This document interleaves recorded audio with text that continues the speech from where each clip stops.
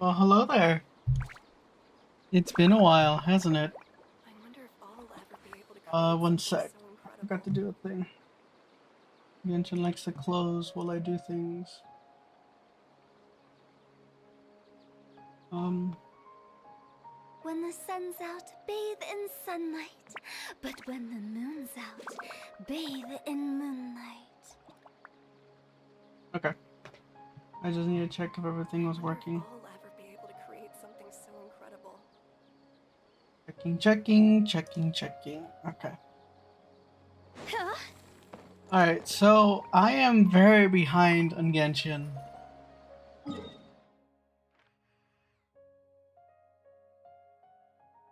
I need to go do that real quick. I haven't done this part. I am like super behind. Atlana's coming out pretty soon. And I'm over here like, what's this? Old case mission? Um, where I left off at was actually on Father's Quest. I left off on this because I literally had like no time. I forgot what this is. Oh, okay. I literally left off at that. Why do I gotta go back to the Daya house?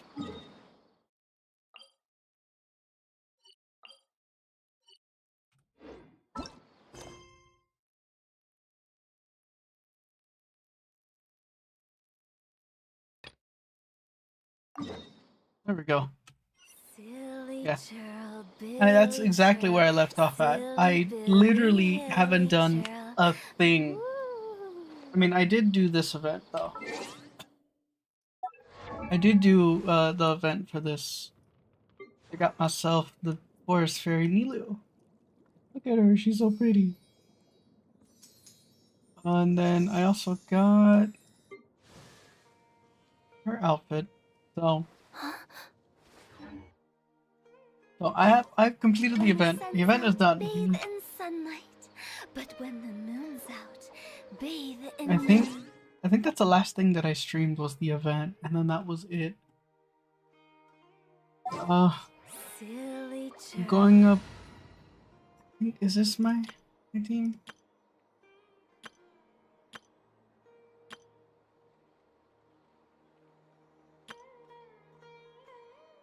This is my team. No. No. Yes. This is my team.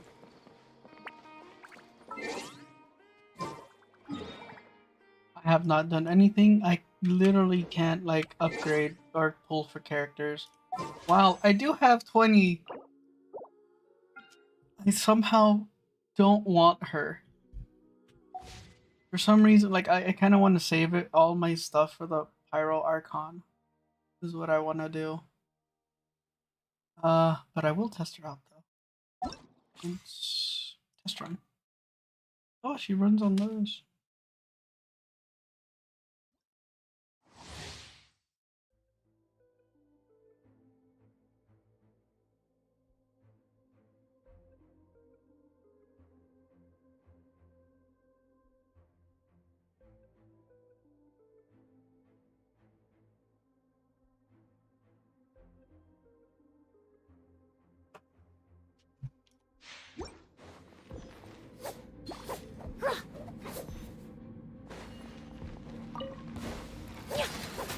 Reconstitute.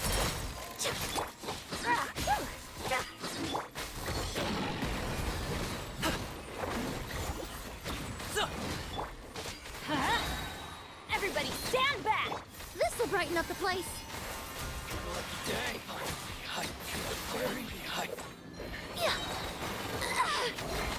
Express delivery! That's that! Many happy returns! Going in! A little ambiance.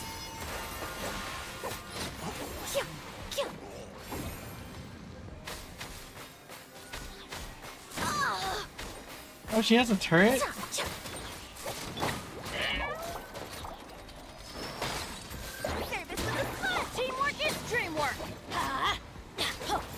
genshin floral. Neutralize.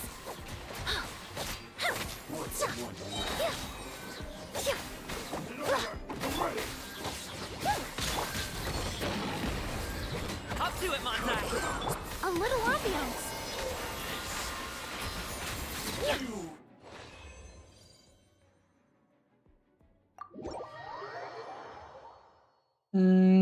No, I mean, I wouldn't use her. Like the ones that I've actively went after is Farina and Navia.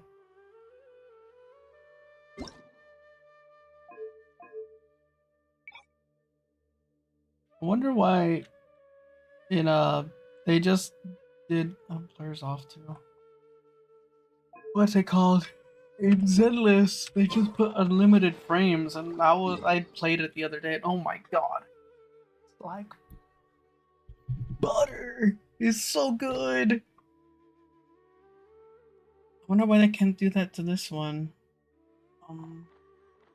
Close by. Here. Yeah, so I have to do all the characters in order. I don't know.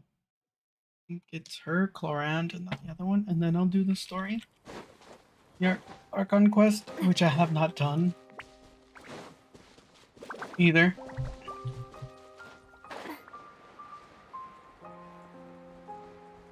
I know we get our ass handed to us against Knave.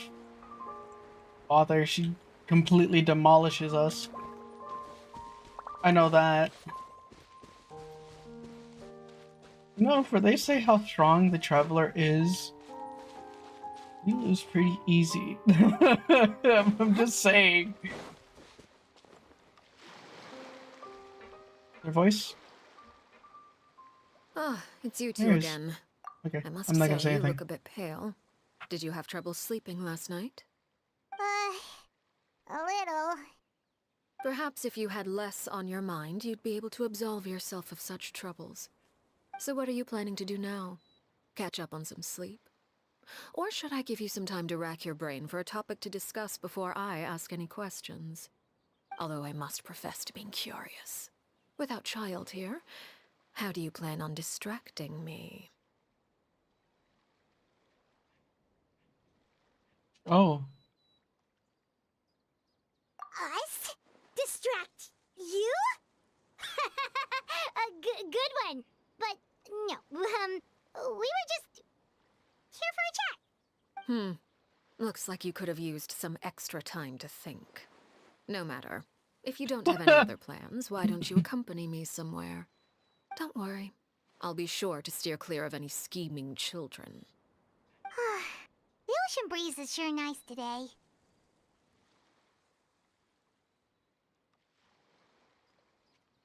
Children always think they can hide things from the grown-ups. But nothing gets past me. Least of all a little scheming. Mm-hmm. I think I'll let them have at it for a little longer. I can be very patient. Well, I'll leave you to think things over. If you're so inclined, meet me outside the Palais Mermonia. Good things come to children who do as they're told. So I do hope you decide to tag along. If only for your friends' sakes. What should we do? She clearly knows about everything we've been doing, and Paimon doesn't think it'd be a stretch to say she was threatening us just now.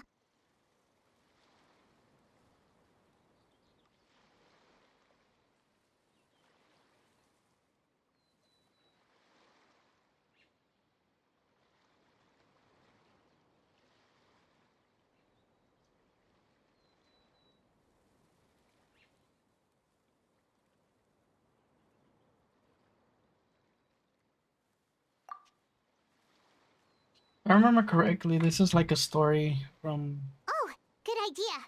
Hopefully he sees it Uh, in time. Well, we her should friend. probably She head killed to a Palais friend to Mermonia. become, and then she Guess killed I'm a gonna find out harbinger. what happens if we don't show up. Based on what the knave was saying just now, it sure didn't seem like it'd be anything good. And they're trying to hide her or something like that.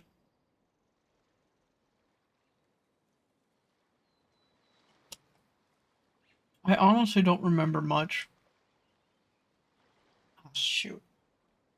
One sec. I forgot to go take my medication. I will be right back. One sec. Momento, por favor.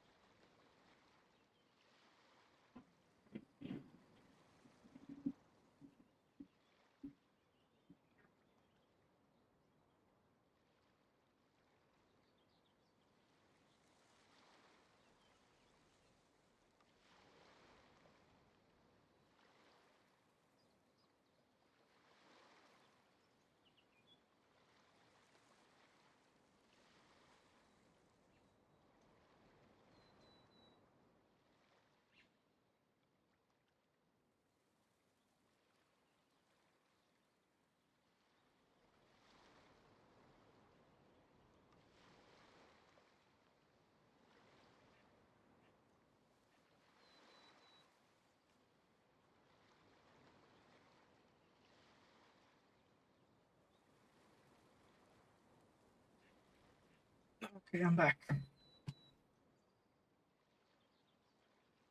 Let me echo my Mada console.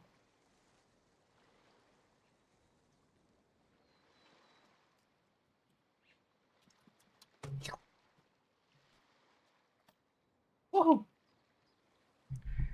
Move my mic real quick. Scoot it back in. Okay, I'm back. Okay, then we probably shouldn't keep her waiting. It seems like Linny and the others are on thin ice, so let's do our best to not get them in any more trouble.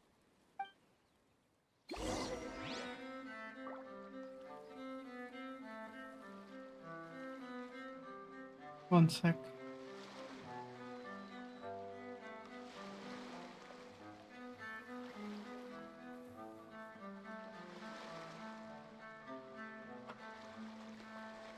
Alright, let's go. Oh, what's that?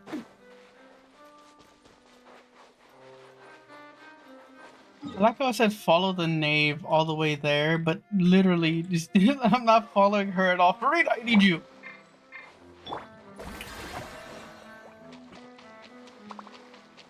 There are still world quests I haven't done yet, so I'll see if I can do those while I'm at it. Also, Yeah, yeah. Hey there! Coming up! Shine down!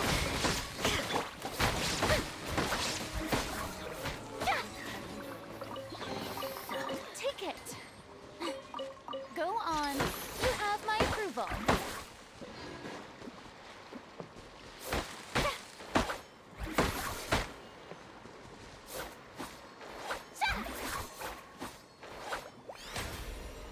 I forgot it does that.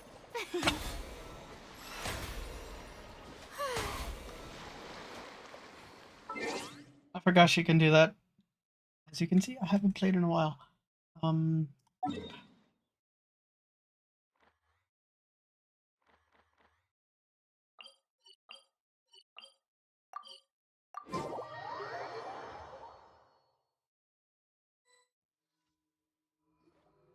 Seeing as we still have some time before my meeting, we might as well enjoy some pleasant conversation while we wait. I'm glad to see you get along with my children. Being surrounded by good companions is necessary for a child's development. Planning on doing anything to them, are you?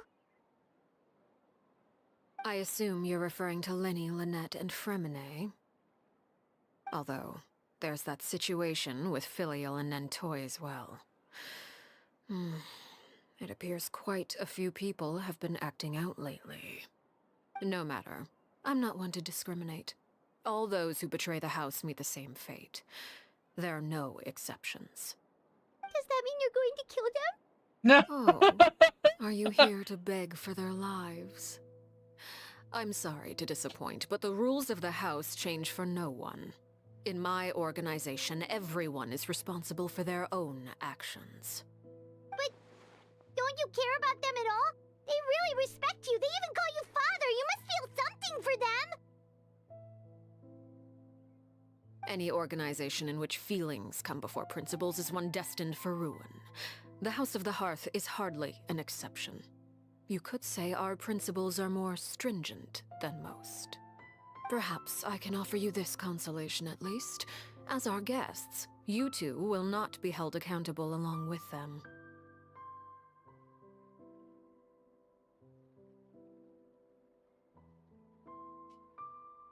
I would imagine Linny, Lynette, and Fremine will be able to keep their lives. As for Filial, Nentoy, and the others, I'm afraid there's little I can do. They can try to escape, but once you know our secrets, there's no getting out alive. But that's awful. Ah, you seem concerned. Out of consideration for my guests, I suppose I could turn a blind eye for a little longer. If Linny and the others manage to dispose of Clairvy in the meantime, all evidence of their wrongdoing will be lost. In that case, I could hardly punish them for something I couldn't prove. If their efforts are unsuccessful, on the other hand, all will be held accountable. And the punishment will be severe.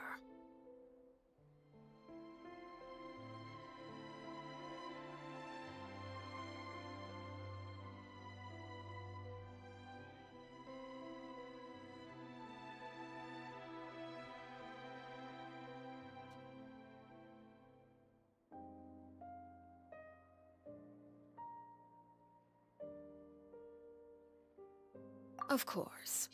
Oh, and here. I believe this belongs to you. Do try and keep better track of it next time. It takes a considerable amount of time to train a bird like this. It would be such a pity if you were to lose it. Permanently. Wait, where did you get that? Well, I'm afraid that's all the time we have to chat. Now, for the matter at hand. I asked you to meet me here because I have business at the Palais Mermonia. It has nothing to do with you, but I think it would be prudent for you to stick by my side for the time being. There will always be time later to run off and tell Linny what you've learned. Well, time to go. Looks like we wrapped things up just in time.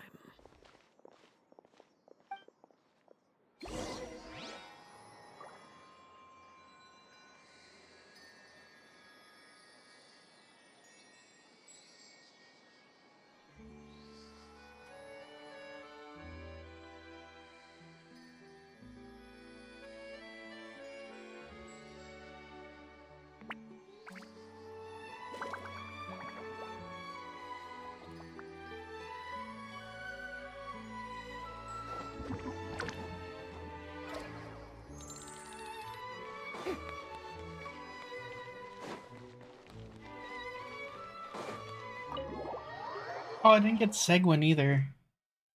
But Seguin, Chlorand, I didn't get those.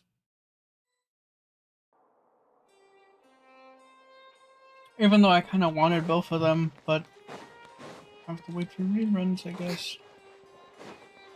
Which I have no idea when. Talking to Nouvelette?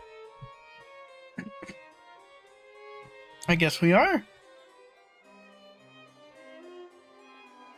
It's been a while, Monsieur Neuvillette. What up, dude? I must say, I wasn't expecting my meeting request to be approved quite so quickly. The Palais Mermonia operates with an efficiency worthy of admiration. It is only right that an esteemed diplomat such as yourself should be afforded the proper level of respect.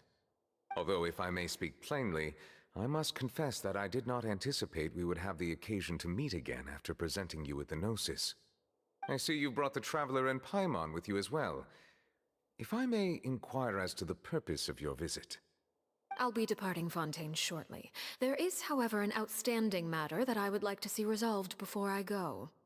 It requires a rather lengthy explanation, I'm afraid. So I took the liberty of explaining everything in this proposal. Please review it at your leisure, Monsieur Neuvillette.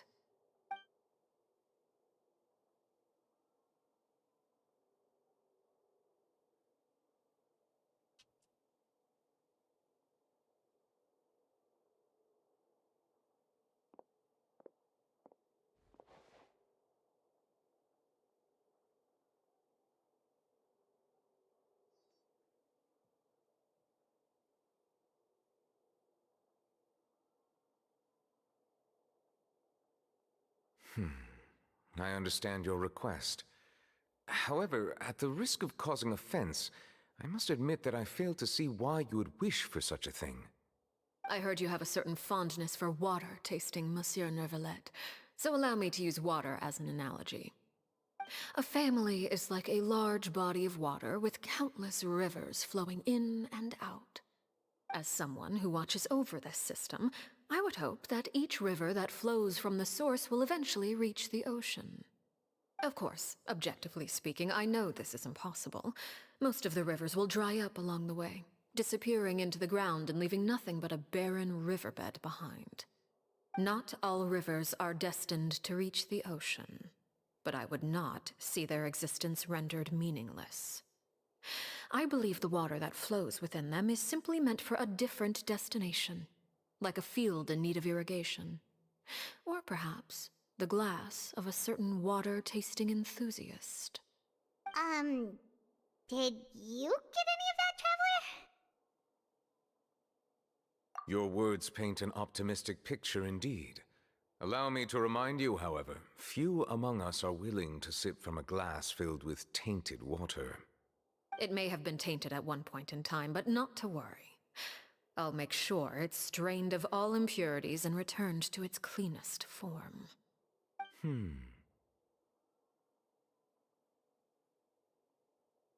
I seem to recall there being a transactional aspect to your proposal. Perhaps you could expound on that? If you accept my proposal, Monsieur Neuvillette, I will gradually withdraw my forces from Fontaine. And, unless absolutely necessary, I will no longer carry out any special missions within Fontaine. I presume I can take your words to mean that, in the future, cases similar to the Tartuffe assassination will cease to cross my desk? Tartuffe? Ah, that thief who embezzled funds from all those charities, you mean? My deepest condolences to his family, but without any evidence, I cannot imagine how the House of the Hearth might have been involved in his passing. Of course, if you accept my proposal, Monsieur Neuvillette, I'm sure certain measures could be taken to reduce the frequency of such troubles. You choose your words carefully indeed. In that case, I am inclined to accept your proposal. My thanks for your generosity, Monsieur Neuvillette. Well, with that settled, we should be going now. I took the liberty of bringing along 2 bottles of spring water from Snezhnaya for you to enjoy. I do hope I get the chance to hear your impressions. Perhaps at our next meeting, yes? Indeed. I trust you would not overlook your commitment in the meantime. All right, Traveler Paimon. Time to go.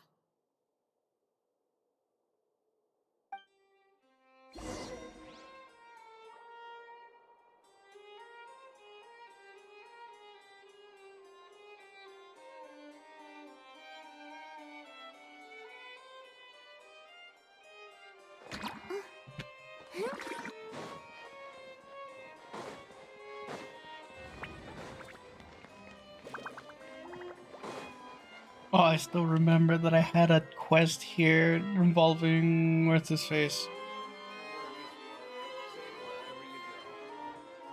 Someone from in here, and it didn't let me do like a story quest because he was in here. My eyes. Also, please turn this black.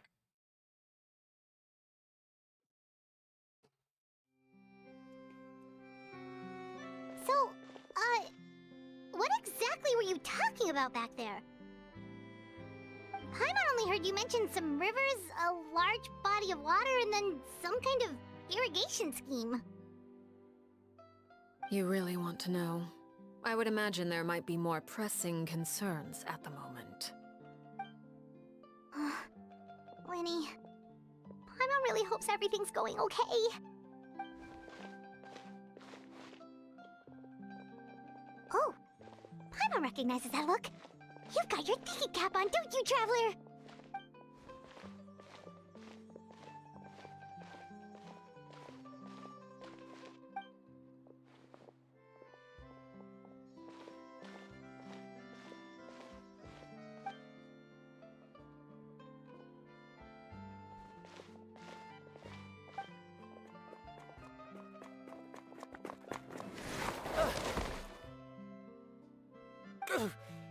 Oh, shoot. Are you alright? Oh, jeez. I'm so sorry. I was so focused on selling these papers, I wasn't looking where I was going.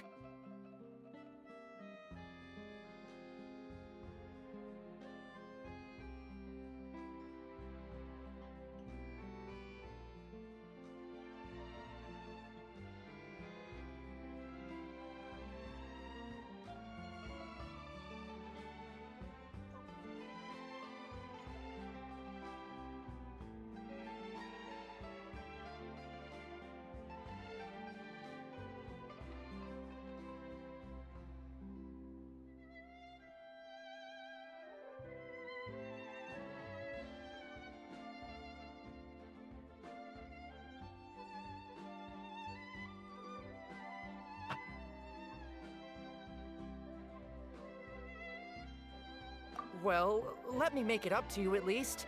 Here, take this paper. On the house. Paper. Oh, you don't have to give us anything. Please, I want to. It's not like I'm short on supply. All the extras will be useless come tomorrow anyway. It's my fault, really. I was just trying to bring home some extra mora for the family, but I bit off more than I can chew. I haven't had many takers today, so I'm still swimming in papers. What's going on here? Nothing much. I just ran into your friend here on accident. I should probably get going, actually, so... Hold on. Of course, I'm happy to compensate you with mora, it's just... I don't have any on me at the moment. I'll take 3 papers. Here. Your payment. Oh! Thank you for your patronage. May the Archons bless you with good fortune. If only I had the chance to run into such generous customers every day. I should probably just take on a smaller inventory though, right? I'm getting married soon, so sometimes it's hard to not get ahead of myself. Anyway, I should head out. Goodbye! Well, now that my affairs are settled, we should take the boat back to Poisson. We've even acquired some light reading to enjoy along the way. Actually, why don't we stick around for a little longer? Paimon just realized how hungry she is. She can't head back to Poisson on an empty stomach.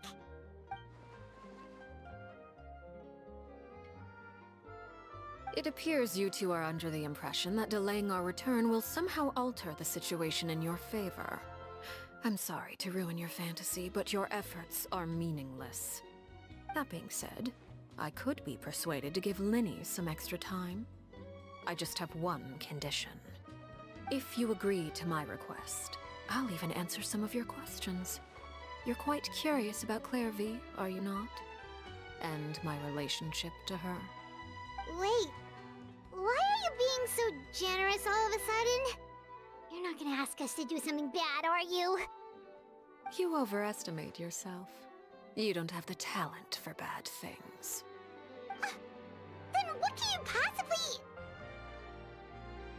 The most important consideration in a negotiation is that both sides receive something they want.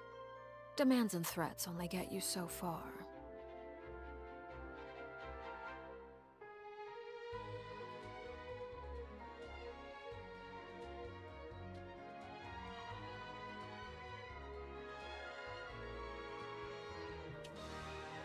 Wonderful. Here it is. When the time comes, make the choice that you deem most appropriate in the situation, and lend your help to the House of the Hearth. Okay, sounds normal enough. But what do you mean, when the time comes? When is that supposed to be? That is for you to decide. Then we have a deal. Follow me.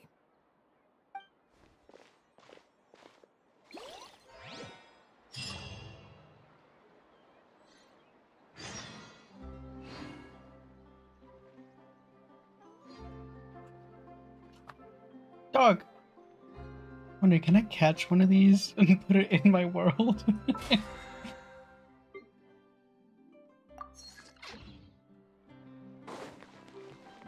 Also,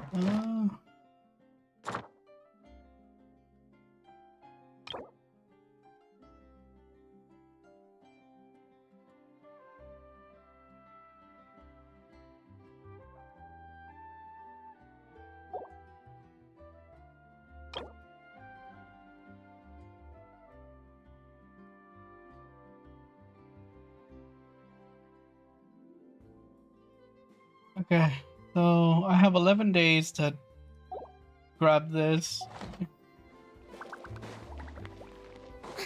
Gotta remember to grab it.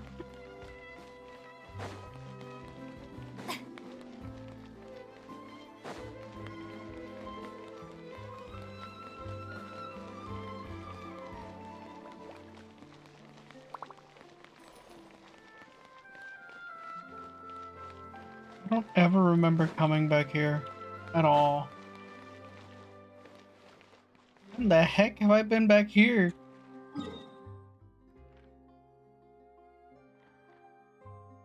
An easier way to get over there? No. Man.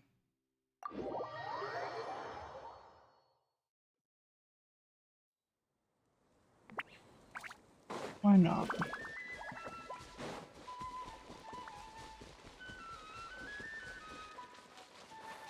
Take the direct route, should we?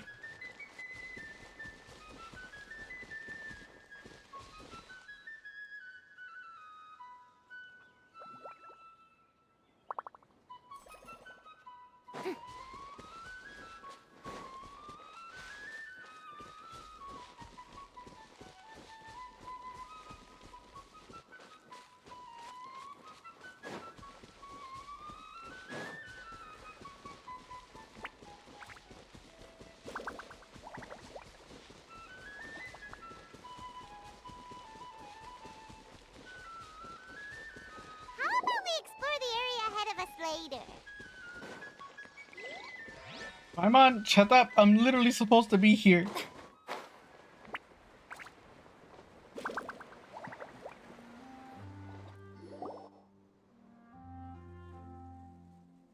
What is this place? Somewhere long forgotten by everyone. It used to be a grand building. Now it's nothing more than a pile of rubble. Isn't that where she No one fought comes the here Harbinger? anymore, nor does anyone care about what once happened here. Although, this place does have something to do with the story I'm about to tell you. It was before I became a Harbinger, and before Linny and the others joined the House of the Hearth. Due to certain events, I first killed Clairvy and then her mother. And this is where it all happened. You were the one that killed Clairvy? Patience now. Allow me to explain Clairvy's side of the story first. I'll start from the There beginning. it is. Clairvy is her friend's name.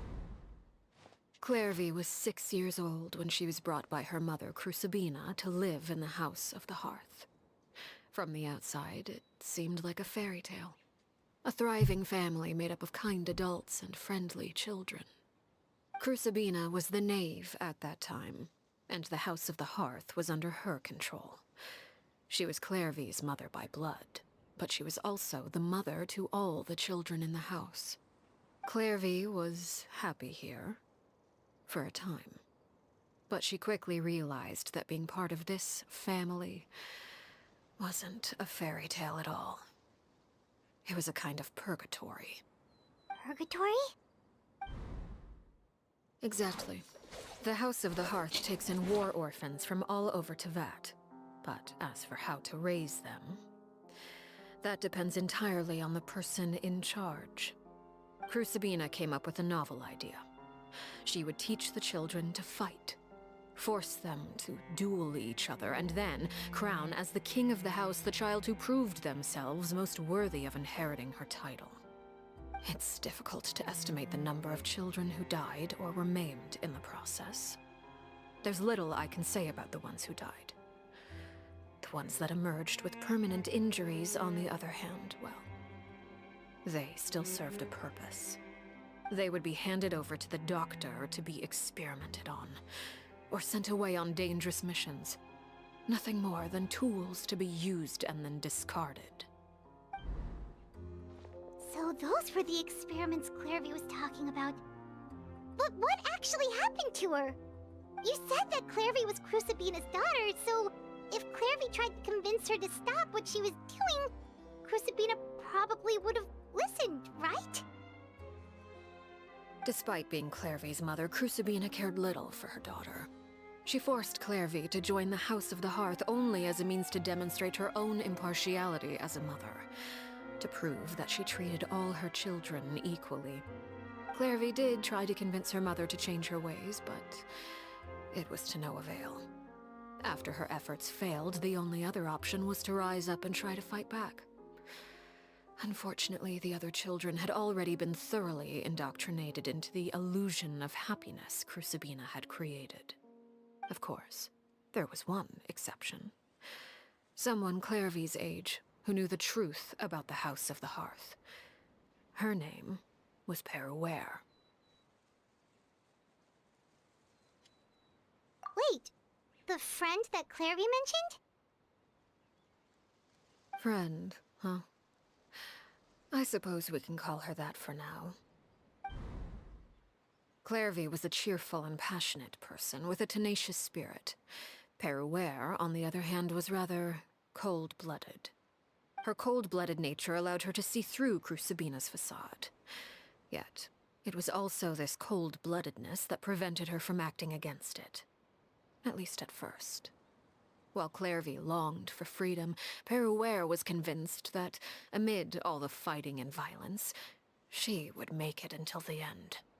Despite their differences, the two became fast friends, united by their knowledge of the truth. Clairvy told Peruere that she hoped to create a real family, where no one would be killed or sacrificed. There may have been a certain naivete to her ideas, but Clairvy proved her determination many times over. She tried countless times to run away, ask for help, or expose the truth.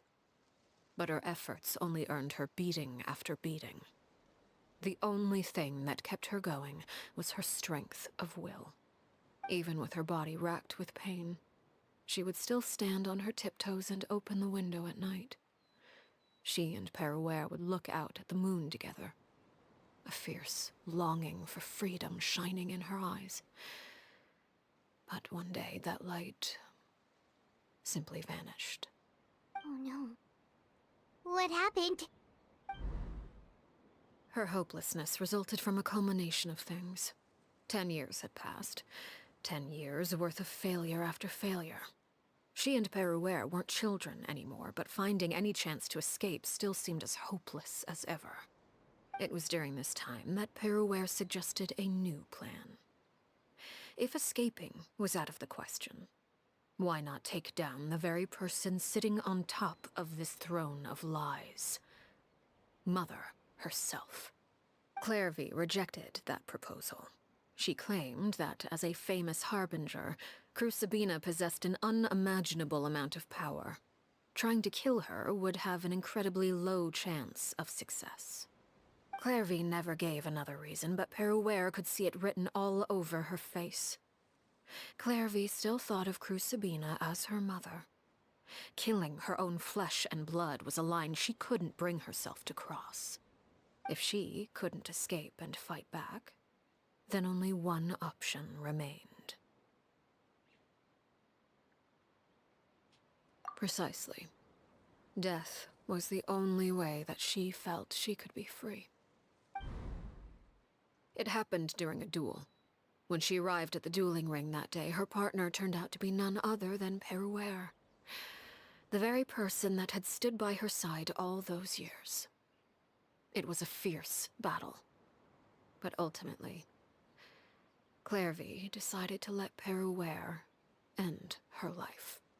From that moment on, Peruere's journey was one written in flames. When the rain finally came and washed it all away, there she stood, the sole victor in Mother's endless game of slaughter. A trail of corpses strewn across her path to success. It was the very result she had predicted 10 years prior. Even then, she believed she would make it until the end. She wasn't surprised by the fact that she emerged as Mother's undisputed heir. Rather, her success left her with an inexplicable sense of restlessness. She was unsettled. And there was only one thing that could quell that sensation.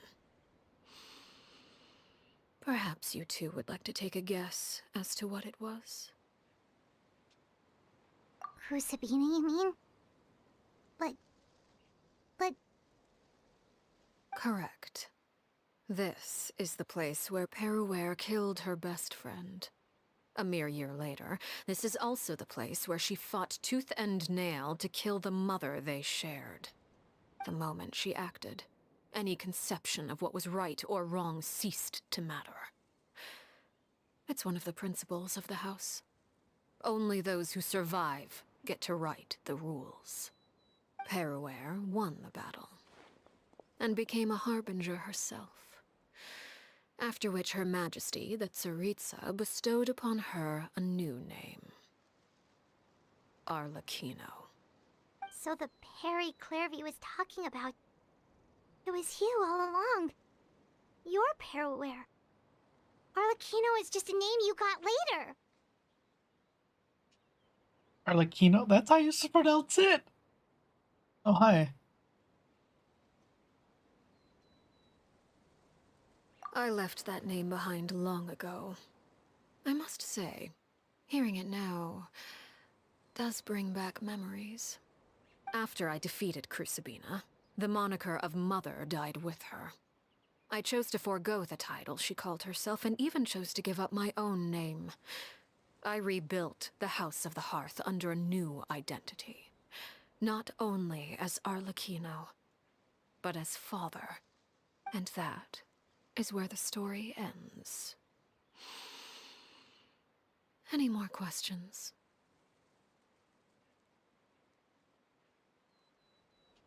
My bad. Yeah, Whatever that based is. on what you just told us, Clairvy wasn't a little kid when she was killed. So Wasn't the paying Clairvy attention. we met... Was she really a spirit at all? I suppose you could call her an illusion born of flame. Her existence is like ashes to a fire. Something left over in the wake of blaze and ruin. You see, a certain power runs through my veins. It's not unlike a curse. My flames leave behind shadows of anything they consume. Of course, the chances of those shadows morphing into a sentient entity are exceedingly slim. Clairvy is a very special case. Clairvy died when she was 16 years old. But what emerged from the flames was her 6-year-old self. Her appearance wasn't the only thing affected. Most of her memories were lost to the blaze as well. Memory is a mysterious thing indeed. Losing a portion of your memories will alter your sense of self. Lose 10 years' worth, however, and it would be like living in the past. Like returning to a version of yourself that never grew up. No wonder Paimon got such a weird feeling when we were talking to her. Perhaps I should put it this way. Clairvy is someone trapped in time. It may seem like she exists with us in the present, but she truly lives in the confines of her own past. So if all of that is true, then you must have known about Clairvy for a long time. Indeed. She's a rather volatile and unstable entity. Sometimes she would look after the children. She's even saved some of their lives. But other times, she would hide from me and become obsessed with revealing the truth about the house to anyone who will listen. Shadows don't have the capacity to learn or grow. Any new information they encounter is quickly forgotten over time. Your attempts to expose Clairvy to sunlight, they failed, yes? The reason is actually quite simple. In Clairvy's mind, the house is impossible to escape, and it is this very perception that traps her there. But no matter.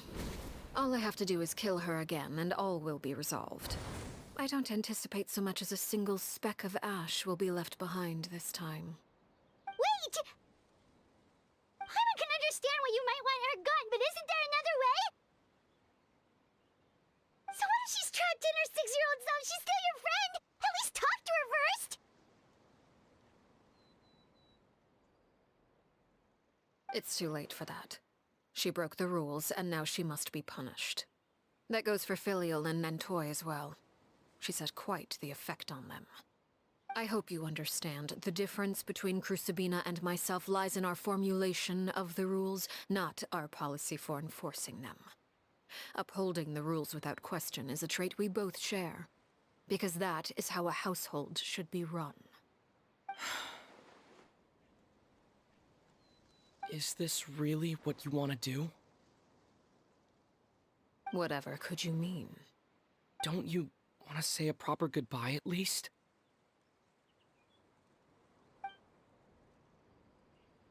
Whether as a killer or as a father, there are two things that must be avoided at all costs: anger and sorrow. Anger makes you impulsive. Sorrow causes you to waver. Well, it appears it's about time to proceed. Before we arrived, I told some of my well-behaved children to bring our troublemakers here by nightfall. I do believe I've kept my end of the deal. I gave your friends quite a bit more time. As for what happens now, we'll just have to wait and see.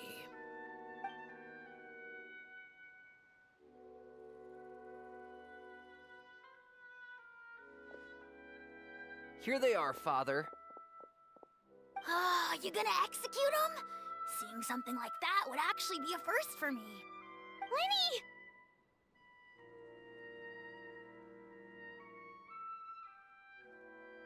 I'm sorry. I heard about how you helped buy us more time.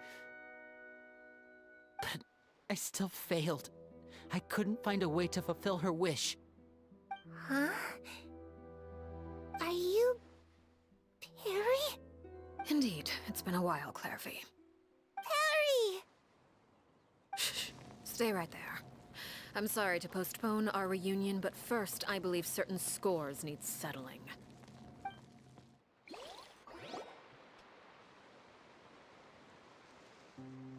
Father, let me explain. Out of my way. Father! You chose to conceal a threat to the house. And for that, you must be punished. Overall, however, I suppose your wrongdoing is hardly the most egregious of the bunch, so I'll deal with your punishments later. As for right now, the more pressing concerns are the traitors among us. By traitors? Do you mean us? Father, let me explain. We didn't mean to. Fultz, why don't you share what you heard? Yes, Father. Secret Midnight Meeting number 3. Participants, Filial, Nantoy, Sato, Toddy. Nantoy clearly said, if only Father wasn't the one who took us in. Sato added, I'm sick of this life. I just want to live as a normal person. Filial was the worst of them all. She called us crazies and said a bunch of mean things about Father. I did not! You're You're lying! Fultz is trying to frame us. It's not like I'm the only one who heard those things. After that, you and Toddy and a bunch of other people started talking about Clairvy.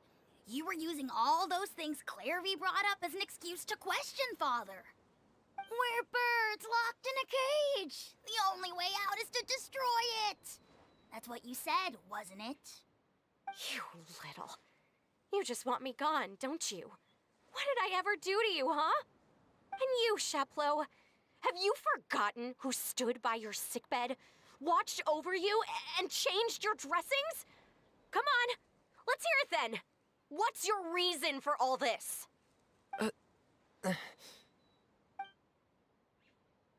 You're wrong, Filial. We don't want you to die. You're our family. Liar. You wouldn't be doing this if that were the case. So why? Why have you backed us into a corner? We all live in the House of the Hearth. You know the type of work we do, Filial. A single betrayal can cost dozens of us our lives. It's not like it's never happened before. That kind of thing is hard to forget. That's why the House of the Hearth cannot tolerate any form of betrayal. Ever since we came to Poisson, you've had 7 secret meetings. A lot of the things you talked about really crossed the line. You've been spying on us for half a month? Wait a second. Now that I think about it, the move to Poisson was just a way to make it easier to spy on us, wasn't it? Because we were all in one place. You've had this planned all along. Filial, Nantoy, I'm sorry. I owe you both my life. I owe Clairvy too. If it weren't for all your help after I got poisoned, I wouldn't be standing here today. If this were any other situation, I would do anything to repay that kindness, even if it cost me my life. But rules are rules. I'm sorry. My hands are tied. Why? Why? That's enough, Filial. We made a mistake, and we should own up to it. We broke the rules, plain and simple. And now we have to face the consequences. I'm sorry, Sheplo. Fultz. I'm sorry, Father.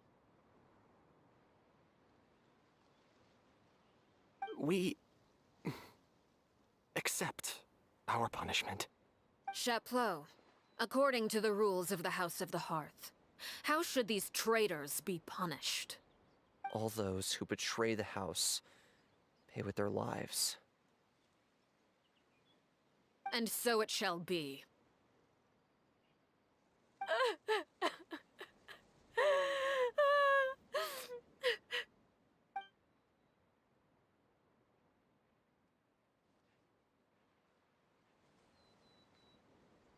Father, please wait! Something you want to say, Linny? Please reconsider, Father. What Filial and the others did, does it really count as betrayal? We all come from broken families. From the very first day we joined the House of the Hearth, we wanted nothing more than to make it a real home. But the truth is, none of us know what a real home should look like. I'm not saying I have all the answers. All I know is this. Killing Filial and the others may uphold the rules, but doing so will only bring us further away from being a real family than we've ever been. So please, Father, please reconsider. I agree with Linny. Father, please. Linny, you...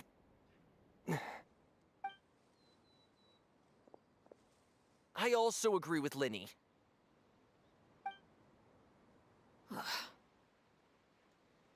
An order once given cannot be rescinded.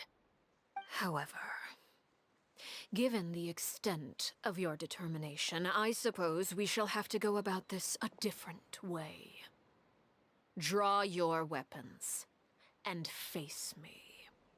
Our weapons? Father, are you referring to a duel? Precisely. The rules of the House will not be altered. Traitors must be punished. However, resolving disputes with a duel is also one of our rules, one that also applies to me. Demonstrate a sufficient showing of strength, and I shall offer a concession. Wait. Beat Father in a duel? Impossible. Father is way too strong, even for Linny.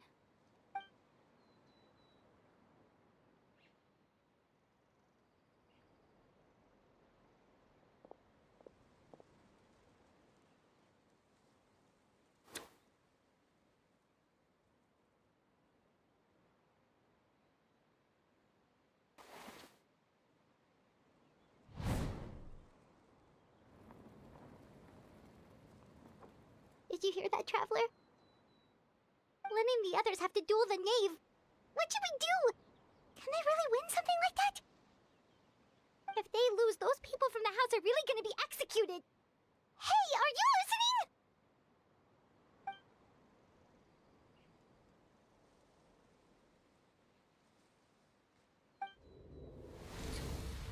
Don't you want to say a proper goodbye at least?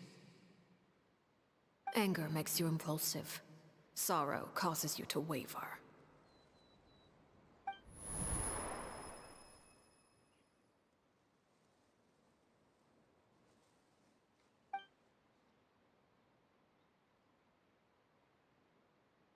Oh. Looking at that expression on her face, she seems really serious about this. Guess that means there's no chance she's throwing the duel on purpose, huh?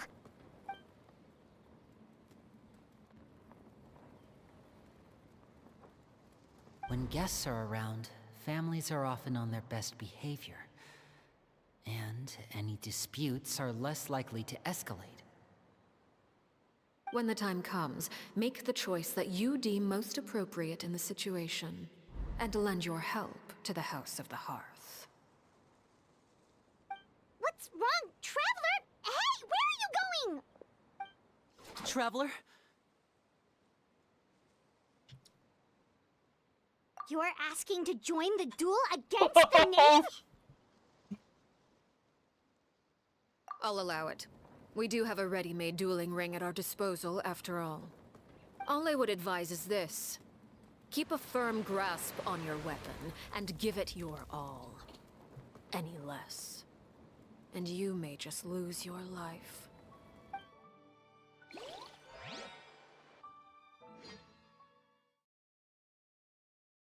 I'm scared now. Also, I'm sorry. Oh. Is it my turn now? Watch out! Hey there!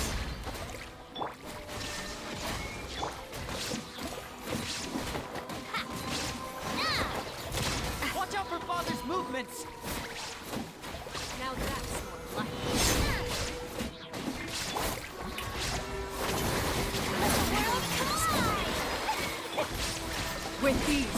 Releasing flames! Attack! Time to clean up. Are you alright? With the fall of darkness, destruction shall rise. The countdown has begun. Have a taste of purgatory. This one's got your name on it. Torn to oblivion! I missed.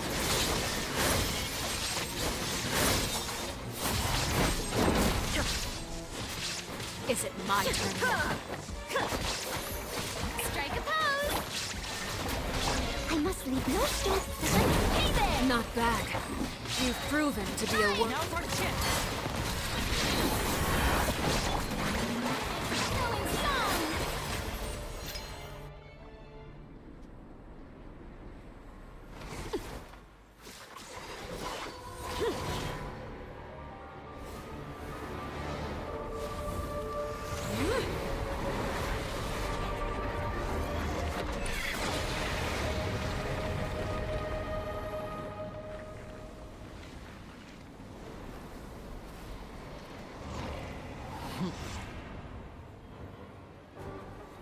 Kami got killed.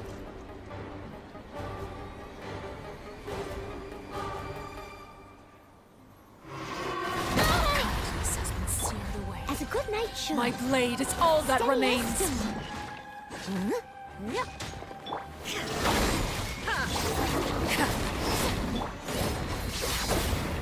Watch out for Father's movements! Look out!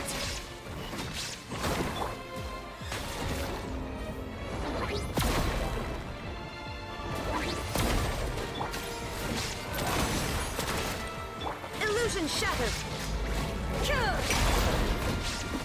Let's see how strong you Now our chance! Over here! Now you shall perish!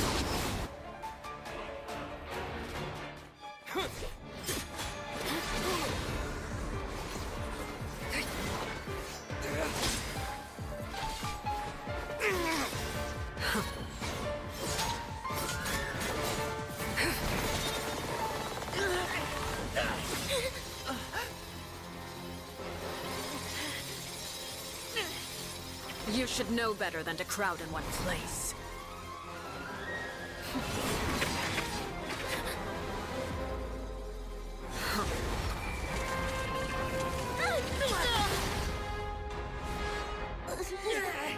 Oh, I know. No! I'm sorry, Father!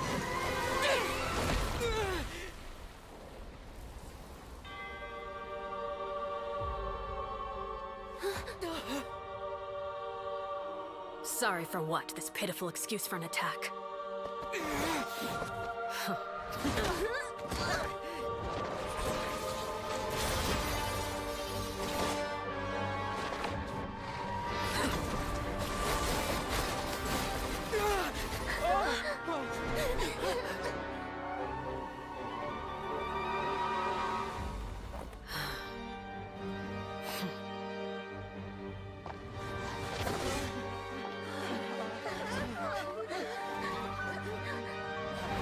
Father, no!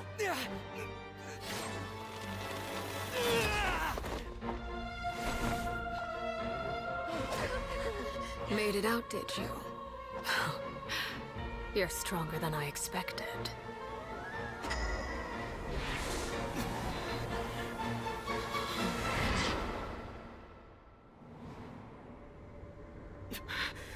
A crimson moon? I can't move.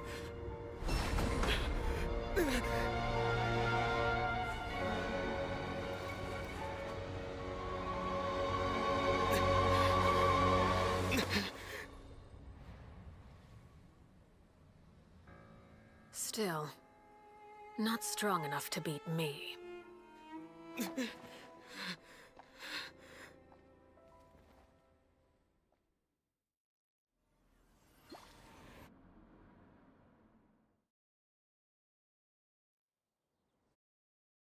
I thought we get floored. We just get scared. The heck?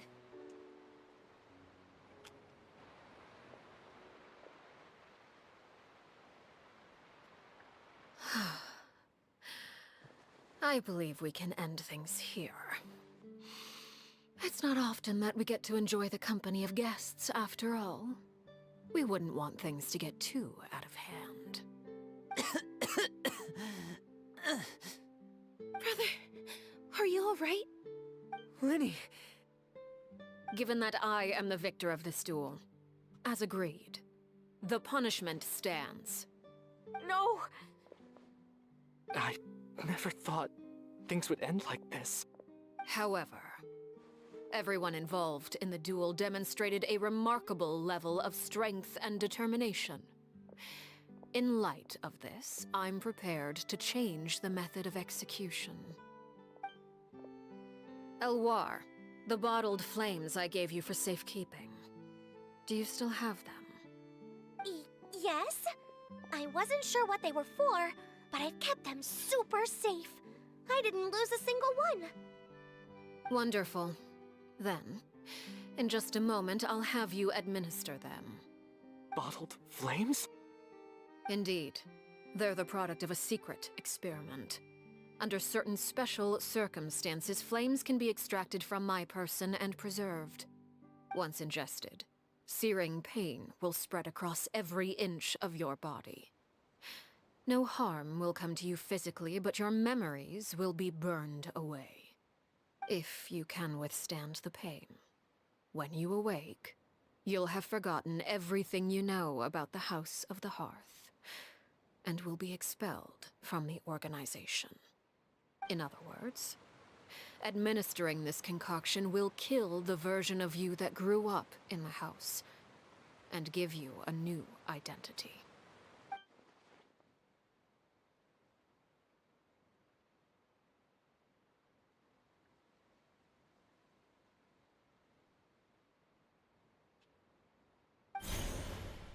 Memory is a mysterious thing indeed. Losing a portion of your memories will alter your sense of self.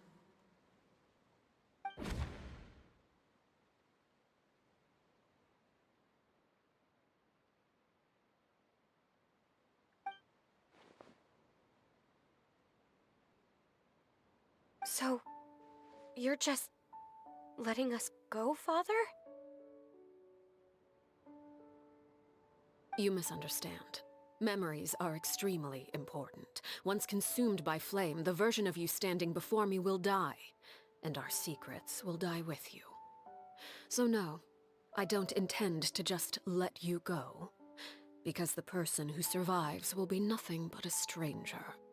Even so, I won't have to live in fear anymore. I'm sorry, Father. I'm sorry I let you down. But I really... Don't cry, Filial. You haven't left the house yet, so there are still rules to be followed, yes? Remember what I taught you. Anger makes you impulsive, sorrow causes you to waver. Don't let yourself be controlled by your emotions. Of course. I'll remember. Dry your tears, and go pursue the life you really want. Yes, Father. Chaplot, Foltz, Elwar. Take them back to Poisson. And bring Linny and the others as well. I prepared 3 extra vials of bottled flames. As for whether to take them, the choice is yours. Goodbye, children. The next time we meet, I will no longer be your father. Thank you for all you've done for the house. I hope you have bright futures ahead of you.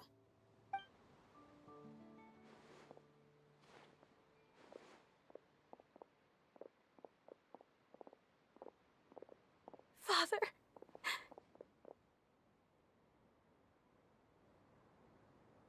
Let's go.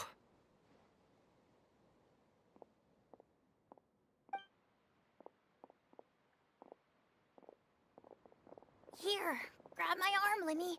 I'll help you walk back. Thank you.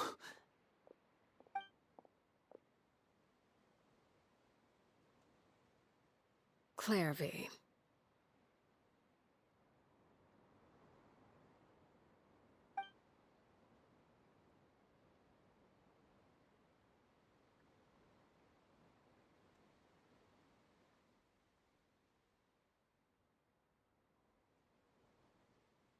Can we talk now?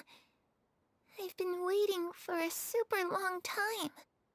You really are Perry, aren't you? I haven't seen you in so long. How come you're all grown up? Wait, did I somehow travel to the future on accident? Or am I dreaming? What a long dream. Neither. You died, Clairvy. That's what happened. You could have at least sugarcoated it a little. Look, she's done speechless.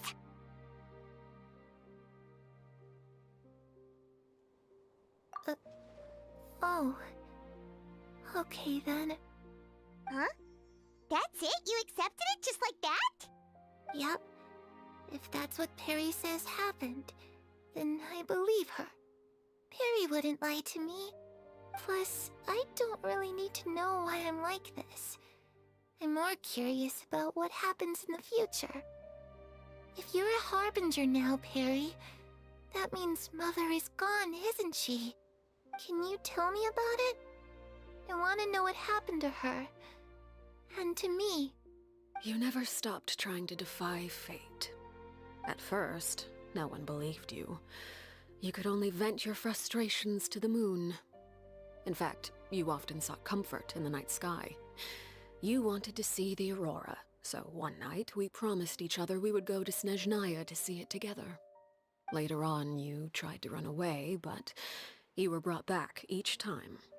Mother spared your life, but it wasn't out of kindness. Instead, she decided to make an example of you by slowly torturing you over time.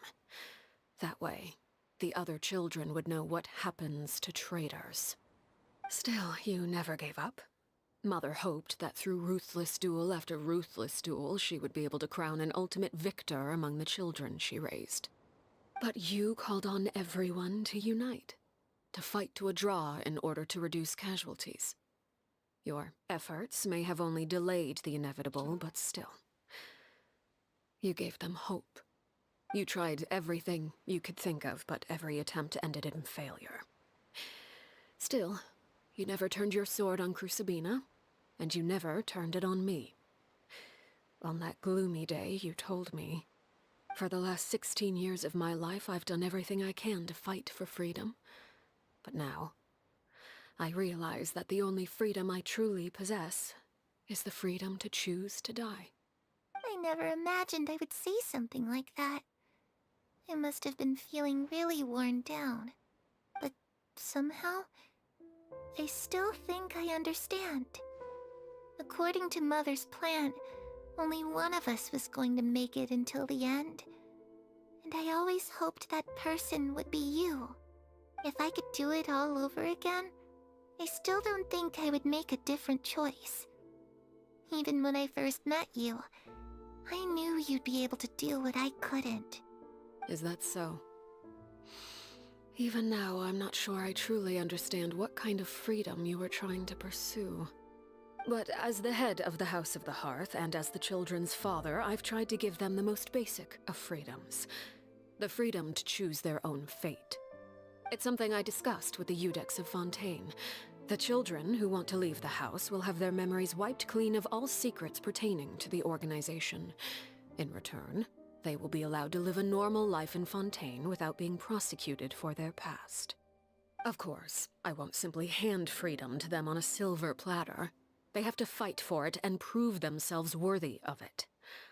Only freedom that is earned has true value. That's more than enough. That's exactly the kind of life I was fighting for. You know, Perry, I think you're a pretty amazing king, and a really great father, too. I'm really happy that you're the one who took over the house. I guess I do have one regret, though. I still haven't seen the outside world. Well, it just so happens that our dear guests over here have been to many nations and traveled to countless places. Perhaps they would be willing to tell you what the outside world is like. Really? Of course! We've traveled all over the place. We've got so many stories, we could probably talk your ears off for 3 days straight.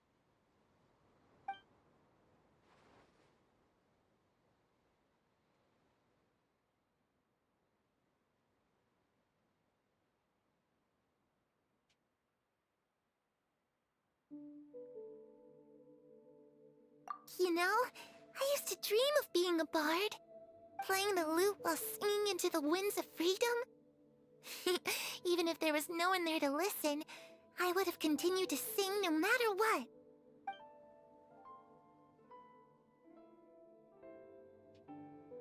Ah, that's where Mora comes from.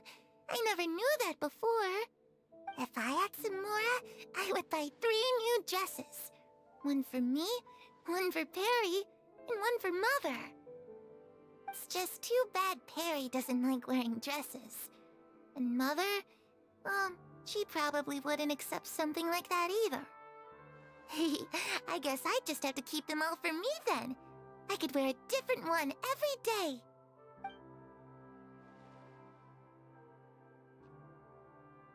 Those yokai you mentioned, what do they look like? I once saw a drawing of this one guy with horns on his head and a super scary face. Are there any yokai like that? Oh, sounds like you're talking about an Oni. Yep, we've met one, and let Paimon tell you, they're not nearly as scary as they look. Ito! I was always too afraid to skip Mother's fighting lessons. But at the academia, I bet you could do all sorts of secret things in class. Things that have nothing to do with studying. I'm just kidding. Being able to study whatever you want without having to fear for your life actually sounds pretty great.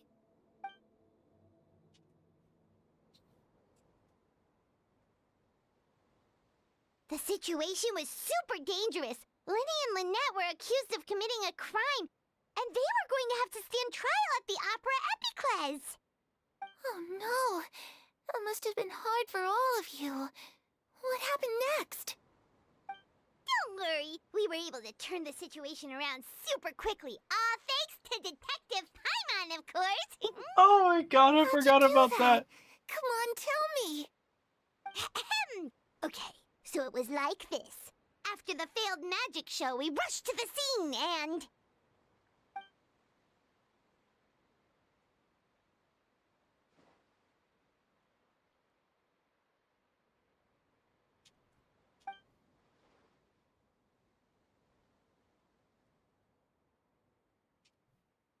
Shadows don't have the capacity to learn or grow. Any new information they encounter is quickly forgotten over time.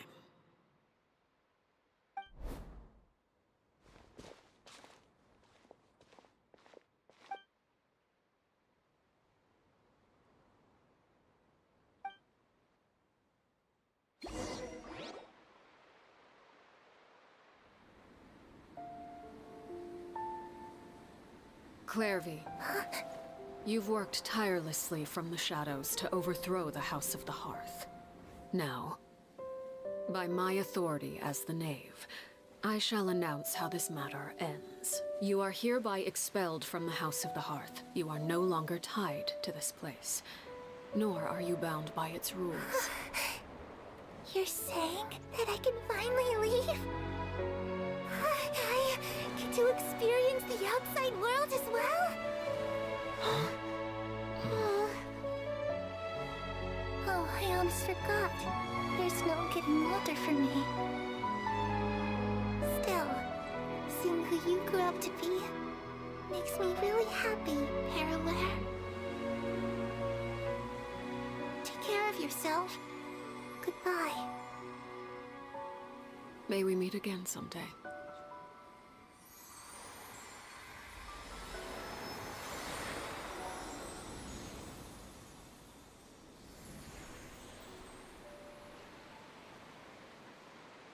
Clairvy.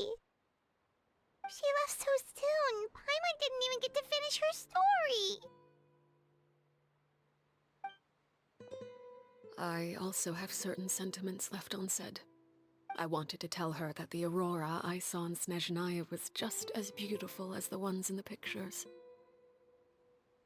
But a shadow's memories reset at dawn. Had we delayed any longer, we wouldn't have had the time to say goodbye. Whatever regrets may linger, let them be lost to the coming of a new day. Father? It's Linny! Hey, Linny!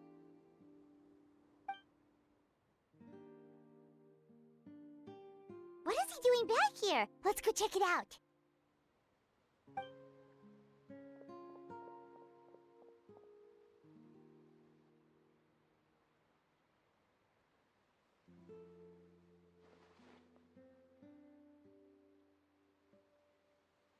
Father, the bottled flames have been administered. Filial and the others have left the house. And you? What have you decided? Thank you for giving us that choice, Father.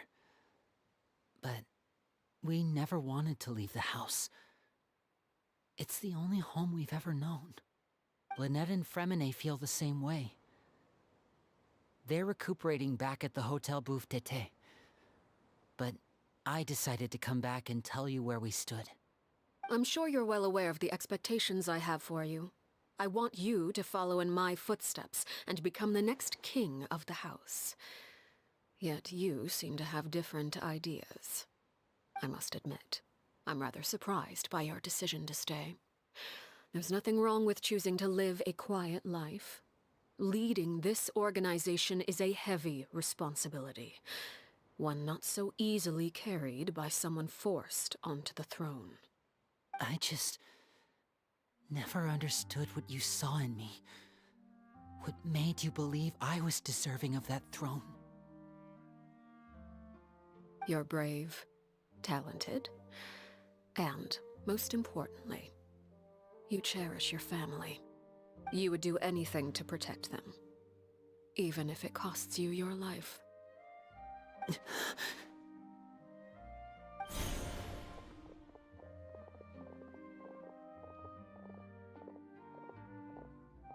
Speaking up back there was so brave of you, Linny. It's all thanks to you that we were able to convince Father to back down.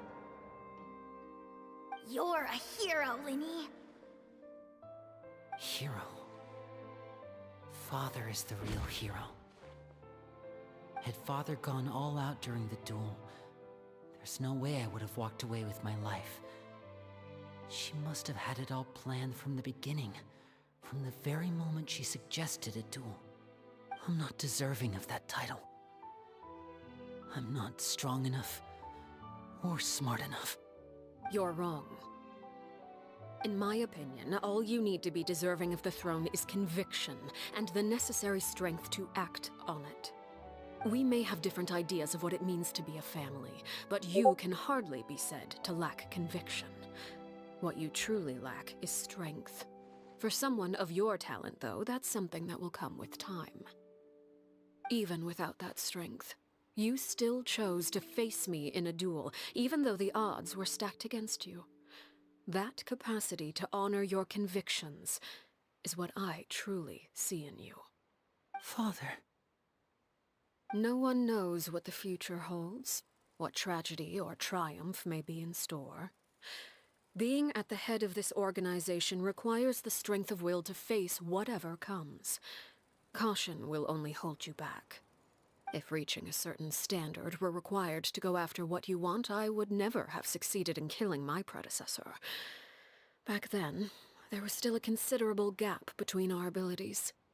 Strength may decide the ultimate victor, but those who let a lack of strength dictate their decisions or undermine their convictions will never be worthy of the throne. I understand, Father. Thank you. Children must grow up to surpass their parents. Only then can a family continue to flourish. The road ahead is not an easy one, so I'll ask you one last time. Are you certain you want to stay? You've done so much for me, Father, and that kindness must be repaid. Plus, with Project Stuja at hand, there are many dangers ahead, and I, for one, don't intend to back down. Protecting my family at all costs. That's my conviction. Then you're welcome to stay. As for Project Stuja, you need not be too concerned. If those cowardly businessmen and heartless dignitaries try to take us down, I'm prepared to teach them a lesson. Having members who longed for the light was our organization's last weakness. With those members no longer among our ranks, the House of the Hearth is like a spider hiding in the shadows. We need only wait for our prey to come to us. At present, our imperative is to use their plan to our advantage. In doing so, a crimson moon shall rise amid the frigid blizzards of winter. No demonstration of loyalty shall go unrewarded, and no sacrifice shall be in vain. As for the two of you, whether we meet again as friend or foe, I'll remember the camaraderie we shared in this moment. No matter how arduous the journey ahead, I hope we both reach our desired destination.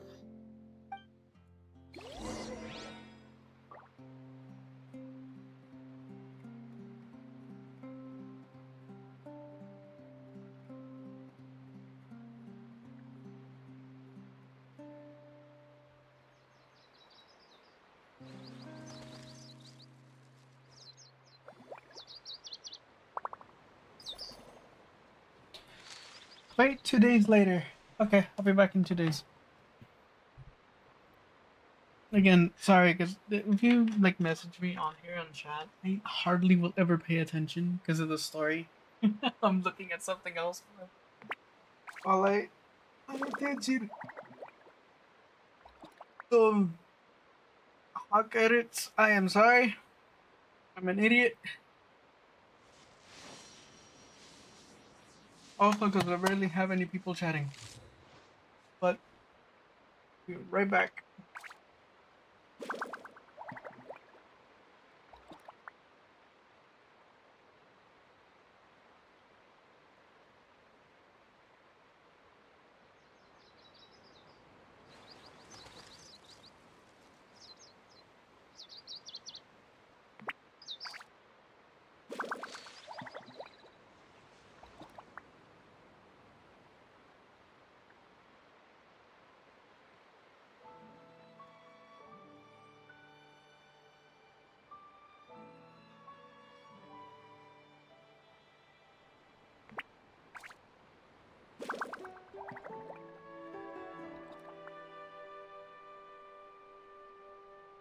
Inactivity serves no purpose whatsoever.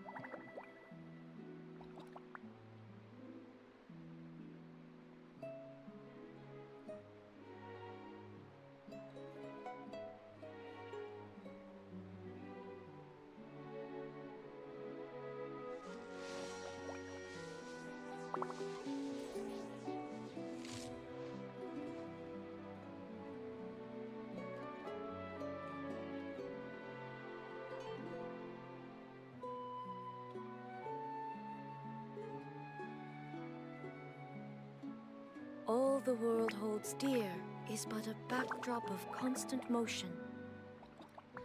I stand before it, alone and unchanging.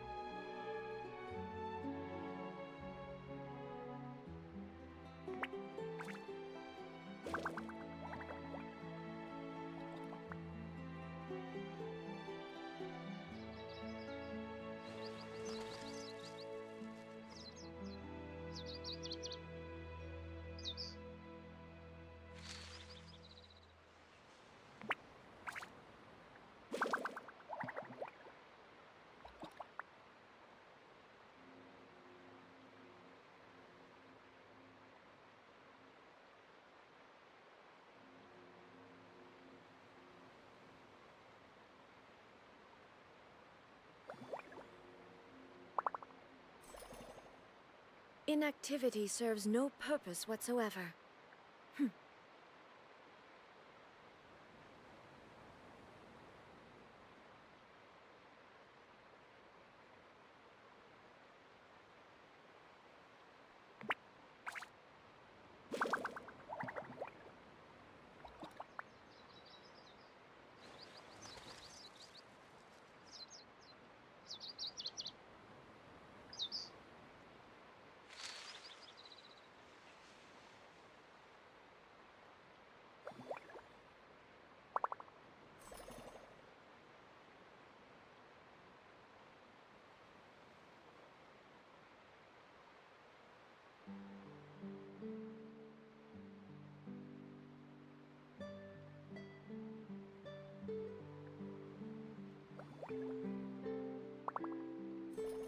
All the world holds dear is but a backdrop of constant motion.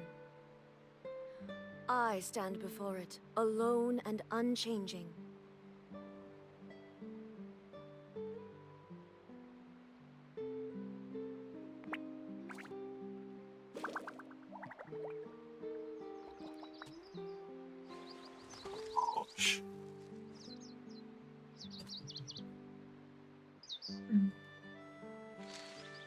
Here, right in third. You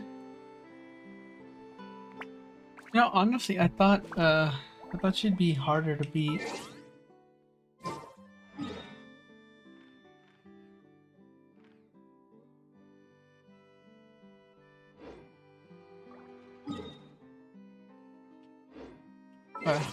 Paimon time powers away. One, dos. Probably messed up. Like always.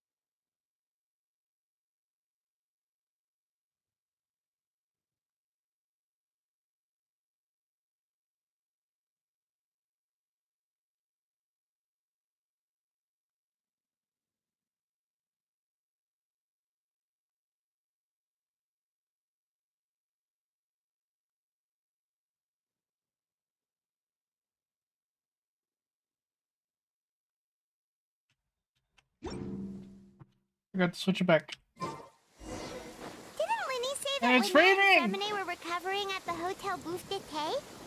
Oh, Paimon wonders how they're doing. Maybe we should go check on them. If you could see my face, how close that lightning strike was. Hi! I'm out. Bye.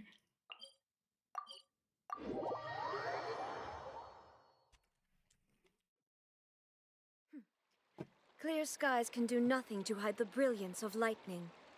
Divine bolts can strike even in the absence of rain. Do you see that tree? Wait, you understand? So, demonstration is not required. Good.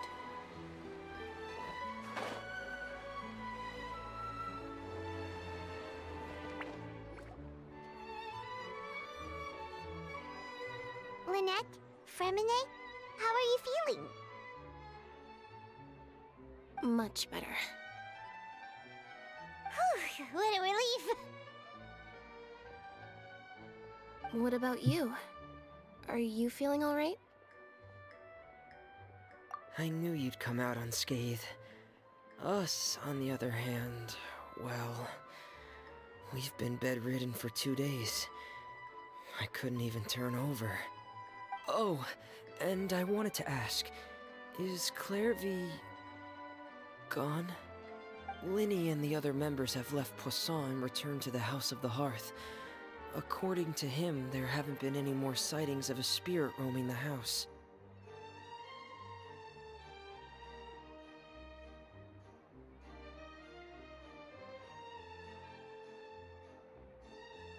I see. I'm glad. Father came to check up on us 2 days ago and told us about what happened with Crucibina and Clairvy. Actually, I've met Crucibina before.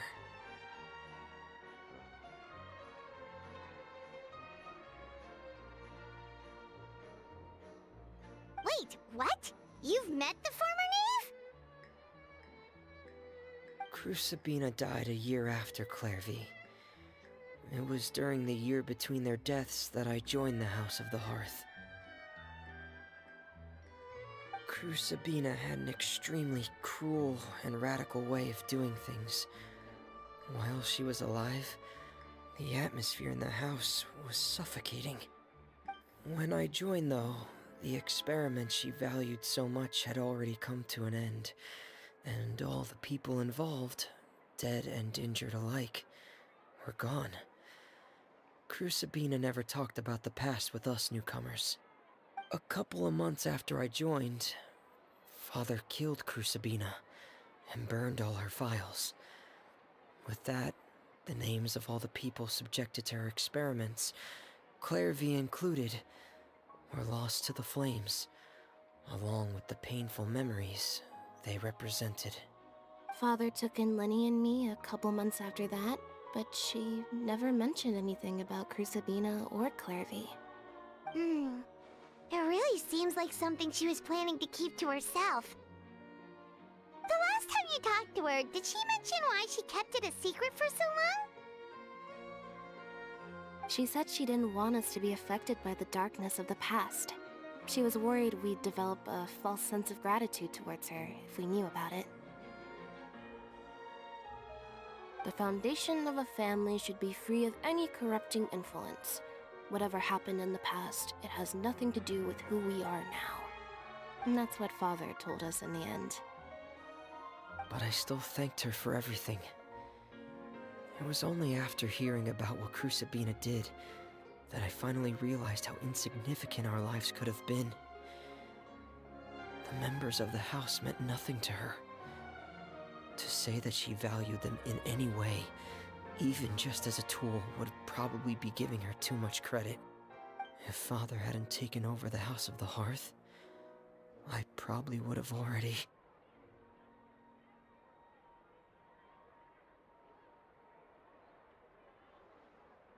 Father rarely brings up the fact that she saved us. She doesn't believe that being indebted to her should be what ties us together. But even if we didn't owe her anything, we would still choose to stay. Because this is our home. We may have arguments or times when we feel wronged. Some people may even choose to leave. But as long as Father is here, we will always have a home. Whether the path before us is bathed in sunlight or shrouded in shadow, we'll follow Father wherever she chooses to go. So I wanted to say thank you for helping us make it through this crisis. Without your help, we could have lost a lot more along the way. Oh, we didn't do anything, really.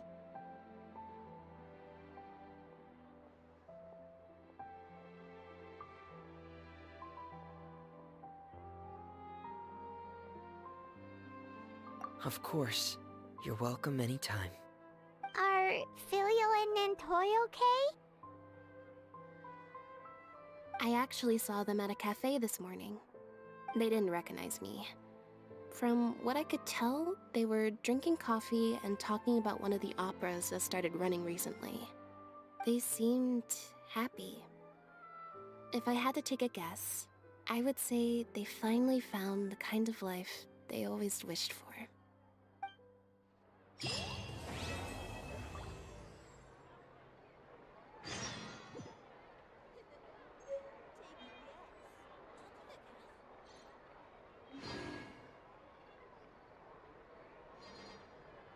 No.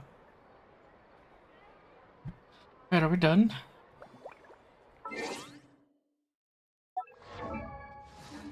Did we finish it?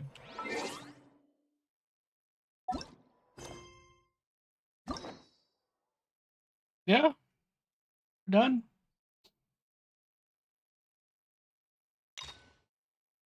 Sinos is next. Ball sacks.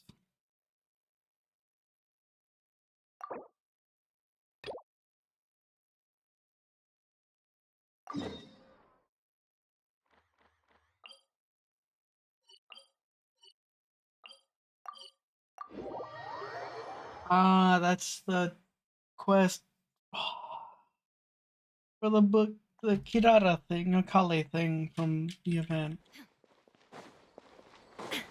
Firefly!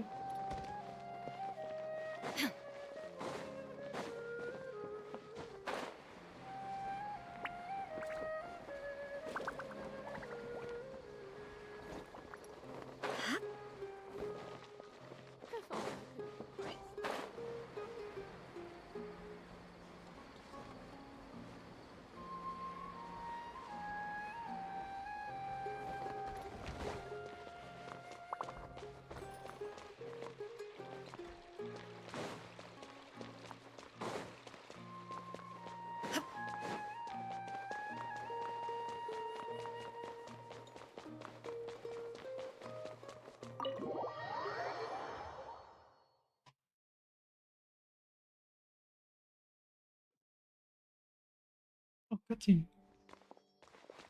But there's no just that, so I'm just gonna be skipping as much as I can.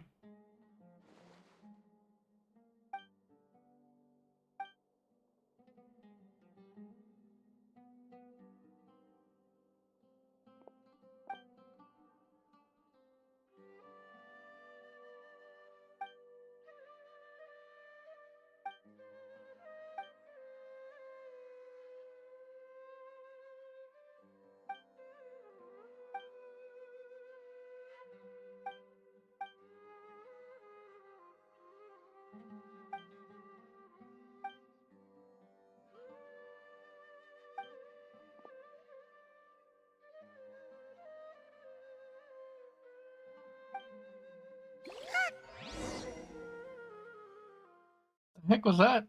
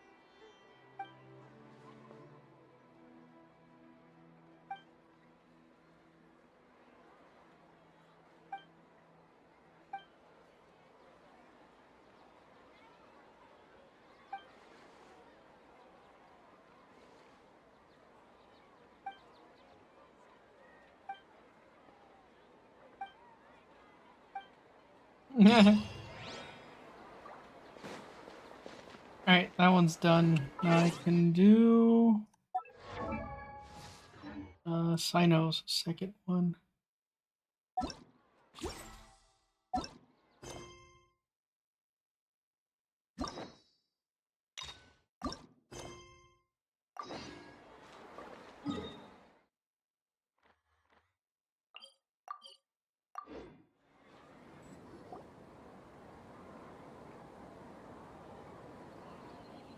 Wow, the academia sure is busy during the day.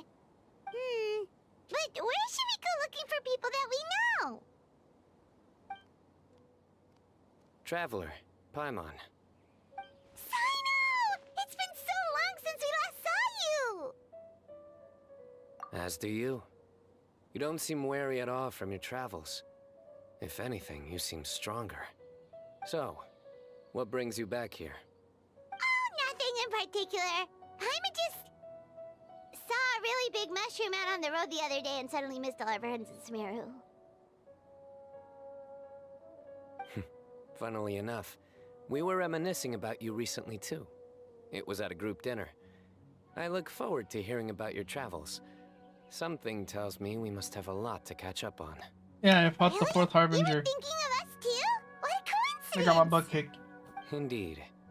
Or as I call it, the biryani factor. Take it. You really want me to say the rest? Okay. It's always rice to meet stew again. Oh, darn, he said it. Win the bet. Paimon, top, pay You up. like that one, huh? You must if you remember it after all this time. Admit the truth. You have long been in awe of my razor-sharp wit. All right. Here's your 500 Mora.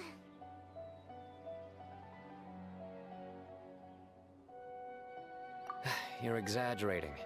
It's only 500 Mora. Hey, 500 Mora is still a lot of snacks to Paimon. All right. I'll treat you to some desserts later. Anyway, I'm actually investigating a case right now. My mind is focused on work, which is why I didn't complete the joke at first. A case? What happened? Nothing major. But after finding out who was involved, I decided, on reflection, to handle this one myself. Need any help? We only came here to hang out, so we've got the time. You may as well take us with you, and then when you're done, we can, you know... Such enthusiasm. Are you worried I'll forget about treating you to some sweets if you're not around to remind me? What? No! Alright, was it really that obvious? Obvious enough. Still, it's a fine idea. You are the heroes of Sumeru. It makes perfect sense to work together. All right, follow me.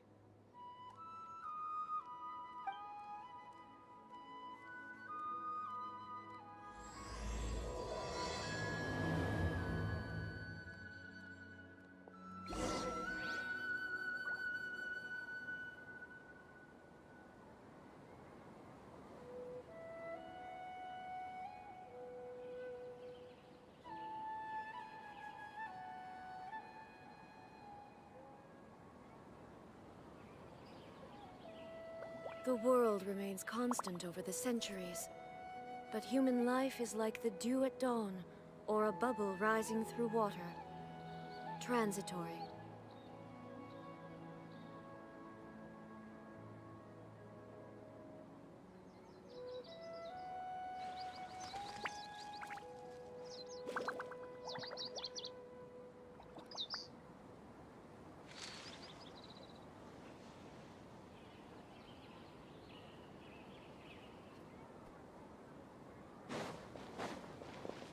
What the heck? Where'd he go?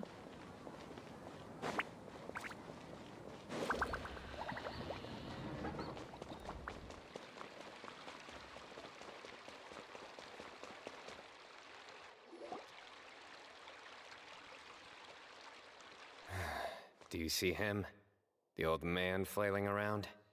Oh, is he the one you wanted to talk to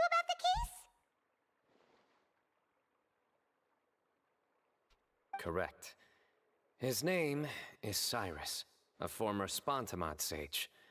He taught both me and Lisa. Huh?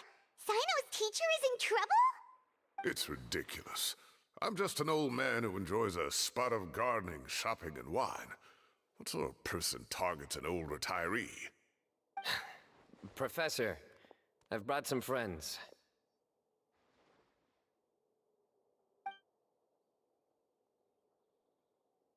Ah, Sino. Now who do we have here?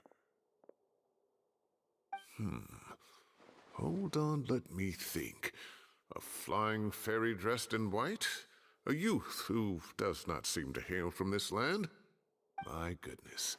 You must be the legendary traveler in Paimon. I've heard all about what you've done for Sumeru. Wow, looks like we're really famous. No. I've told him about you before. You are my friends, after all. Hey, I'm Sino's friend. That's right. Let me summarize the situation. A couple of days ago, Professor Cyrus suddenly received a threat letter. A threat letter? Exactly. Who sends a threat letter to an old man like me, for goodness sake? This is the letter in question. Cyrus, I have uncovered your secret. If you wish to prevent it from going public, leave 10 million mora at the back door of the cafe. Secondly, don't come looking for me. You'll never find me. But I will always be watching you and all of your secrets. Finally, if you dare to report this to the Matra, there will be consequences. Wow, they sure didn't mince their words. Clearly, this person must be desperate for Mora. 10 million mora, what a joke. I'm just a single retiree with nothing to my name beyond the tomatoes in my garden. Where do people think I'm hiding 10 million mora, huh? In my tomatoes? There were no witnesses, so currently the letter is all we've got. So, Traveler, Paimon, let's put our heads together.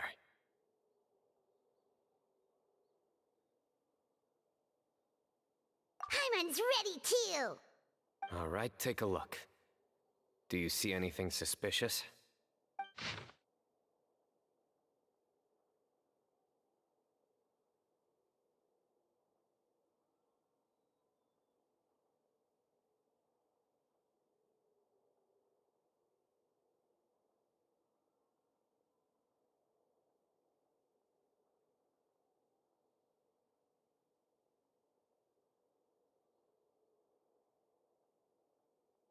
Hmm.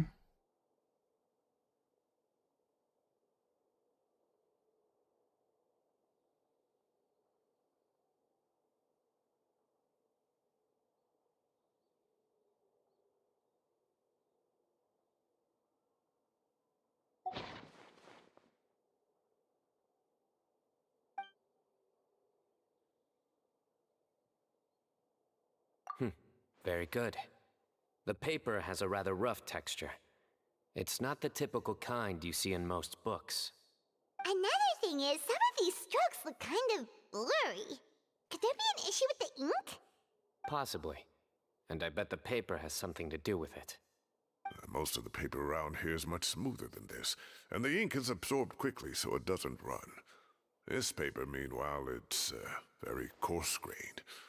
Almost as if it's made from some sort of plant matter.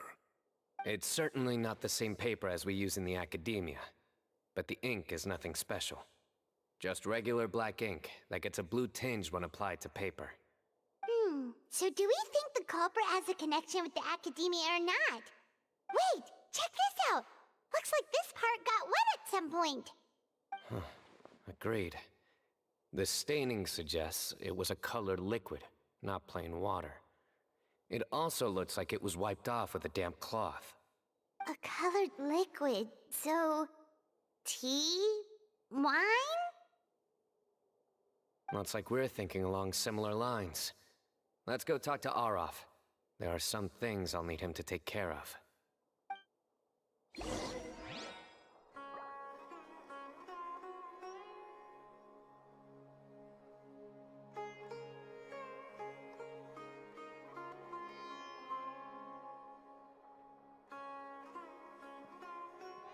the world holds dear is but a backdrop of constant motion. I stand before it, alone and unchanging. Is it possible to install a vision on a mechanical frame? What? Hey, no. Don't think about that.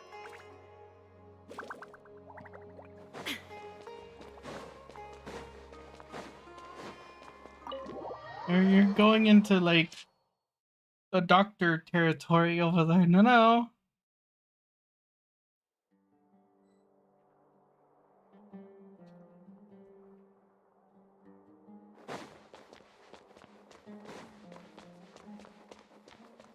They toggled. Arav. Ah, there he is.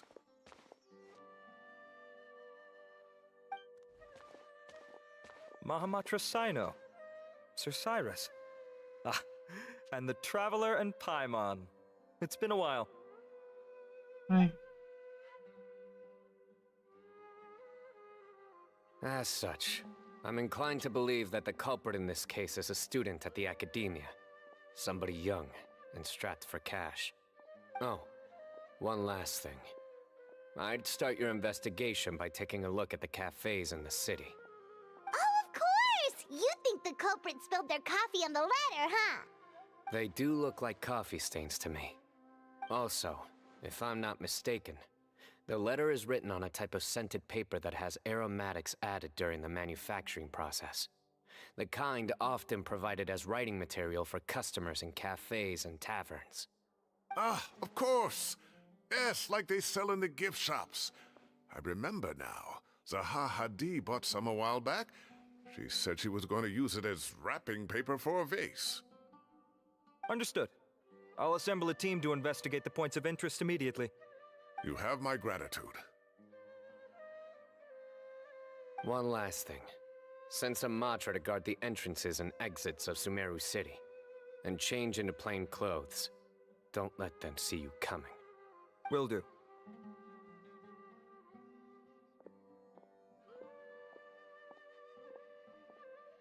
Great thinking, Sino. So, where do we think the culprit's at right now?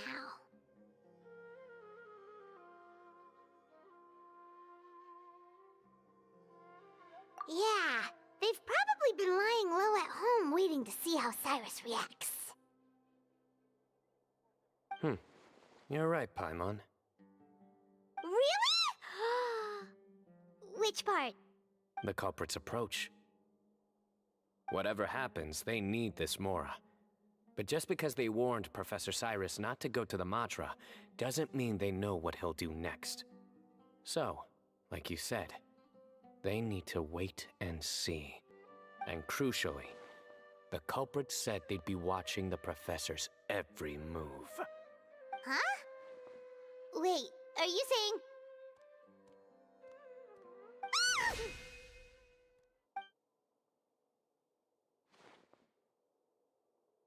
Found you!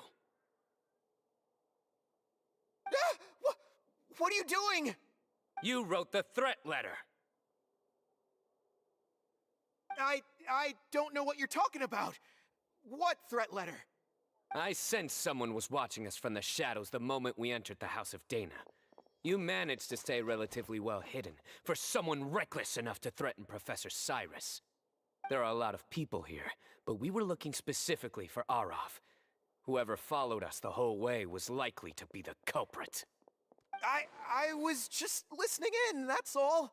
You know something big's going down when Mahamatra Sino shows up, right? So I got a little curious. What's the big deal? You smiled when Arav left. I saw it as clear as day.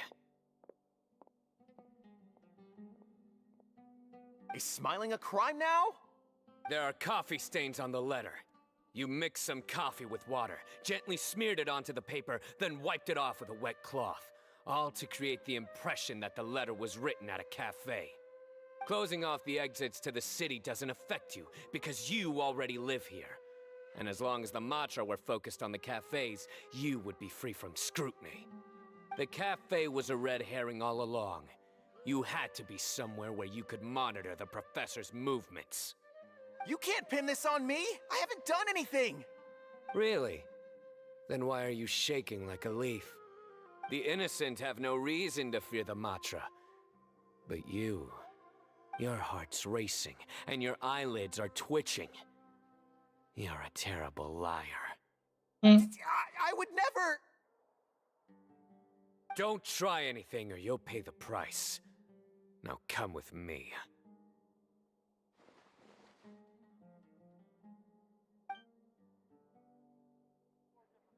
Well, that was over quickly. Sino already caught the guy. You're telling me. One minute I go out for a quick smoke, the next minute I see Arav already on his way back to meet up with Sino. Looked like a young guy, too. Couldn't have been much more than 30. But after what he's done, I'm afraid he's ruined his whole future. Everyone, it's all over. Gosh, that was so fast! The culprit's name is Uraka, a 16-year-old student in the Rataoist Darshan. Huh? 16? Cyrus thought he looked 30-something! We checked his records. He's 16, a third-year student. But he looks so old. Yeah, seriously! Foolish child. He's too young for the criminal life. What the devil drove him down this path? We questioned the culprit regarding his motives. Oh, just spit it out. Nothing can surprise me at this point. Very well. It's our understanding that Araka is a mediocre student who has been underperforming in his classes. He started taking extra tutoring to improve his grades, but developed a gambling habit around the same time and lost a lot of mora. Down on his luck, he went to the tavern for a drink and overheard some people chatting about Sir Cyrus's comfortable retirement. They mentioned that he's always arguing about his tomato plants with some old woman on the street. Some old woman on the street? Goodness gracious, has that rascal attended a single one of his classes? That old woman is Kasharwar's very own professor, Zaha Hadi. How can he not know who Zaha Hadi is? Is this going somewhere? Oh, right, yes. So another thing. We don't just argue about tomato plants. And what are they trying to insinuate by comfortable retirement? A man grows a few vegetables and suddenly he's living a life of luxury? Maybe it's more the fact that you have the time to grow vegetables in the first place. Araka mentioned he'd heard a rumor, alleging that Sir Cyrus illegally obtained a large sum of money from the desert before retiring, and kept it for himself instead of reporting it to the academia. Araka believes this money to be the reason why Sir Cyrus hasn't kept up with any academic research or other projects since his retirement. And given your advanced age, he thought you'd be an easy target to blackmail. Oh, Araka. I'm at a loss for words. I'm so angry I don't know where to start. People make up rumors all the time. I am quite confident that Professor Cyrus has never embezzled a mora in his life. Arav, you'll have to find some excuse to interrogate Araka again later. I need you to deliver a few firm fistfuls to him on my behalf. I completely understand how you feel, Sir Cyrus, but I'm afraid that course of action goes against the Matra's principles. Professor, there's no need to be childish about this. Oh, come on. I was clearly joking.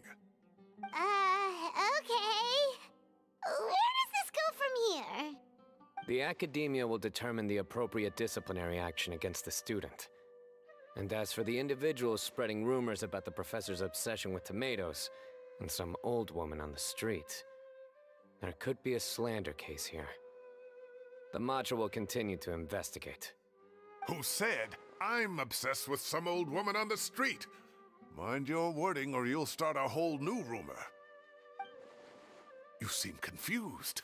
Oh, don't you understand? Uraka is just a young boy who made a very rash and very stupid decision based on some groundless rumor he heard. Besides, I didn't actually hand over any Mora to him. The whole thing sounds a lot worse than it is. All it costs me is a little reputational damage. That's all. Please rest assured, Professor, that the Academia will issue a fair and reasonable punishment. Yes, I have no doubt about that. But as a former educator, I'd still like to have a serious conversation with the boy's parents. Their family lives in the city, yes? Correct. We looked into the family. Both parents are merchants and they're often away on business. They've never taken much of an active role in their children's lives. Oh, what a mess. You don't have to seal the evidence away yet, do you? I'd like to have that letter back for the time being, if possible. I need something concrete for when I talk to the family tonight. We have to show them how serious this situation is.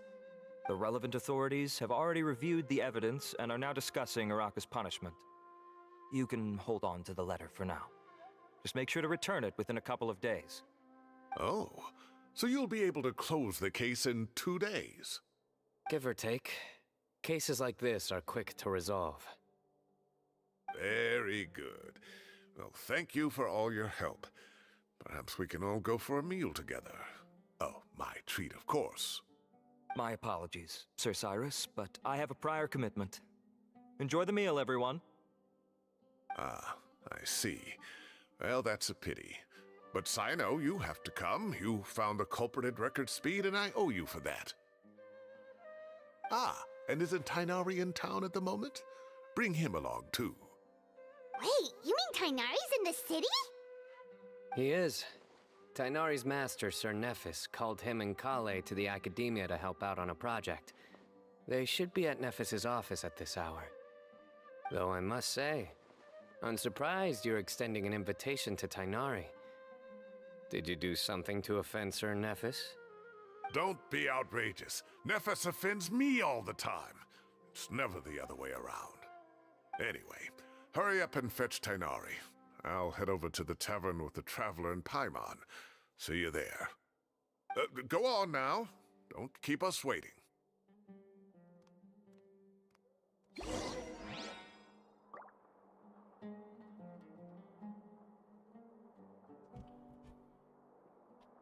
Go to the second floor. Watch me accidentally start this quest by walking next to it.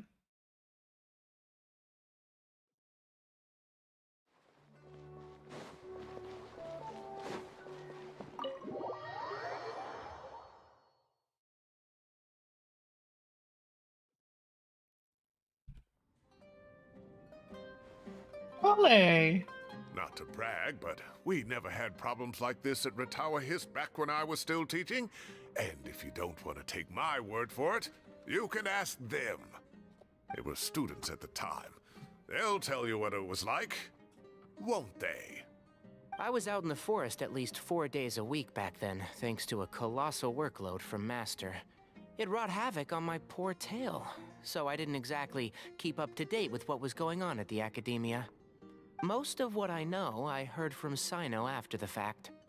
Professor's become a lot more laid back in his retirement. He used to be far stricter, and was especially known for being extremely principled. Wow. It's hard enough to stay true to your principles as a normal person. I can't imagine doing that as a sage. It's a pity Kale wasn't around at the time. I would have happily taken her on as a student. And then we'd have one more person who has to address Lisa as upper-class woman. Really? Can't you just call her Lisa? She seems to prefer it when people treat her like an older sister. Oh, believe me, back when she was a student, nothing made her happier than the younger students acknowledging her seniority.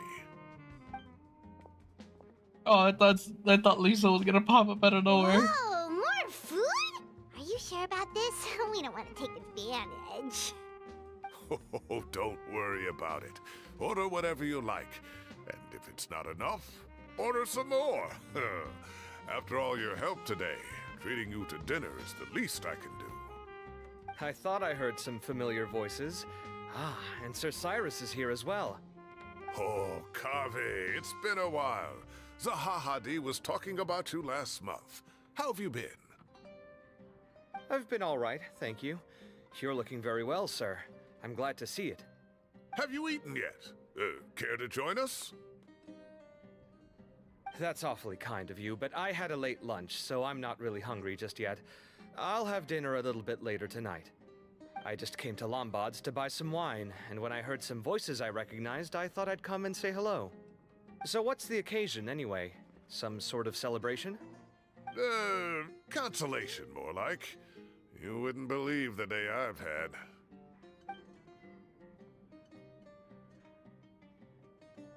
Sounds like things have really gone downhill since I was there.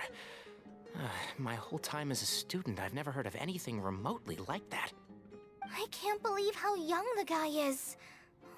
What are his parents going to think?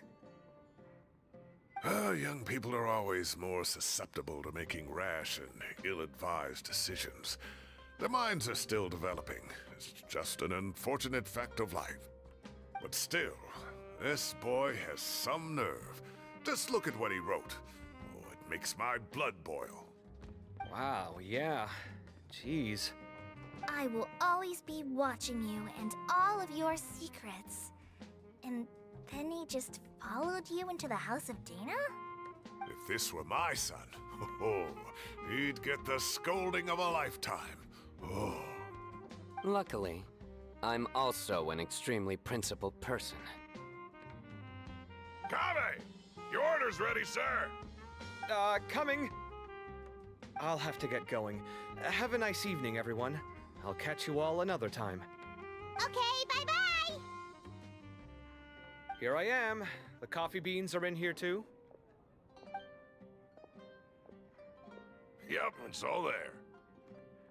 I'll stop babbling away now. Let's eat before the food gets cold.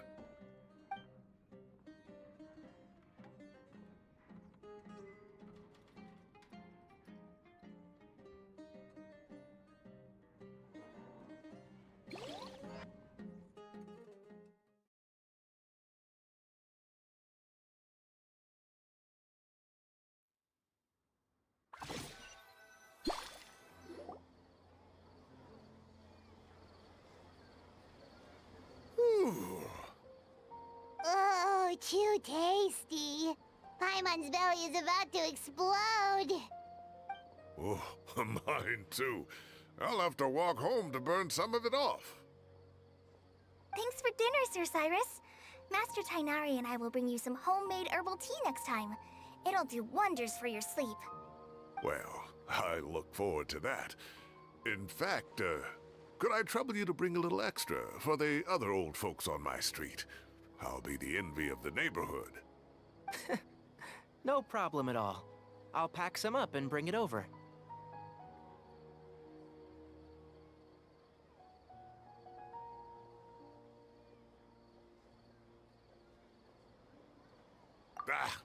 I'll see you all later.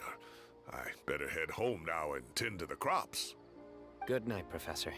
Don't let those tomatoes keep you up too late. Hey, my tomatoes are serious business. I am not about to be beaten by Zahahadi. Anyway, I'll be leaving now. Don't stay up too late now, children. I bid you all a good night. Take care. Have a safe trip home. All right. Now, we finally have some us time. What do you mean, us time? Well, I was talking with Tainari and Kale, and since we all have some free time, we thought we could all go camping together. Think of it as our way of welcoming you back to Sumeru. Camping? Oh, that sounds fun! Paimon's in!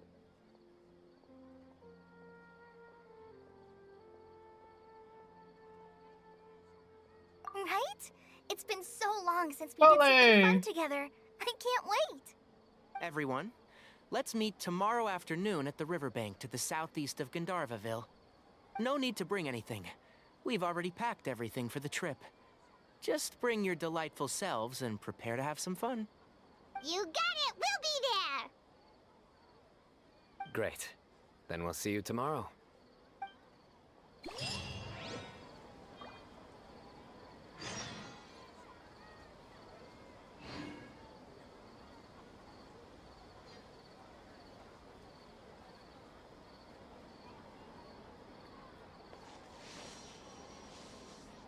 I gotta wait till tomorrow now? Ba-ba-da-ba-ba-ba-da-ba-da.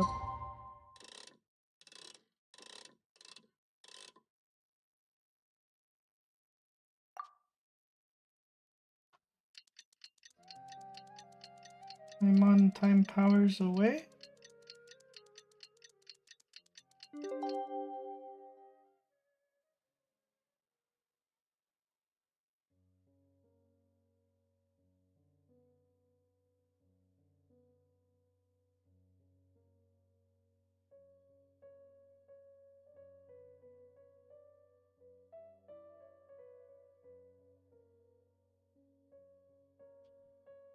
The world remains constant. Time to set off. Let's head to the southeast of Gandharvaville and meet up with the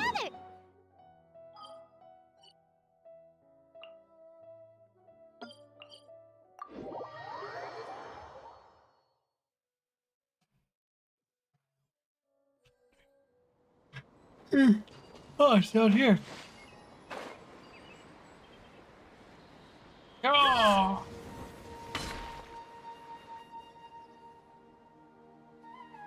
We're here! Wow, you guys are ahead of the game. You set up the tents already.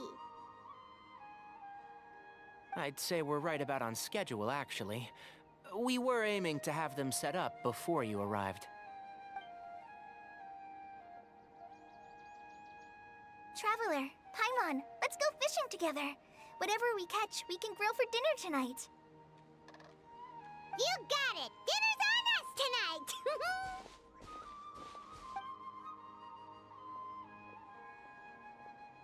I hope I can contribute too. The other Forest Watchers gave me some fishing tips a little while ago. I'm really looking forward to giving them a try.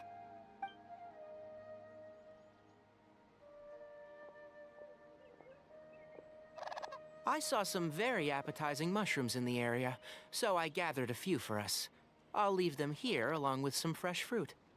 Wow, camping with a Forest Watcher is the way to go! They think of everything! And even if they don't, they can improvise! This is true. I don't think I've ever had a single rough day in this forest. So, how has everything been going for you? Well, there's been some high points and low points, but we've had some unforgettable experiences along the way. I see. Oh, in that case, you should try a Valberry. I bought some from the market this morning. A valuable suggestion. Just don't bury your feelings using food. All I wanted was to recommend something bittersweet. Oh, I have a sudden craving for fruit tea. I'm gonna go fetch some stuff. Bye!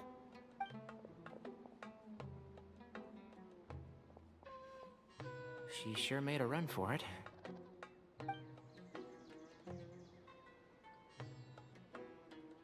Unbelievable! She made a run for it! So Kale chose the path of tactical retreat. Could it be she foresaw what shall soon come to pass?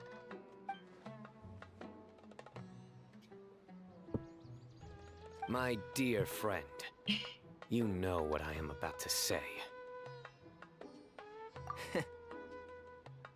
Excellent! A kindred spirit. A great warrior can sense when a duel is nigh.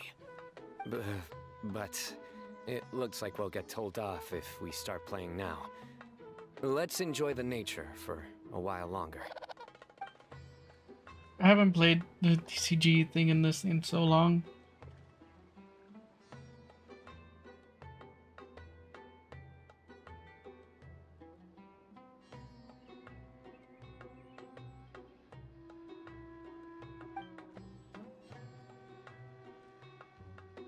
We got a bite! I'll reel it in.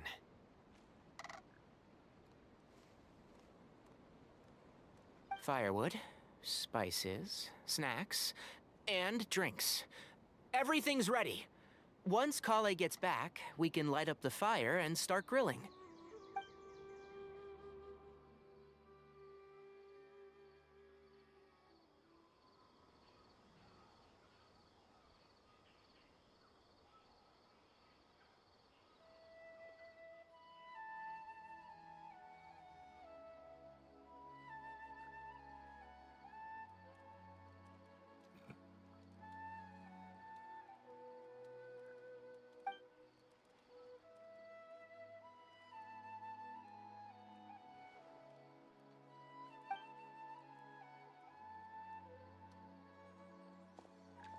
There are 3 tents.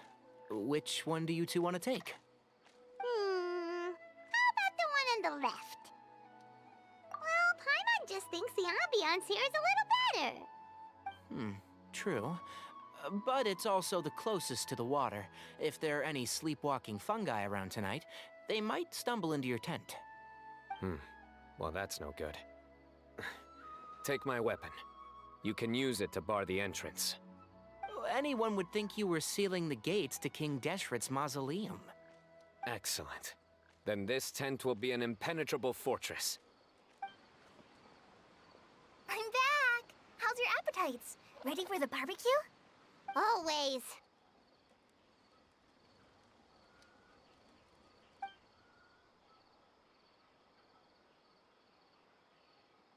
Oh, it smells so good. Paimon's drooling. Someone sure is desperate to eat. I think it's time to add the seasoning. How do you like your skewers? Well done? Medium? Rare? Wait, what? Isn't that just for steaks? Hey, if it works for steak, maybe it works for other things too. Medium well for me. Okay, these are about ready now then. It'll be a few more minutes for anyone who wants theirs well done.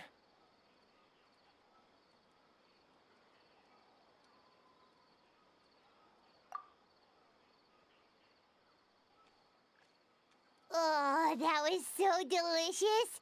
If Paimon's stomach had space, she'd eat 3 more skewers. I ate a lot too. Here comes the food coma. If you're tired, then go rest. You must be getting comes the sleepy food too, coma. Paimon. Why don't you guys head to your tents? Sino and I will clean up. Tonight, I show you mercy. Our sacred duel will take place another day. Good night.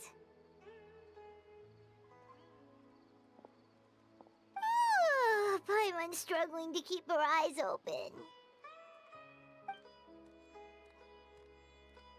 Oh, don't forget this. The Staff of the Scarlet Sands. Wait, you were actually being serious about that?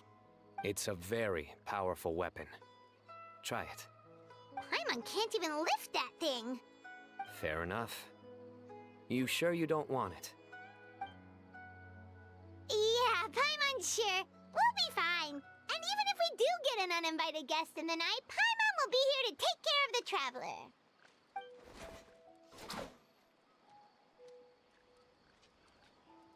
But this sword, though, how do we have a beginner sword? That reminds me of a parting king of invocations. I'll tell you about it tomorrow. But right now, it's time to rest. Sleep well and sweet dreams.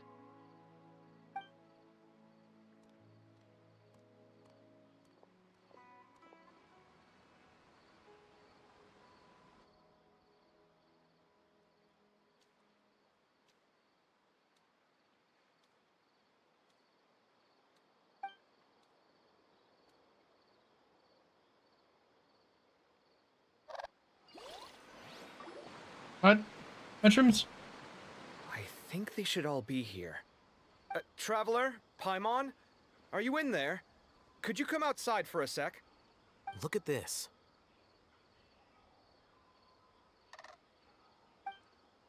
What the? What's this sword doing here? Is it supposed to keep out intruders? Evidently. Huh? Who is it? Oh, what time do you call this? Paimon's gonna take out the sword. Yeah! Paimon. I'm going back to sleep. Oh, hey them, Kave! What are you doing here? It's the middle of the night!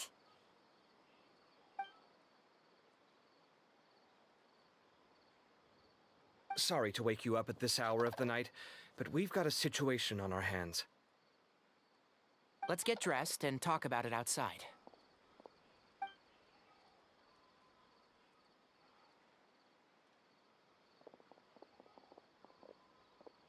Something has come up, And since it pertains to Cyrus and Sino, I deemed it essential to inform you all. Whoa, back up. Let's start from the beginning.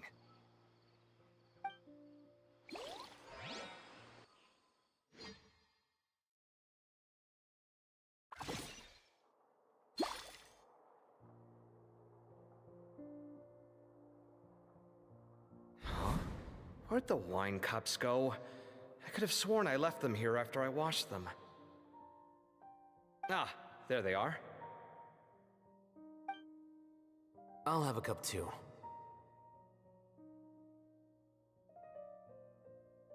Can you see if the cookies are still on the table?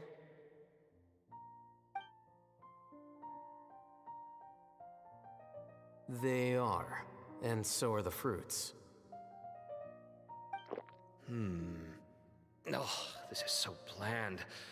I should have gotten a few bottles of what Sino's group was drinking last night. Do tell. What were they drinking? Oh, right, I forgot to mention. So, I ran into Cyrus yesterday evening when I went to the tavern to pick up some things.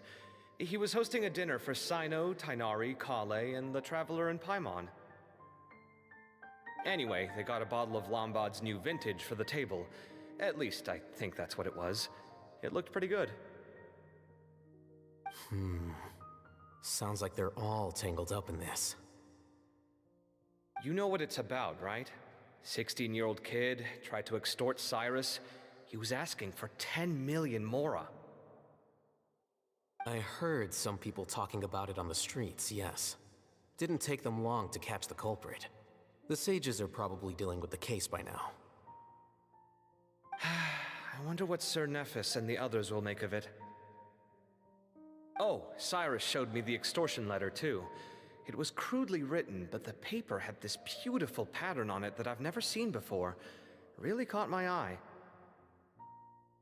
Give me a sec, I'll sketch it out for you.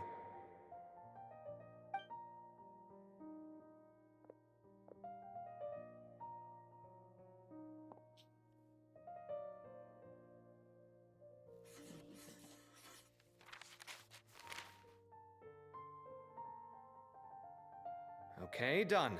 Take a look. You see what I mean? I don't think I've ever seen writing paper like this around before. God knows where the culprit got it from. Interesting. These are all motifs associated with the tribes of the desert. What? Really? Take this, for instance. Looks like an outline of a spire, similar to the kind found on some ancient palaces. And the crisscrossing and mirroring here, I recognize that too. It bears a striking resemblance to an ancient emblem, one that hasn't been used in a very long time. Whose emblem is it? It's the emblem of the Temple of Silence.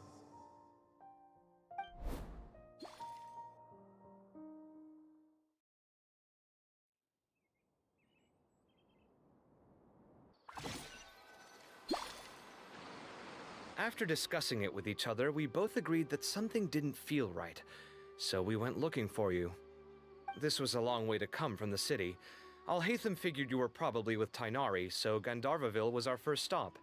But the Forest Watchers told us that you'd gone camping. Then, just as we were heading off to the campsite, we ran into Sino. He said he was on a supply run. We exchanged a few words, and then he ran off. Hold on. So what's the deal with that emblem you were talking about? The Temple of Silence, you said? What is that? Should we be worried? Something's up, huh? Give me a second. Let me get Kale.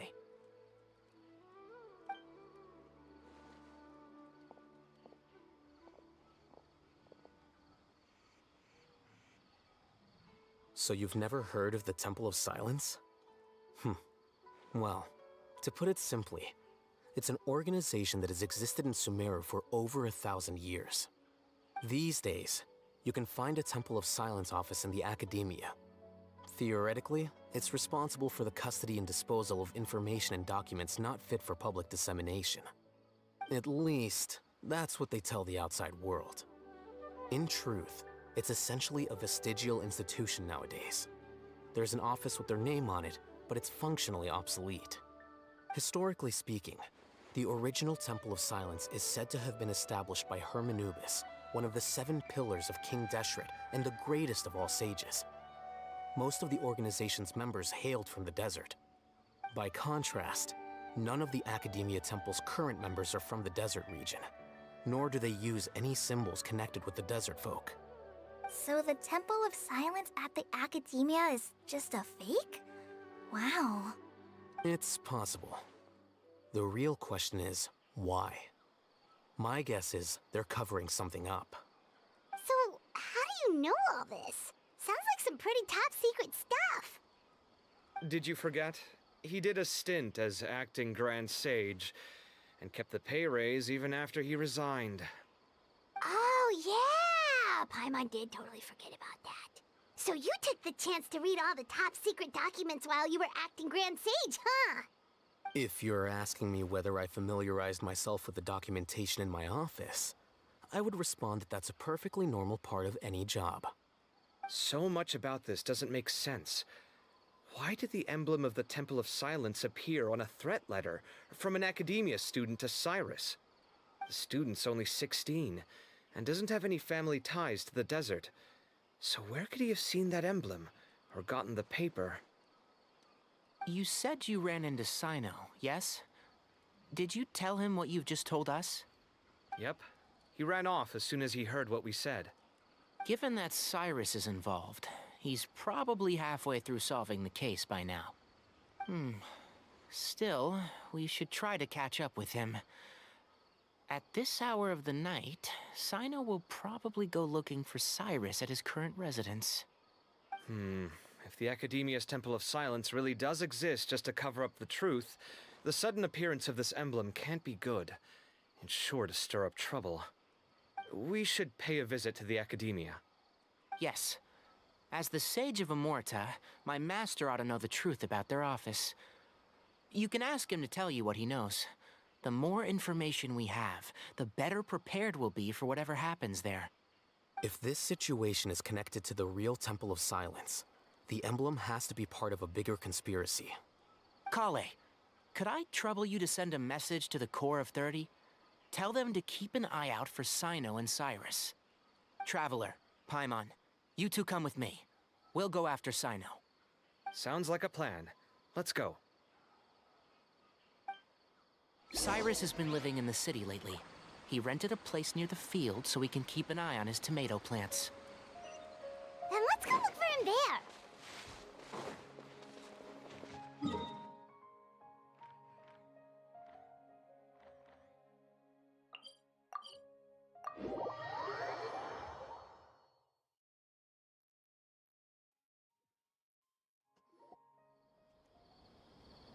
Here we are.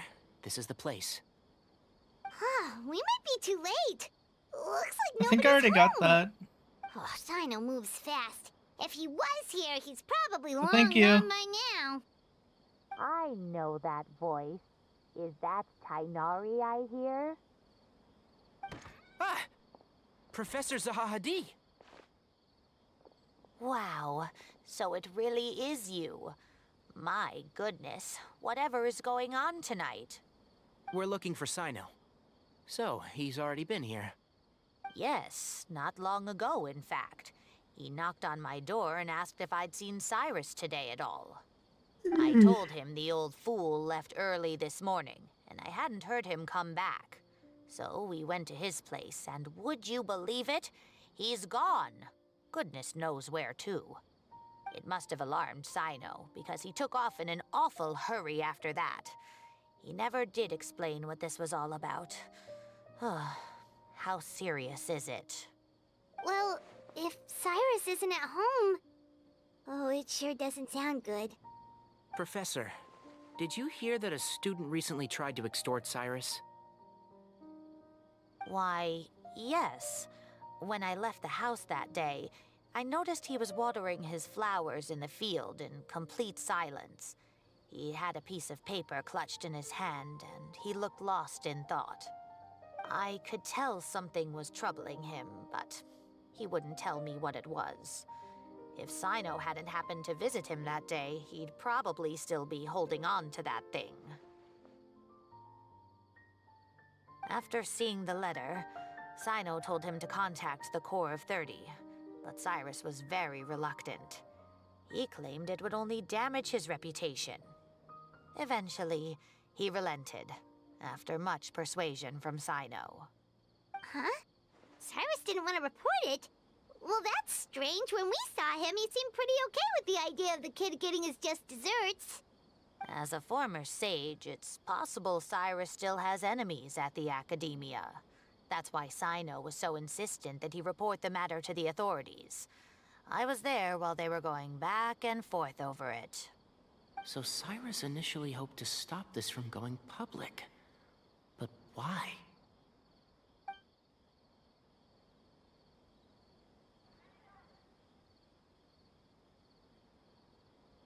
Oh, dear. What on earth has that old fool gotten himself wrapped up in? Oh, I do hope he's not in danger. Oh, I almost forgot. Sino left me this letter to pass on to you. He wrote it when he came by earlier.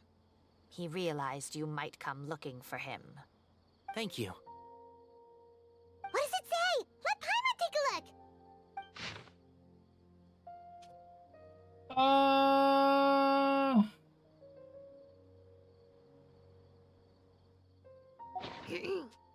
My friends, this is a rather complicated state of affair.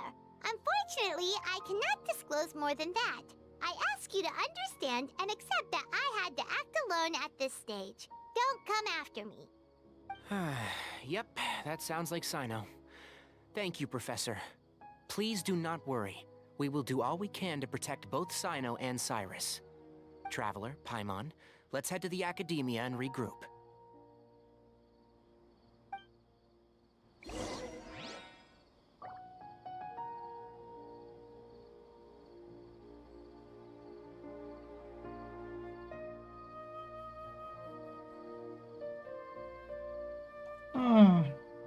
Oh, but yeah, thank you. I have the code. A friend of mine gave it to me.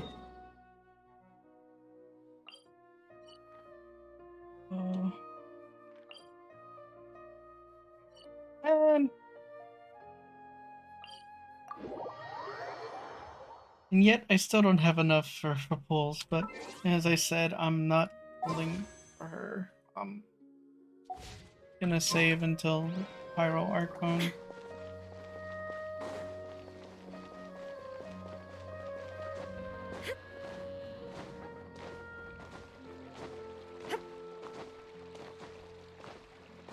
What, the balls? The people from the Academia say they haven't seen you in a while. Yeah. Well, maybe I needed some space after being cooped up in there for so long. Anyway, it's a school, not a prison. So what's the problem? I never said it was a problem. I was just noticing that you seem to be in quite a good mood at the moment. Who's this, hat guy? Shut up. Not another word. His mom! You need a new friend. I've told you already. Stop trying to read my mind. I didn't need to. It's written all over your face.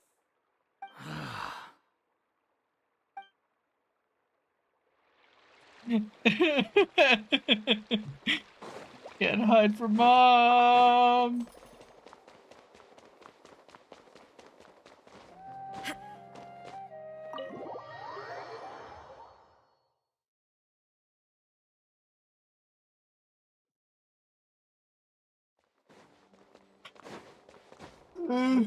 I'll let you go and get some food in a bit. I don't think I have anything prepared. You're here? I thought you No. were going after... Ah, I guess you lost their trail. We went to Cyrus's house. No one was there. Sino got there before us, but he was long gone by the time we arrived. He didn't say where he was going? Nope. No. He left us a letter and told us not to go after him. We're going anyway. Can't say I'm surprised. Typical Sino. Anyway, some updates on progress on our end. I drew the emblem from memory again, but in more detail this time.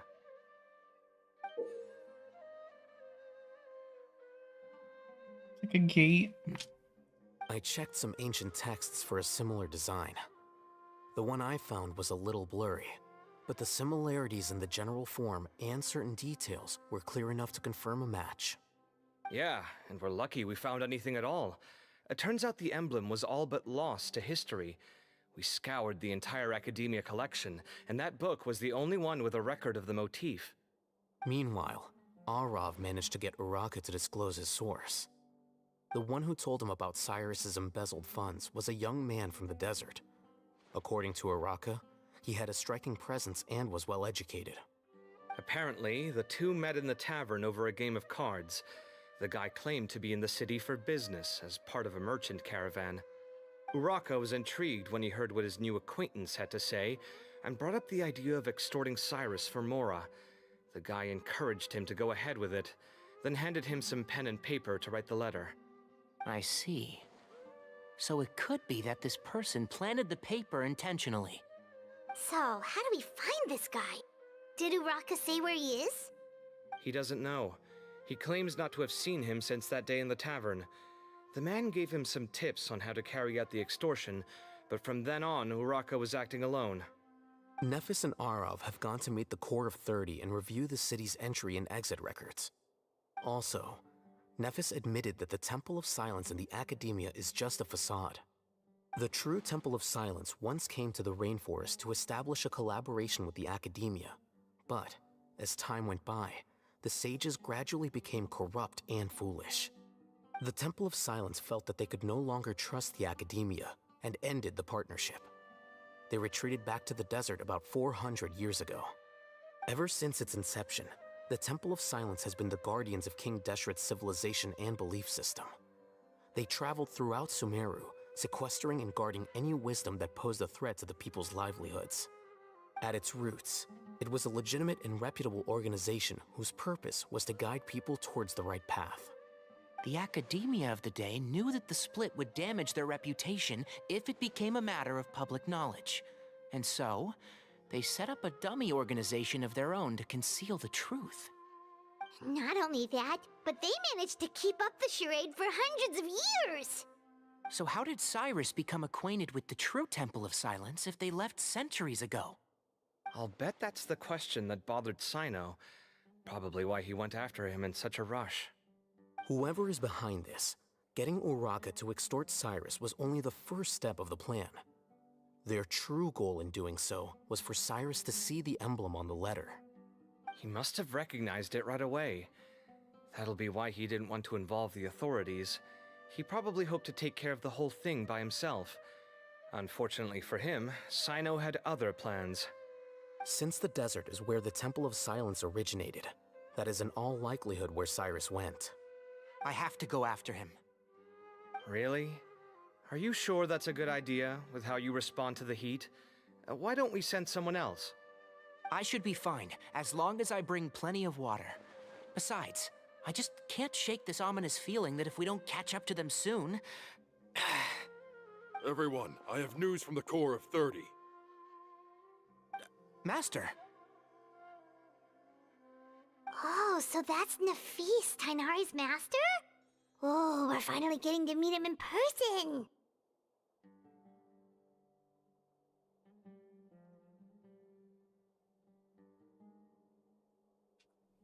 It's a pleasure to meet you, Traveler in Paimon. Hi.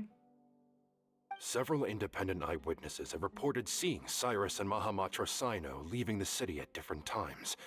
Both were heading in the direction of Caravan Rebat. I was going to suggest that you join forces with the Core of 30 in this case. However, as I'm sure you've already heard from Al-Haytham and Kaveh, the Temple of Silence is involved. The Academia has made a number of decisions throughout history that I am ashamed to talk about. It may well be that no better choice was available to them, but those actions are nonetheless a stain on our legacy. I won't attempt to make you understand the Academia's perspective. Now is the time for action. I understand where you're coming from, Master. But I'm afraid the situation might be more complicated than we thought. I think we need to keep a low profile, or risk making things worse. Good point. If Cyrus is involved with the other side, or worse, if he's fallen into their hands, and...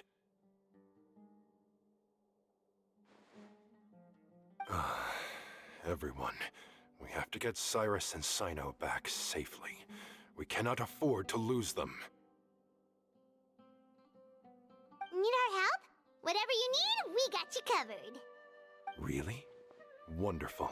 You have my most sincere gratitude. Arav and I will continue to follow up on the lead from Uraka. Kaveh, Scribe Alhaitham, I'd like to ask you to cover the duties of the House of Dana.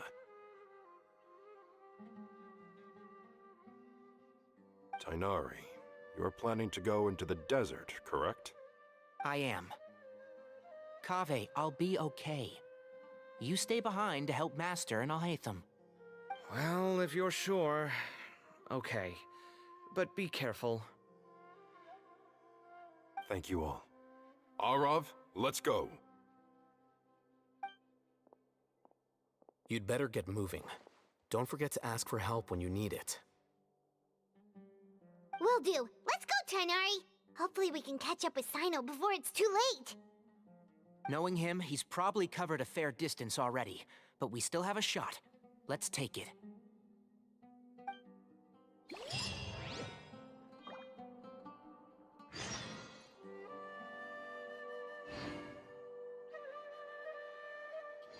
Pikachu! Oh, this way.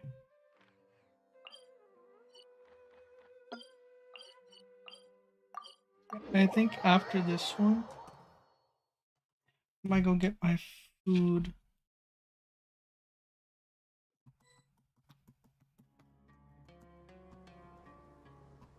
Okay, we made it to Caravan Ribat.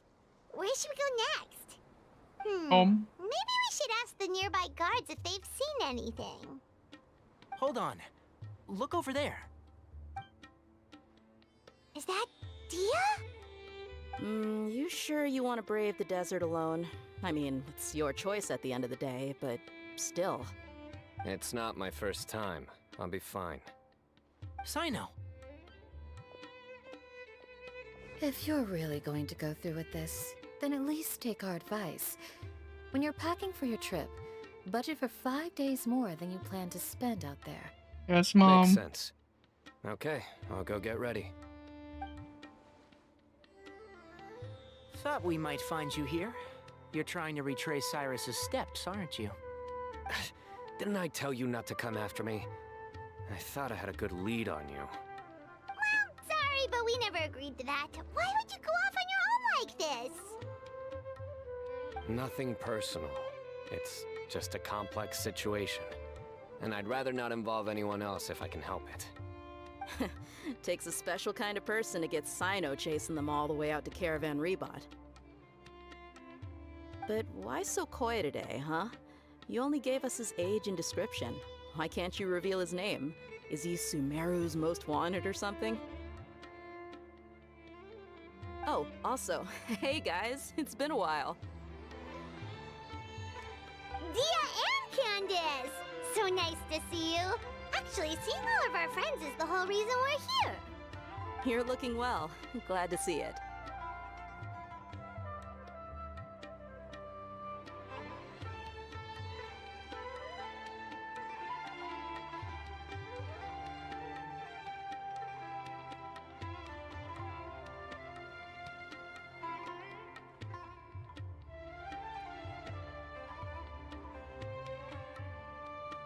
Candace and I came to Caravan Rebot on business. We ran into Cyno as he was asking about some elderly gentleman's whereabouts. Some people say they saw him. Guess he stood out as an older guy heading into the desert alone with just a sumpter beast in tow and very few supplies. That's gotta be one heck of a story there. Cyno, it's okay if you can't tell us anything about the case. But let us know how we can support you. We're here to help however you need. The more people we have working on this, the quicker we'll be able to find the person you seek. No, it's not that simple. If I'm right, he'll be doing everything he can to avoid us. We spoke with Zaha Hadid. From what she said, it's pretty clear that he wants to try and solve this on his own. It won't be easy trying to find him in the desert when he's deliberately trying to cover his tracks. Sounds like this is far more complex than we imagined. Still, if he started from Caravan Rebot, the chances are that his route took him past our village. You may as well ask if anyone there has seen him. My thanks to you both. Once this is resolved, I will find a way to repay you. Ah, come on. No need to get all serious. Just buy a round of drinks next time we're all in the city or something. That's a deal. All right, so, you all set? Yes, we'll handle it from here. Thank you again for your help. I don't take it for granted. All right, then we'll leave you to it. Just remember, if you change your mind and need some reinforcements, we'll be here. And don't think you'd be imposing. You can depend on us. Don't worry, we'll keep him out of trouble. Will you though?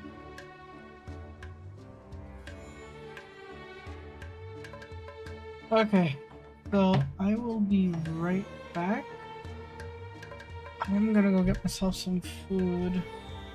Do that. Probably gonna leave the sounds of Sumeru in the background. I'm gonna take that off because it's gonna start playing if I don't. Okay, so I'll leave Sumeru sounds in the background. But I will be right back. I have to get food because I am lazy.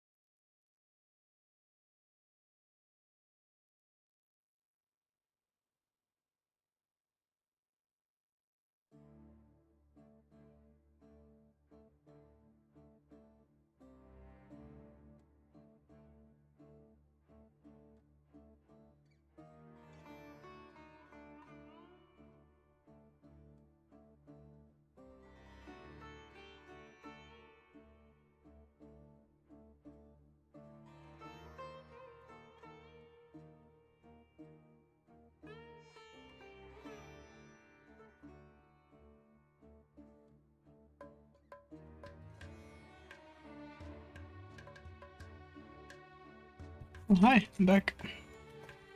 Food was amazing.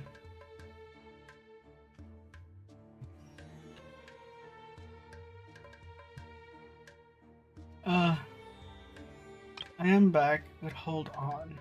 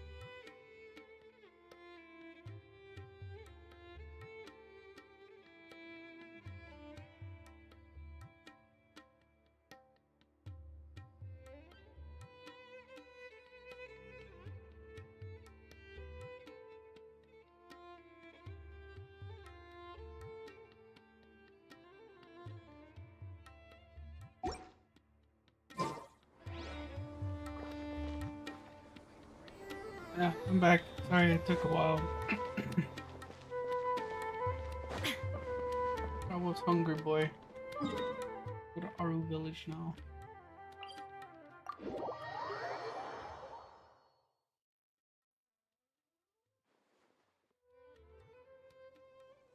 What? The quest location is currently involved on the quest Blooming Sands. Please complete it first. Blooming Sands? See, that's what I was talking about. The Blooming Sands thing. Blooming Sands. No, it's Jesus.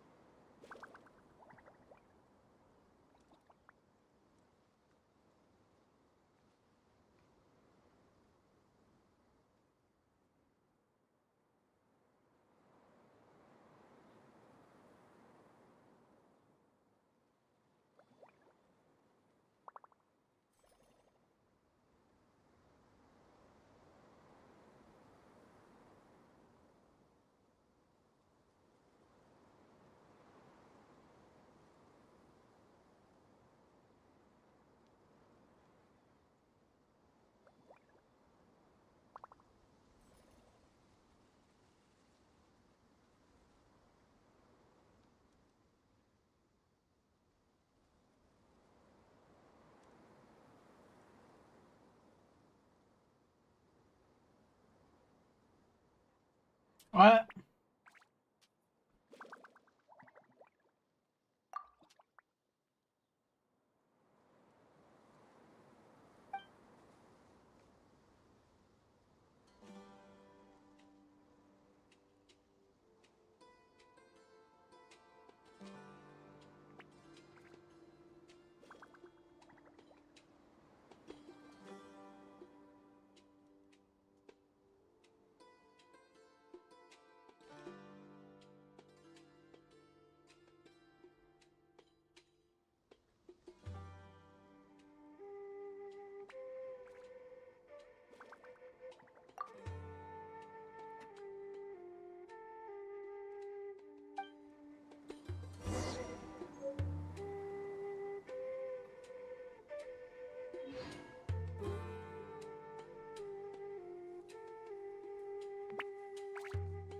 All the world holds dear is but a backdrop of constant motion.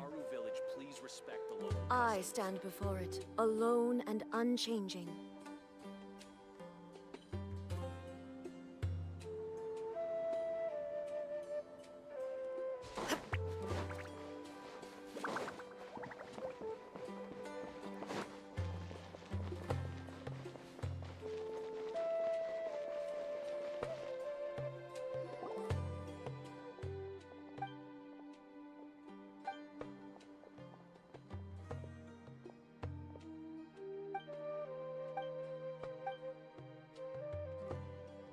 And now I'm stuck doing a side quest because I can't.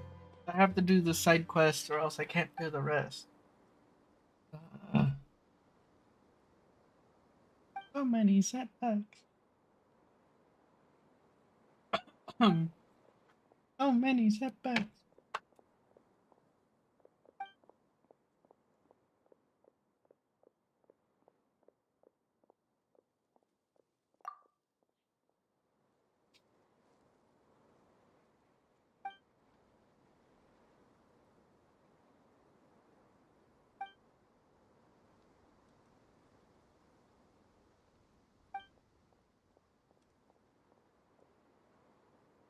Hmm.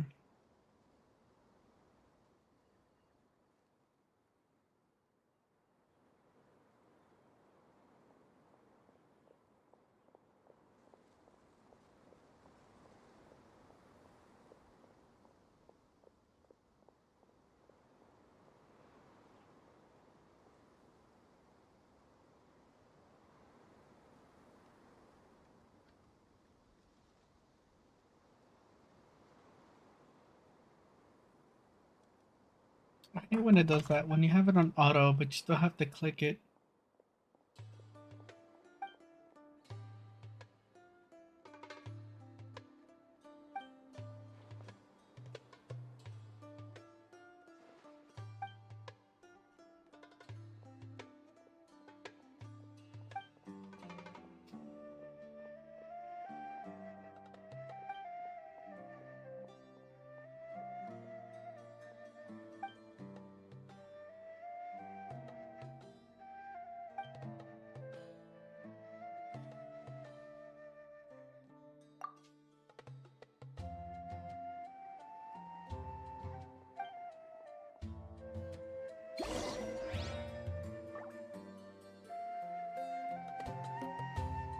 Am I done?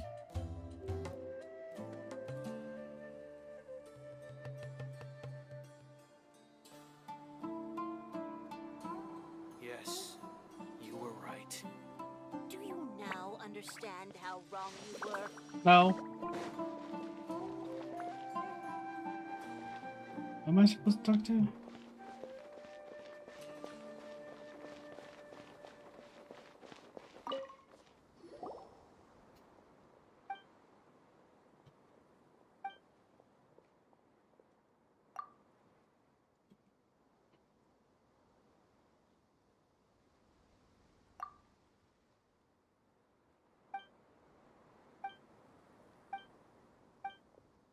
As long as you go far away from this place and then I can start the story, I'll be happy.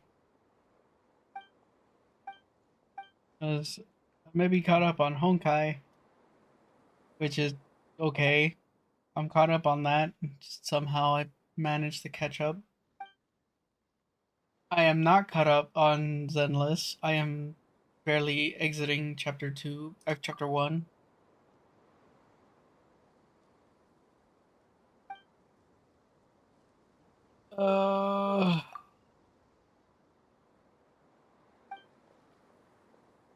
And here you saw what I had. Man, I've been so busy.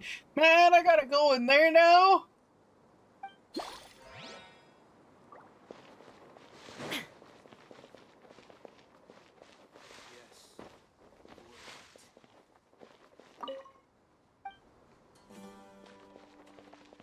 Do you now understand how wrong you were? Where am I supposed to go?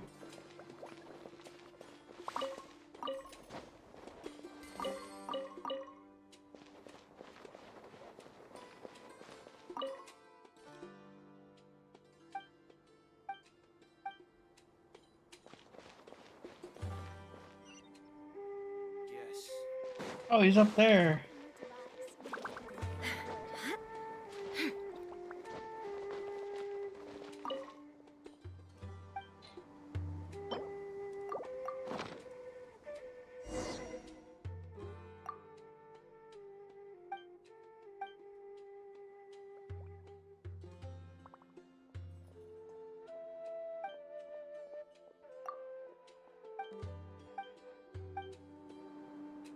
Man, I just ate. Now I feel like I have a food coma like Kale at this point.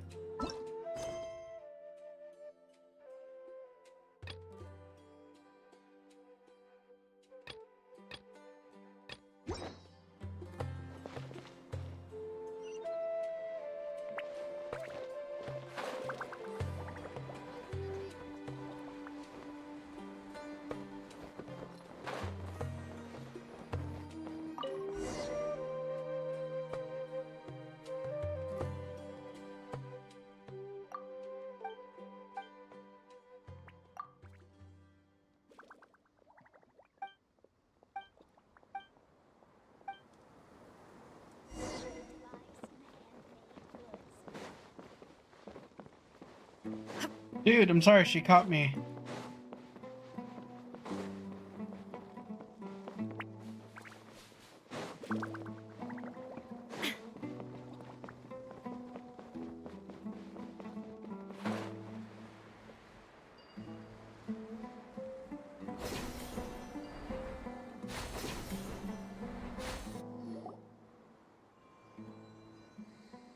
Hold on. There's a few things I'd like to clear up. Go on.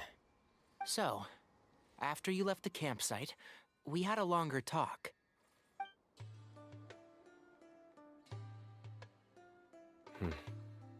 Clearly, we've only scratched the surface of the Temple of Silence question. It I'm doesn't back. surprise me at all that the one in the academia is a fake. Do you have any connection with the Temple of Silence? I do. I trust you're all aware of the spirit that gives me my power. Hermanubis, the original founder of the Temple of Silence. Due to my unique constitution, I was put through a number of trials in the desert when I was younger. Later, I met the professor, and he brought me to Sumeru City. But my memory of that time is hazy. I can't recall much. It's a good thing that Kaveh noticed the emblem on the letter. Without that, I don't know if we would have connected the dots and realized there was more to this case than mere extortion. I did not recognize that symbol at all. Whether that's because I've never seen it, or because my memory fails me, it's hard to say. Yeah, you're right. Thank goodness for Kaveh, and for Alhaitham's diligence during his time as acting Grand Sage. But Cyrus must have recognized it right away, right? Otherwise, he wouldn't have had any qualms about you reporting it. Oh, maybe his connection to the Temple of Silence goes even deeper than yours. I suspect so too. Professor has never once mentioned the Temple of Silence in conversation. And whenever the conversation turns to Hermanubis and the concept of spirit indwelling, he avoids going into any depth. Well, speaking of avoiding things, you do realize, don't you, now that we've caught up with you, You're stuck with us for the rest of the way. I am aware. And I have accepted it. Or rather, I don't see how I could manage to ditch you en route. So, I might as well accept that you're coming with me. That's right. Fact is, we're coming with you whether you like it or not. So the best option now is to try to look out for each other. Ha!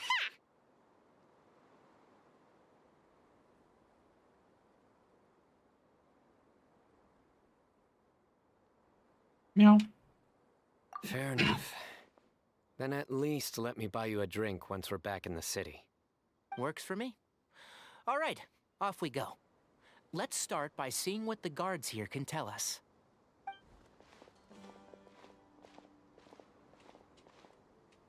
Hello. Mahamatra Sino? I'm No. looking for someone. So I'd like to confirm any recent foot traffic in and out of Aru Village.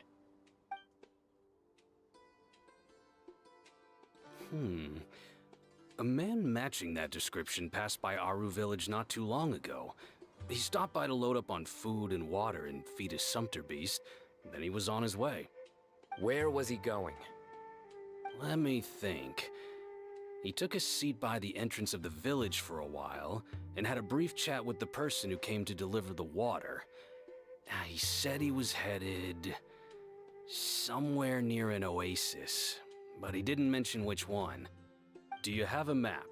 I can mark out the direction he was heading and the best routes to any nearby oases. I have one. Mark away. Great.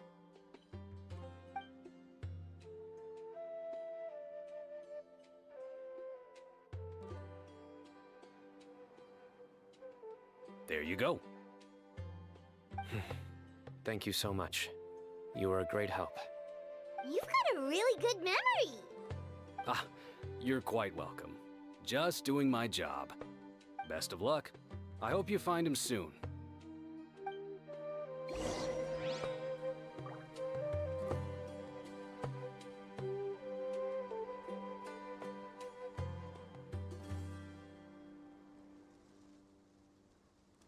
Alright, let's go.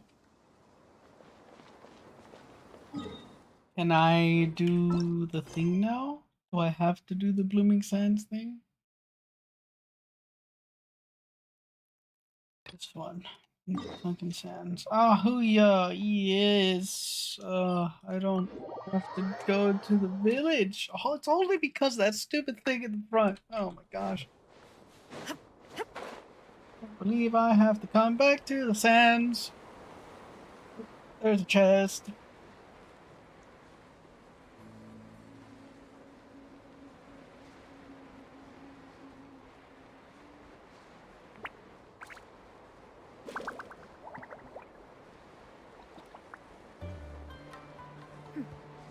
Clear skies can do nothing to hide the brilliance of lightning.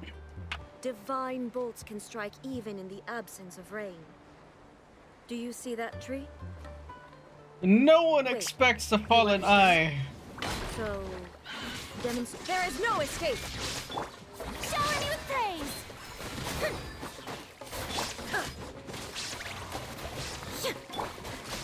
Hey there.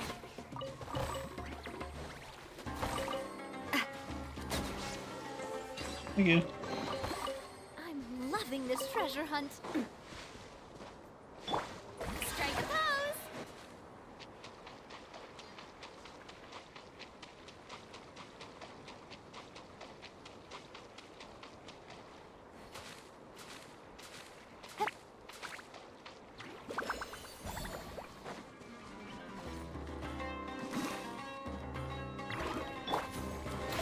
Feeling lucky? Watch out! Illusion shattered! As a dutiful maid would. Steady as stone.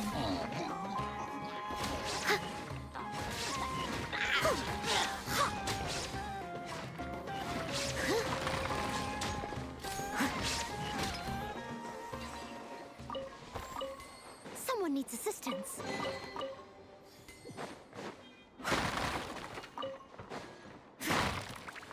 I'll catch up.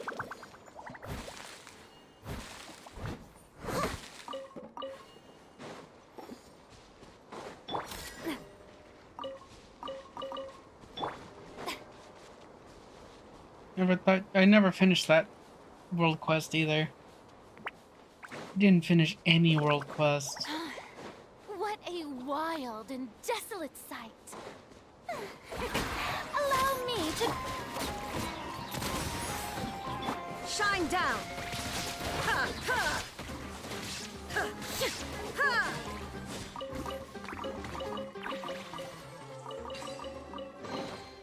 Take them. I have no need.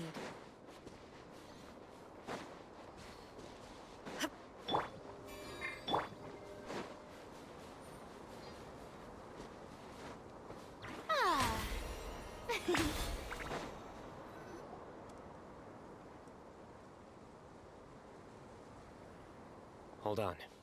I see some people over there.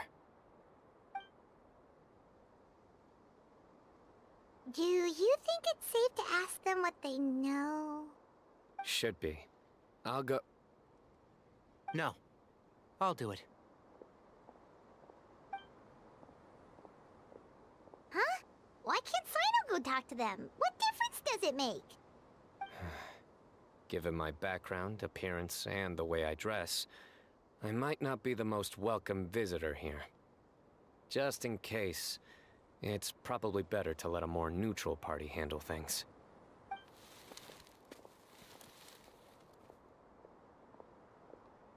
Ah, hello there. I hope I'm not interrupting. My friend and I are looking for an elderly man who's gone missing around these parts. Any chance I could ask you a couple of questions? Oh, a missing person, huh? Sure. What do you want to know? I'm just wondering if you've seen him. Let me give you the details.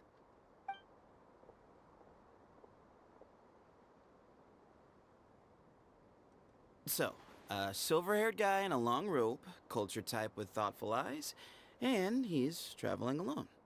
He'd stand out like a sore thumb around here. Yeah, sounds like the kind of guy we'd remember if we saw him. He's looking behind me.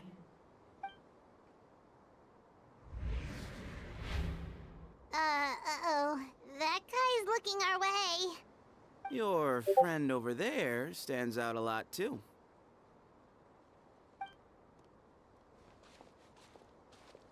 Hey, aren't you Sino, the General Mahamatra? Yes, that's me. You don't seem surprised that I recognized you. It wouldn't be the first time. Oh, you're the one looking for the old man who's gone missing, aren't you? I have a bad feeling about this guy. Someone's on edge. You don't trust me much, do you? No. No need to hide it. I understand why you're wary of us. Still, you came to us asking for help. Do you want it or not? I thought you were a group of merchants. Seems I was mistaken. Your henchmen don't look like much, but something tells me they put up a better fight than most mercenaries. Hey, hear that, guys? You're my henchmen now. Suits me, as long as I get paid for it. Just cut to the chase already.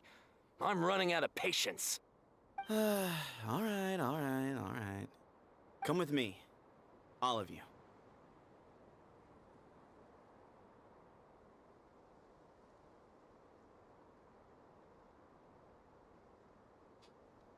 Don't you want to find your friend? Silver-haired, long-robed, culture type with thoughtful eyes? Sounds like there's a whole other side to Cyrus I didn't know about. So you know where he is? Just follow me. I'll take you to him.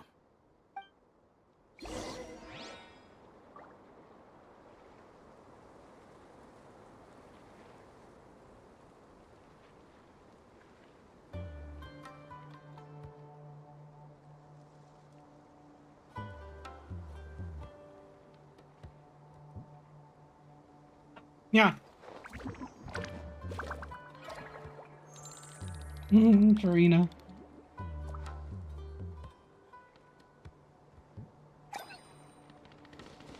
How did he do that?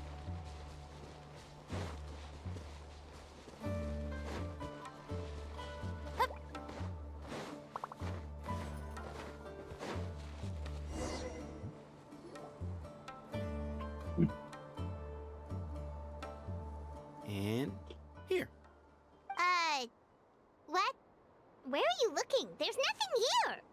Please step back. Ooh, something's coming out of the ground! What is this enormous building doing here? And how was it so well hidden? King Deshret's technology? Wait, so... Hold on, who are you guys really? Is this the Temple of Silence? So you're a member? All good questions. There'll be plenty of time to address them later. Yeah.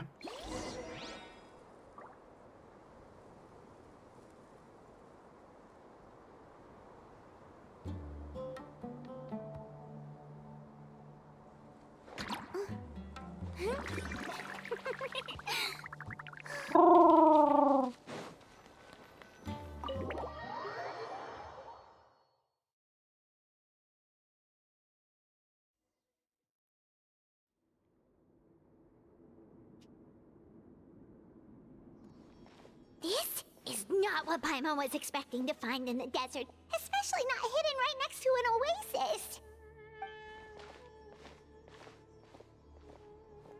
Ooh, Paimon's scared. Paimon. They must have kidnapped Cyrus. Do you think this is the guy Raka met in the tavern? What's wrong? Thinking about your professor? I just hope for your sake you haven't done anything you might regret. Me too. Hope I haven't done anything to incur your wrath.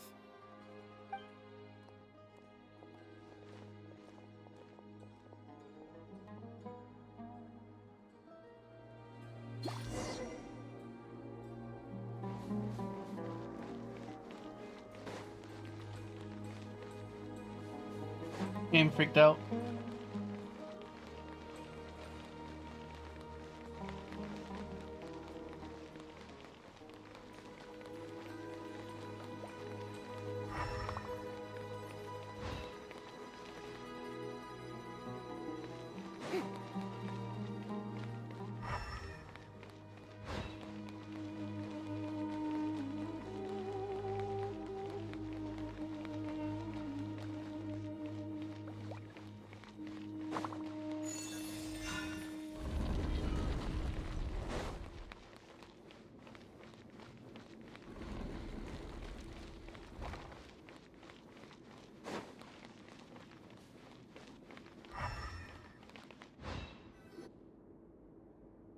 All right, you can wait here for now.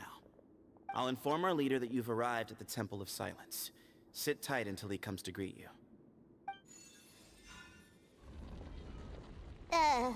So he's just gonna leave us here unattended? Maybe we're not being kidnapped after all. Oh my god, They can't have Paimon. been at the oasis by chance. They were waiting for us. Whoever the leader is here, they were obviously counting on us showing up. So this is the Temple of Silence. After leaving the rainforest, they hid themselves here? Hey, look! That guy's coming back. Don't worry. Someone will come and call for you soon. What's your name? Sorry, guess I was so delighted to see you, I forgot to introduce myself. My name is Sethos. I'll be here if you need me, but I'm not planning on answering all of your questions. Other than that, you can occupy yourselves however you see fit. So we're free to explore by ourselves. Yep. I mean, I'm not worried about you running off. Cyrus is here. And unless I've misunderstood, you're all quite anxious to see him again.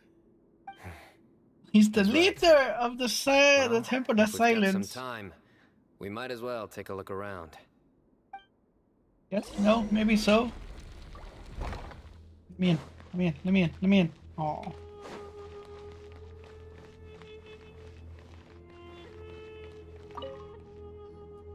I never imagined that the true Temple of Silence would be hidden somewhere like this. We've passed through these parts before, but never noticed anything. That's King Deshret's technology for you, I guess. It borders on the miraculous. Amazing to think that it's been preserved intact all this time. We should be wary of our hosts. Still, at this point, we can be confident that the professor is safe and sound. So that's something.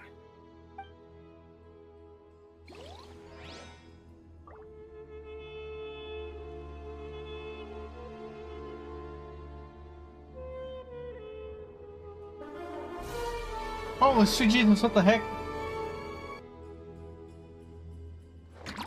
Oh, thank you for the follow. That scared the crap out of me. Oh my god, that scared me. Oh, thank you for the follow. Holy sweet Jesus. I didn't think my own alert would scare me. Hey, Sethos! Have you got some time to chat? Sure. Although, I'm assuming by chat, you mean you have questions for me? I don't blame you. Anyone else would. Not often. The Temple of Silence is a place of quiet and solitude. We don't get too many visitors. What kind of question is that? He's the General Mahamatra. Everyone in Sumeru knows who he is. Right, but back at the Oasis, you can't have known who he was for sure, or you wouldn't have asked him. So, what we're really asking is, have you never seen him in person before? I've lived in the desert my whole life. Guess you could say I've never had the pleasure. Ugh, why does Paimon feel like this guy's not being straight with us? Come on, we've only just met. If I give you all the answers up front, you'll have nothing left to look forward to.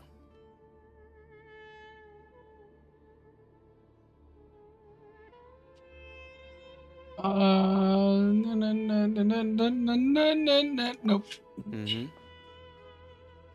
No questions for you.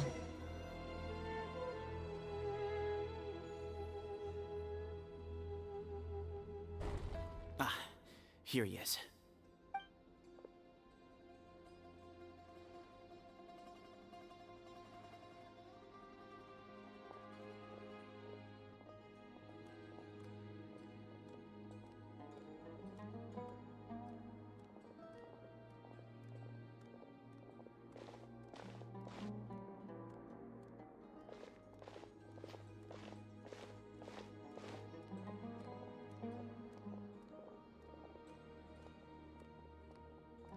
Grandfather, the person you wish to see is here. Well done, Sethos. Greetings, one and all. I am Ba Moon, the current leader of the Temple of Silence.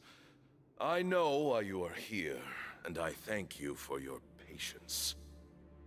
Bring him out.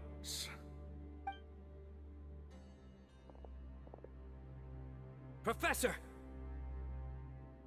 Cyrus, are you okay?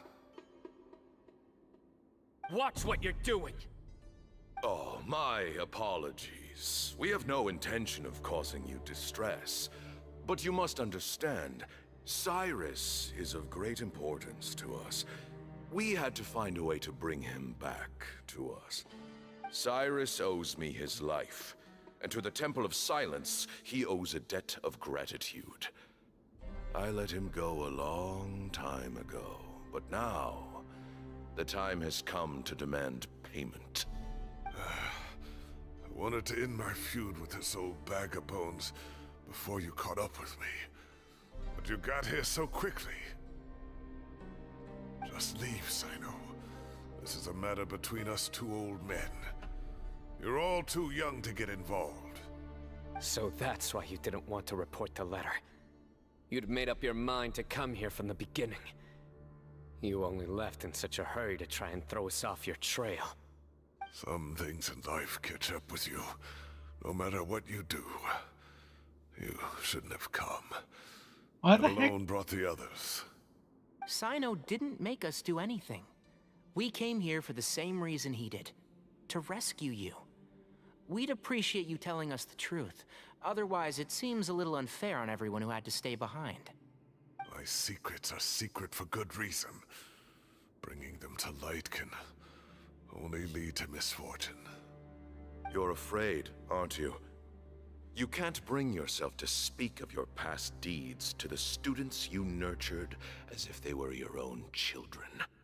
You recognized our emblem because for many years you lived among us.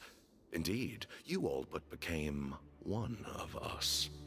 You knew as soon as you saw the letter that we, not Uraka, were the ones speaking to you. It threatened you only because you know what you did. Your own guilt convicted you. For you, Cyrus, are a traitor. You once shared your learning with us, and joined us in our mission to revive the might of Hermanubis, to bring new hope, new opportunity. But then you betrayed us. You bargained for your independence with your past contributions. And then you left, taking with you Hermanubis' might and the wielder of his power. We both know what I said to you that day. That as the leader, I grant you permission to leave, but that one day, the sands of time will catch up with you. And when that day comes, you must pay the price you owe. Dang! You really know how to hold a grudge. Hermanubis' might? And the wielder of his power? Does he mean you? Professor, anything to say? The moon is right. I came here once before. He rescued me from the brink of death once, many years ago in the desert. When he learned that I was a scholar, he invited me to come here and revive the might of Hermanubis together. It was a great, daring plan, and one shrouded in secrecy. The Temple of Silence had been bereft of Hermanubis for too long. The strength of its faith and its warriors were waning. Bamoon proposed that we implant bar fragments, shards of Hermanubis, into the bodies of suitable vessels. If the experiment was successful, the spirit of Hermanubis would then dwell within the vessel. Many believers volunteered themselves for the experiment. But we soon discovered that the bodies of grown adults could not withstand Hermanubis' power. In the end, Bamoon offered his own adoptive grandson. One other child was identified as a suitable vessel, and his parents agreed to release him into our custody in exchange for a small fortune. These two children were our only hope for hosting Hermanubis' power. For many years, the Temple of Silence had been in possession of 2 Ba fragments from Hermanubis. As remnants of his raw power, they were exceedingly rare treasures. The test subjects were sent into a room that had been prepared for the ceremony, and instructed to approach the Ba fragments, whose power had been amplified. If, after some time, this power did not repel them, this would mean that they were suitable vessels. The original plan was for a 3-stage experiment: resonance, implantation, and recovery and observation. The resonance stage went quite smoothly for both candidates. As the 2nd stage began, I realized a decision had to be made. Should we implant the fragments one at a time? This would allow us to monitor the results after the first round and adjust our plan accordingly. Or alternatively, we could implant each fragment in a different vessel at the same time and compare their effects. But as I was deliberating, both Ba fragments suddenly became active. They glowed with a light we had never seen before. I knew that if they were not implanted right away, they would disintegrate and be gone from the world for good. Our 2 vessels had both displayed great promise by successfully resonating with the fragments. Under the circumstances, the thought of implanting both fragments into the same vessel seemed out of the question.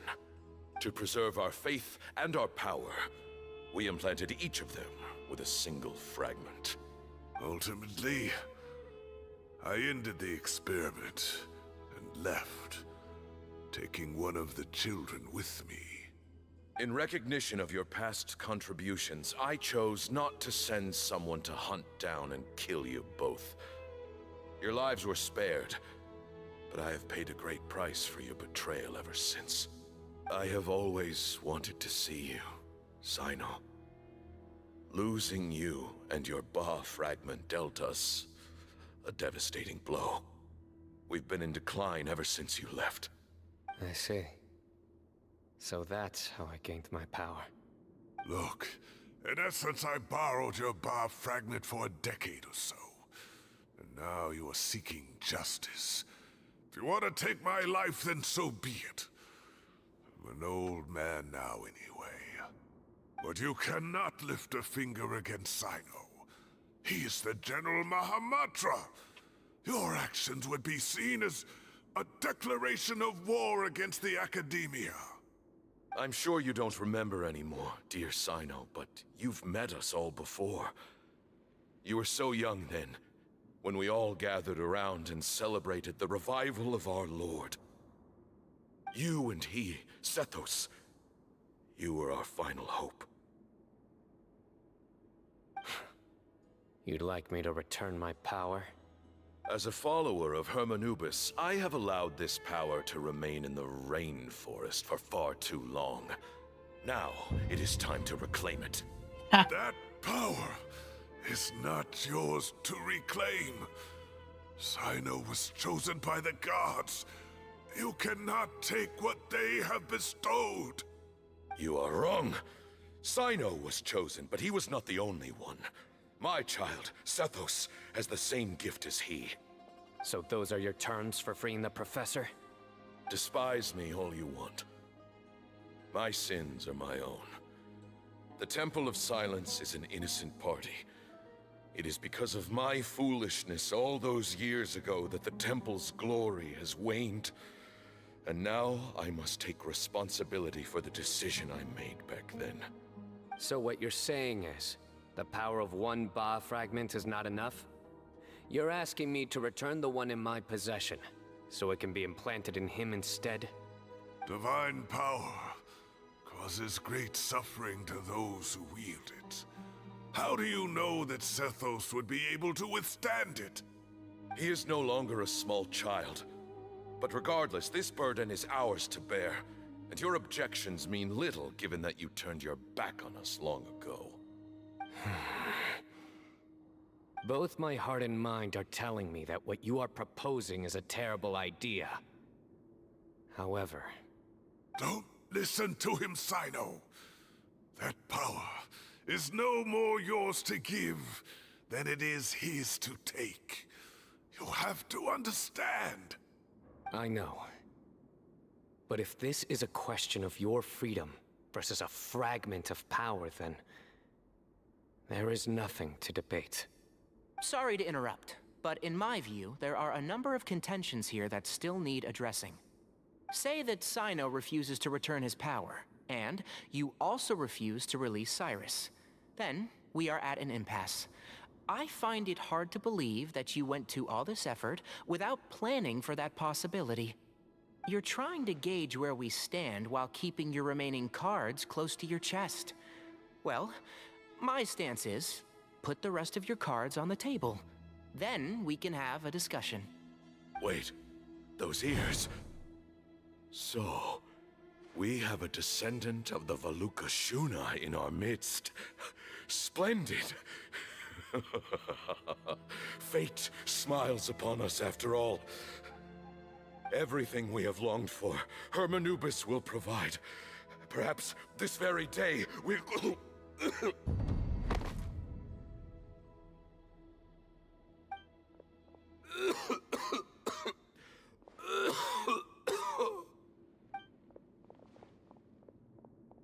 Why is he coughing so much? He looks like he's in really bad shape.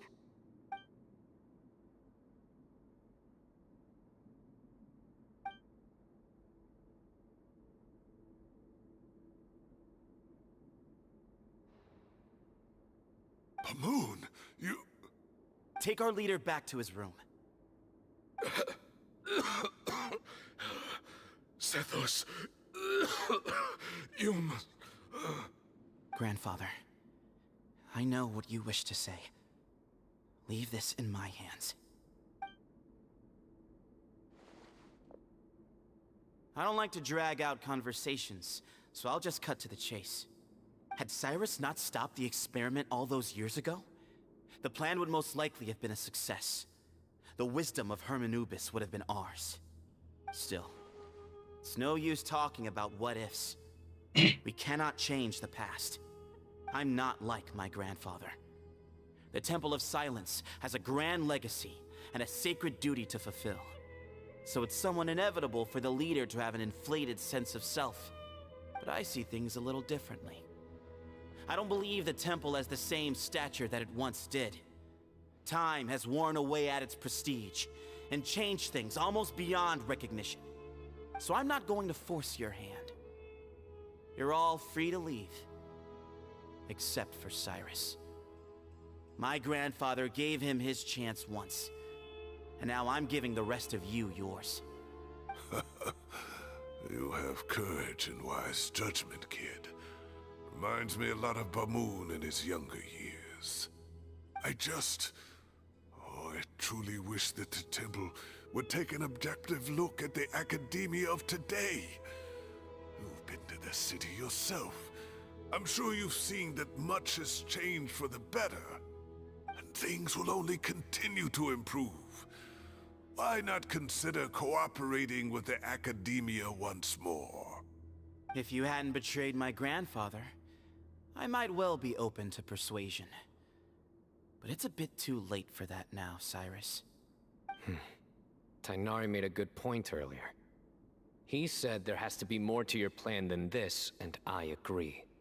All you and Ba Moon are after is the Ba fragment. The professor will accept whatever fate you deem fit for him out of a sense of guilt. I am the one who has a choice to make. And that's how it was always going to be. Ultimately, you want to trade the Ba fragment for the professor, correct? I'm glad to see you're giving it some serious consideration. I won't forsake my professor. Nor do I intend to run from a problem that I must face sooner or later. Give me one night to make my decision. That works. Then I'll be waiting to hear your verdict, Sino.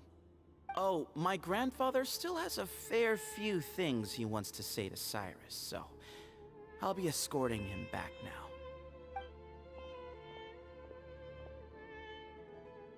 Are you sure about negotiating with him? I need to think this through. Everyone, let's meet again later tonight. Until then, take some time for yourself. Alright, well, don't put too much pressure on yourself, Sino. If you need any help working things out, just come and find us.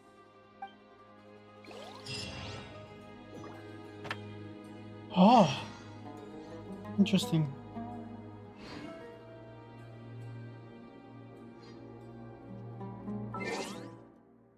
Sure, I'll wait until then. There.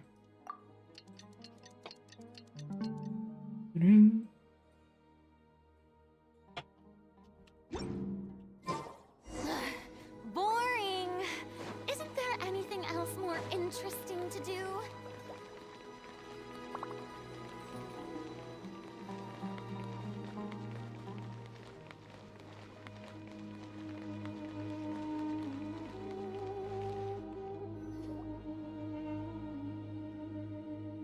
I've taken some time to reflect on this. If I had to guess, Professor Cyrus came to the desert knowing that he would almost certainly never return. He's a stubborn man who tends to double down when he feels strongly about something. We won't get anywhere trying to convince him to escape. I agree. My master Nephis says the same thing. Once Cyrus makes up his mind about something, he won't listen to reason. So that's one thing. A few other things come to mind too. You've heard all you need to hear about the Temple of Silence. So on that, I don't have anything to add. My own memories of this place are hazy though. Probably something to do with the overpowering presence of the Ba fragments. That might explain why I suffered from constant headaches and fevers as a child. I do remember having some fleeting moments of profound emotion when vague images would appear in my mind. But I don't recall much, only bits and pieces. I was still young then, and all I could understand was that there was a strong will inside my mind. Thinking back on it now, I suppose it was Hermanubis' way of trying to encourage me, even if we couldn't communicate. The power that came to inhabit my spirit was probably one of the cornerstones of their whole faith. So if the will and might of Hermanubis is a real, intangible thing, and they are its rightful worshippers, then... You're not gonna give in to their demands, are you? Surely there has to be another way! No. I have no intention of returning it. I need this power to protect Sumeru. But the temple has the right to make the final decision over its fate, since it belongs to one of the 7 pillars of King Deshret. So I will challenge them head-on, and win the right to wield this power for myself, fair and square. This reminds me of something Alhaitham mentioned to me just before we left. He said that the Temple of Silence was originally founded by the ruling elite of the day. Traditionally, such organizations are bound by a strict and ancient code of nobility. Kaveh has made similar observations about the desert tribes from his work trips there. He says many of them have their own internal rules. They talk about the importance of never dishonoring their tribal bonds, or the rules laid down by their ancestors. I think we could turn that to our advantage. Go back to them with a proposal of our own. Wow, and just like that, we've turned the tables on them! Looks like we have the same idea. Turn it back on them now while we still can, in terms that they cannot refuse. That's how we win this.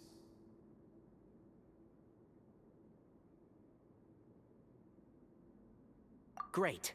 And I know just how to start the conversation. Let's go find Sethos. We'll tell him that I know a thing or two about medicine and would like to take a look at his grandfather's condition.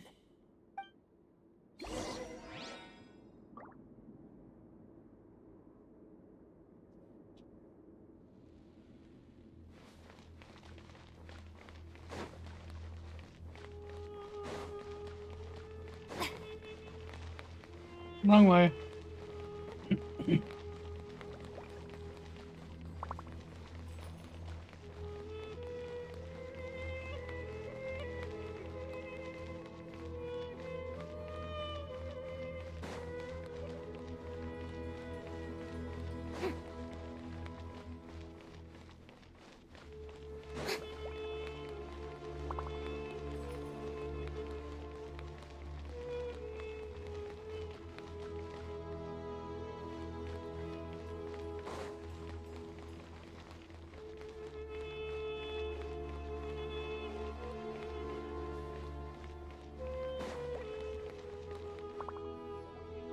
Sethos, let's talk. Have you made up your mind? We'll get to that, but first, I have some degree of medical training, so I was wondering if you might let me take a look at your grandfather? I have no objections, although we do have our own doctors here. I doubt you'll be able to tell us anything we don't already know. Only one way to find out. Follow me. Keep your voices down. We don't want to disturb him.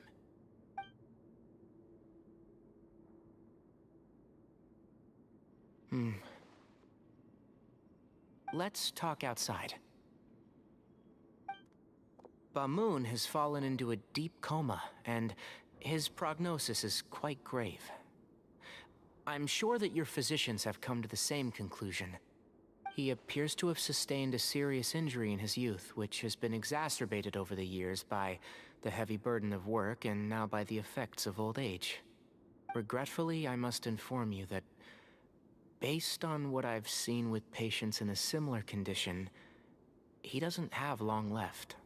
A few days at most. Yeah. I've known for a long time. You're his heir, aren't you? You clearly have a lot of respect for the man, but you also see things differently. You have a broader range of concerns and a more pragmatic approach. So tell me how we can end this on your terms. Let's find a way to bring all this to a resolution while Bamoon is still alive to see it.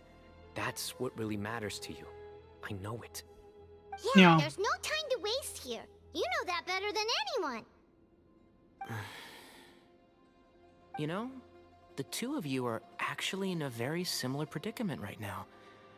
Both of you have a very different perspective from the men who raised you. Right. And you didn't create this situation. They did, but somehow you've ended up having to make the tough decisions. You're right. We both look at this problem very differently than the people we inherited it from. I accept, Sino. This all began because of Hermanubis. So let's end it with the rite he himself created. Legend has it that when Hermanubis first arrived in Tuletula, he sparred with the city's residents. He and his two companions proved their mettle by fighting over several days, winning the support of many fine people. That group of supporters were some of the first members of the Temple of Silence, and the sparring matches were enshrined as one of our founding rites, the rite of duels. It's where it all began. Sounds very fitting. I'm in. As a fellow vessel of Hermanubis, your ties to the Temple of Silence run deep. So I will permit you to participate in this rite, along with your chosen companions. 3 against 3. Sounds good. However, I have some additional terms. As the challengers, you must win all 3 of your fights to win. And Sino, both of us must put our Ba fragment on the line. The winner takes them both. Letting Cyrus leave with one of the Ba fragments was a mistake, made by my grandfather out of pity. It is a long-standing issue that must be addressed for the Temple of Silence to move forward. I can make no concessions on that front. None needed. We're on the same page. If I win, the Temple of Silence must release Cyrus, and consider this past dispute resolved. If you win, I'll return my power to you. It's a deal. Then let's meet at the ceremonial hall tomorrow evening, 8 o'clock.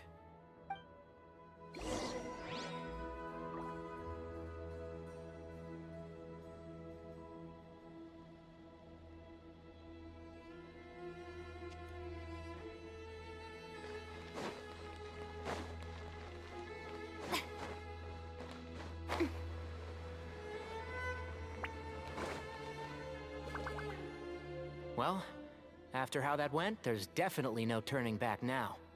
There never was. Turning back hasn't been an option for me since the moment the professor slipped away to return to the desert. You have to win. You need this power, both as General Mahamatra and for yourself. Yeah, that's right! Besides, it stayed with you ever since you were a small child. Surely that's a sign it thinks of you as its rightful owner. Both as General Mahamatra and for myself. Yeah, when you put it that way, I've had to overcome a lot to tame this power and claim it for myself. Not everyone could have done that. Exactly!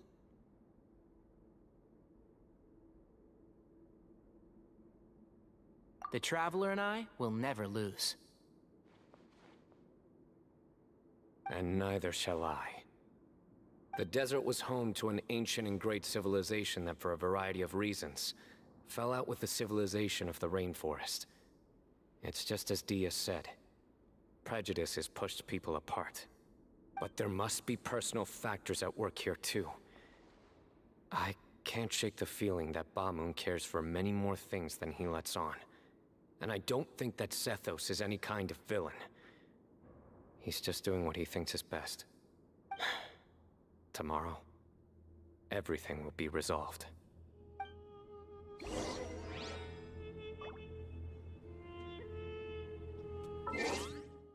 Again, time powers away.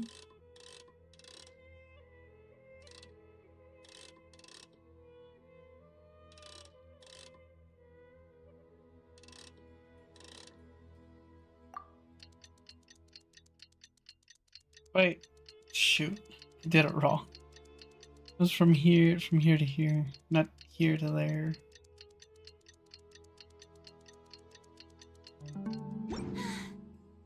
Being too popular can be such a hassle. Who knew the people would adore me?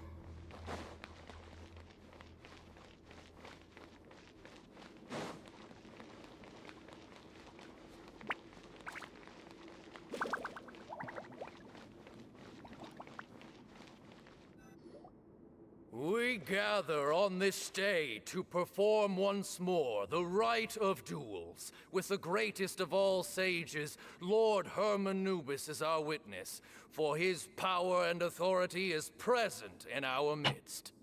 This is our most sacred of ceremonies, and no disruption from the audience shall be tolerated. It is incumbent upon all to observe the duel with the utmost respect and reverence throughout the proceedings. Representing the Temple of Silence, the Defenders.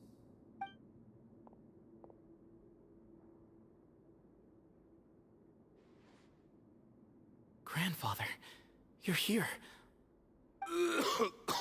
A rite of duels after all these years.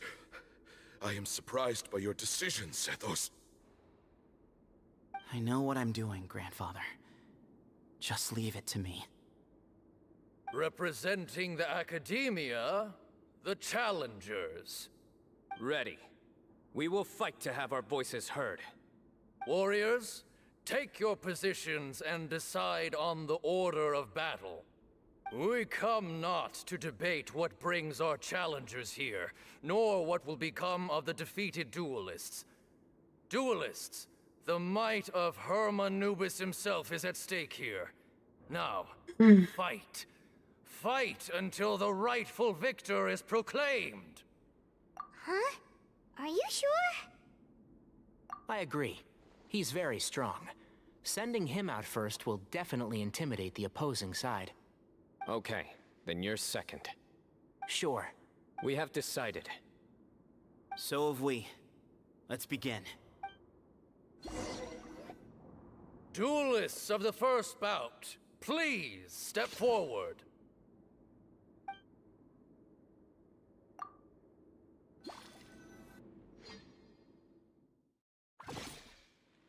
Let me using the travel. I am. Hey, you there! You better play nice with them or Paimon will make you regret it! A little bit too much chatter from the audience over there.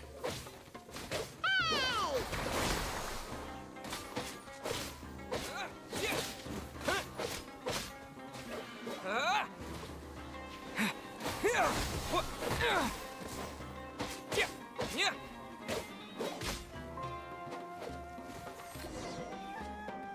A swift end to the first bout. I now invite the duelists of the second bout to please step forward. When you're both ready, you may begin. Let's begin. Oh, am I using Kainari? He drank plenty of water before the bout, so we should be fine.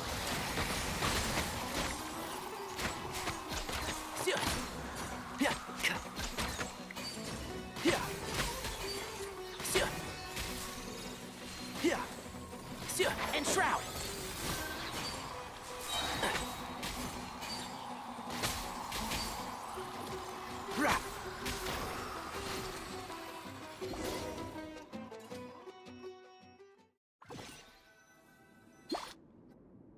Thus ends the second bout. We will now move to the third bout. Duelists, please step forward. I'm ready. So am I. This is the final stage of the rite. I remind you both that the terms you agreed upon in advance are binding. When you're both ready, you may begin.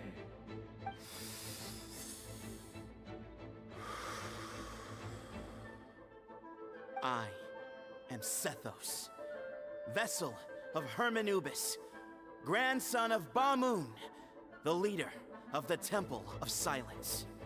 For many years, we have kept our covenant with Lord Hermanubis by guarding the secrets of King Deshret. And even in our darkest hour, when we could not see a way forward, we chose not to abandon hope, but to embark on a brave new experiment so that we might prevail. We earnestly sought Lord Hermanubis' wisdom and power, longing to see his spirit and his light descend upon us. Now, I will fight to become the rightful wielder of that power! I am Sino, General Mahamatra of the Academia, student and successor of Cyrus, the Sage of Spantamad. I fight in defense of my power, my professor, and my nation.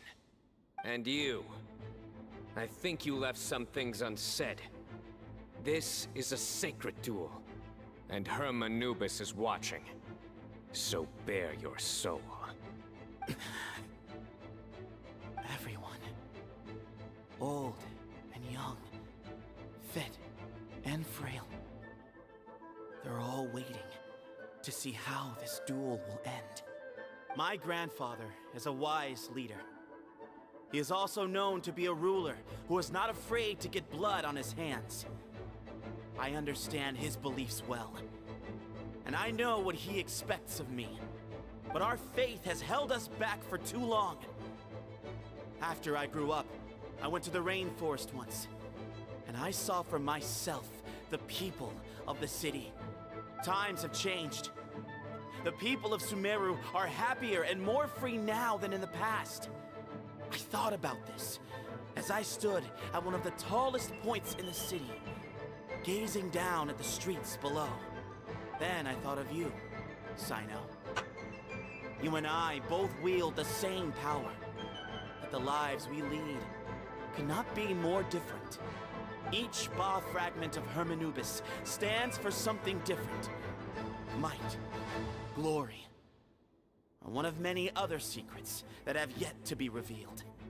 I once thought that the nature of our fragments must be what makes us so different from one another.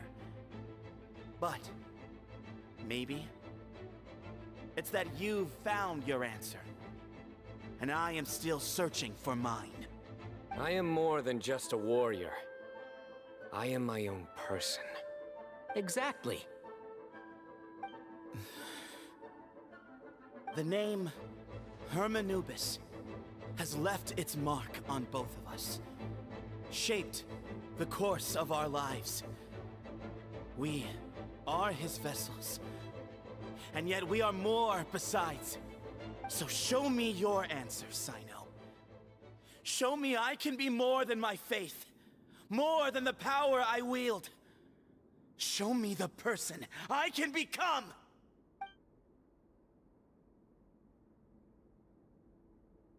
Bring it on!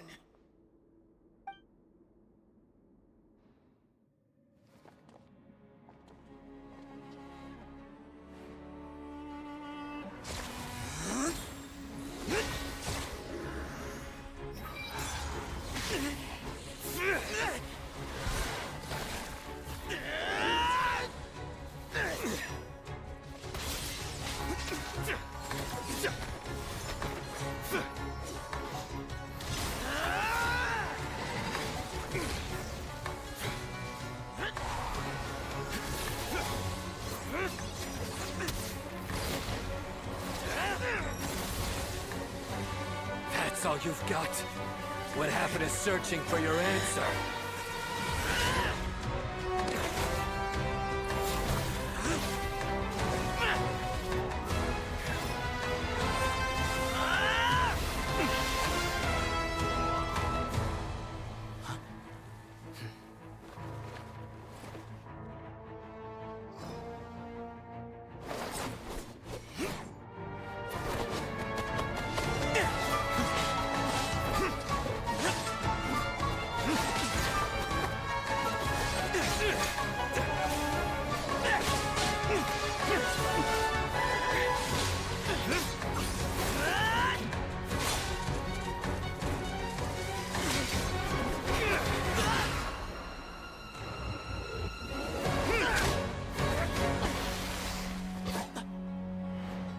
fight's over. Do you yield? You won. Well then, looks like you found your answer.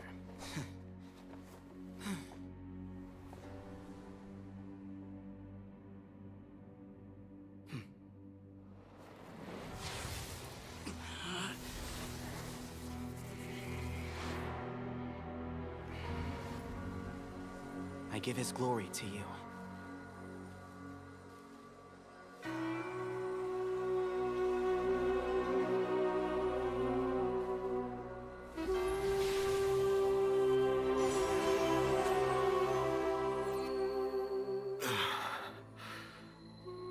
I've seen that light. That is the light of our Lord, the great Hermanubis, priest over all other priests. His spirit dwells within that lightning, and his will lives on. Once a warrior of Tynar, he emerged from the barren desert sands to serve the god king Al-Ahmar. After the death of the god king, Hermanubis gathered his followers and the Tynarian priests and led them to the city of Tule-Tula. There, they founded the Temple of Silence, and from that day forth, we became stewards of all knowledge that survived from King Deshret's civilization. Barely a century passed before war ravaged the desert. One by one, Eremite leaders took up arms against each other in battles that would devour what little remained of their civilization. Only the wise city of Tule-Tula was spared under the guiding hand of the Tynarians. But peace did not last. Coveting the knowledge of King Deshret, the beasts set their eyes on Tule-Tula. The king of Gurabad laid siege to the city and ordered the sages to surrender to him the Temple of Silence as proof of his victory. The ruling elite colluded with their oppressors, betraying the temple so as to hold on to their rule over the city. They declared that the knowledge guarded by the temple was the true cause of corruption. These were dark days, and we faced enemies on all sides. Our Lord had long since exhausted his strength, keeping the forbidden knowledge introduced by King Deshret at bay.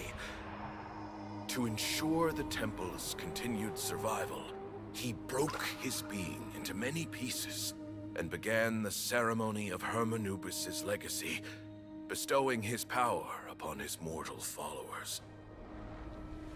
With this power, the temple was able to defeat the tyrant's army. Yet, we were not hailed as heroes. Strange and unfamiliar as this power was, it struck fear into the people's hearts and drove them to reject us.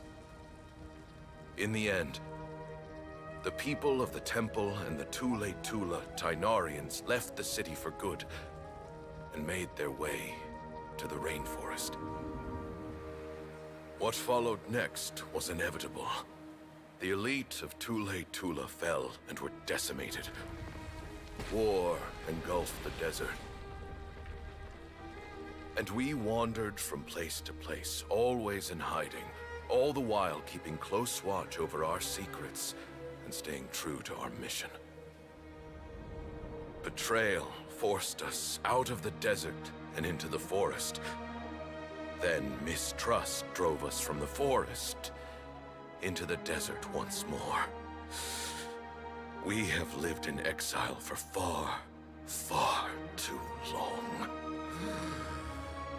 Yet, today, the Temple of Silence has borne witness to the glory of Hermanubis once more.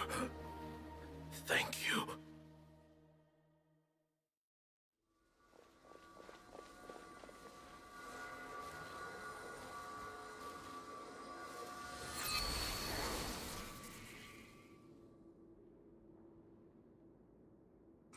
is it? Do you feel okay?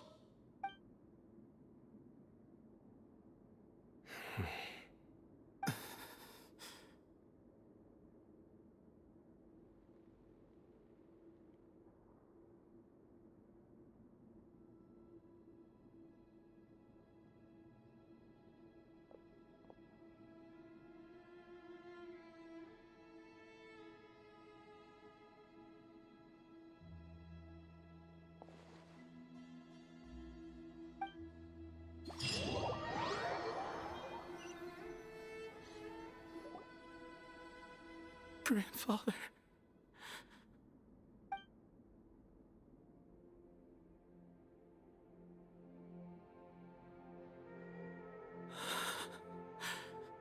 Hey, Sethos.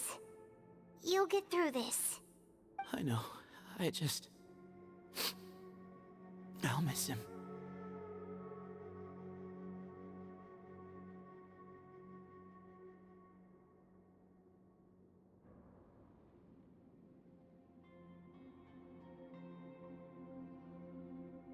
I guess you were prepared for this.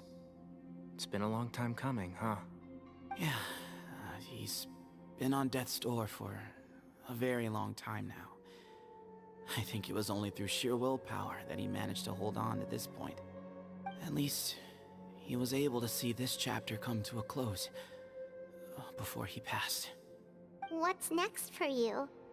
Per my grandfather's last wishes, the Temple of Silence should submit to whoever possesses the largest number of Hermanupis fragments.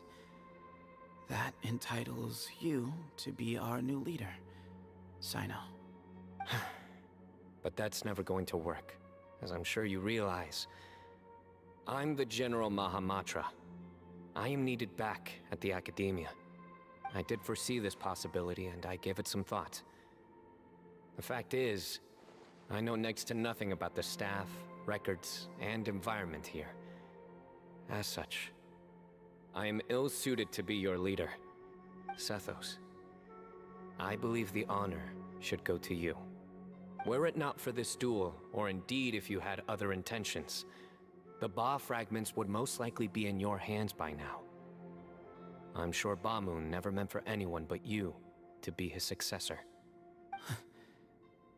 You really think so? I do. Still, I didn't think Bamoon looked very surprised by the final result. Perhaps he had an inkling that this would be the way things end. Well, in any case, since the Ba fragments are with me now, I guess I can call the shots.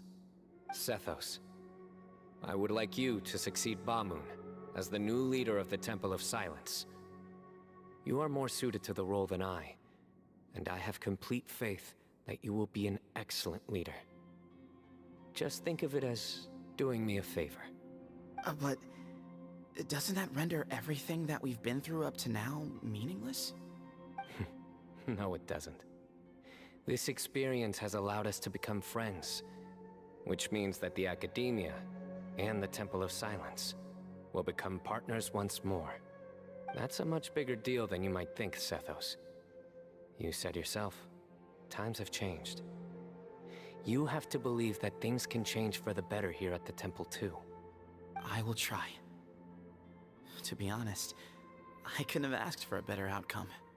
Actually, part of me wonders whether Bamoon's intentions from the very beginning was just to create enough pressure to force us towards a duel. That way, no matter who won, one of us would have to surrender our Ba fragment, and the power of Hermanubis would be concentrated in one single person. Had you won, the Temple of Silence would have doubled its strength. And were I to win, he correctly anticipated that I wouldn't suddenly drop everything to become the leader of the Temple, much less integrate the Temple into the Academia by force. He knew that the Temple's future would depend not just on the guidance of Hermanubis, but the support of the Academia too. So he made it his responsibility to ensure his successor would be free from the burdens of the past. His plan meant that whoever ended up succeeding him, they would have an easier time interacting with the Academia. With one single letter, he lured out the professor. No matter what happened after that, It would result in a net benefit to the temple. And here I thought the General Mahamatra wouldn't care for all these trivial details. You're absolutely right. Grandfather and I considered this from every angle. We had to find a way to mend our relationship with the academia. In that sense, the right of duels was just a means to an end. Thank you for everything, Sino. As a gesture of our gratitude, to those that you and Lesser Lord Kusanali deem worthy, I will grant the honor of access to the Temple of Silence for their pursuit of knowledge. The Temple of Silence has a wealth of information on King Deshret's civilization, more than any other organization in existence today. In times when you need information that only we can provide, we will be here to support you. But you must be exceedingly careful with your selection of candidates, lest you lead humanity to repeat the same mistakes. By the way, Tainari, my grandfather was so happy to see you. You are a descendant of the Veluca Shuna, and we are the heirs to the will of Hermanubis. The story goes that King Deshret chose the sage Hermanubis from among the Tainarians and appointed him as his familiar. He went on to fight many valiant battles with his Tainarian companions. They always stood by each other, from the founding of the Temple of Silence to the fall of Tuletula. The Tainarians who left Tuletula joined their human counterparts in the rainforest. A few centuries later, when some of the group returned to the desert, many of the Tainarians chose to stay and put down roots in the rainforest. In all likelihood, those were your ancestors. How fascinating. My father once mentioned that I was named after the Tainarians, but I never knew that my forebears had such a history with the Temple of Silence. I like this story. By the way, I like has this anyone story. seen Cyrus? Yes, Cyrus. You'll probably find him in my grandfather's room. He wouldn't show it in front of me, but I think he still has many fond memories of my grandfather. If it's true that you and your grandfather really planned for everything to turn out this way, then I guess he didn't really resent Cyrus as much as he appeared to. Who knows? Perhaps all of us. You, me, and Cyrus. We're all just pawns in my grandfather's plan to set things straight. He was awful like that. Someone's got to make the decisions when history is at a crossroads. I will make a detailed report on all of this to Lesser Lord Kusanali, and arrange for an official delegation from the Academia to come and meet you in the desert. I'm sure you'll have lots to attend to in the days ahead.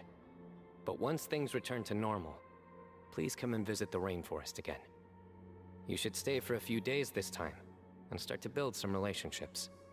If we're going to work together, both sides have to get to know one another better. I will.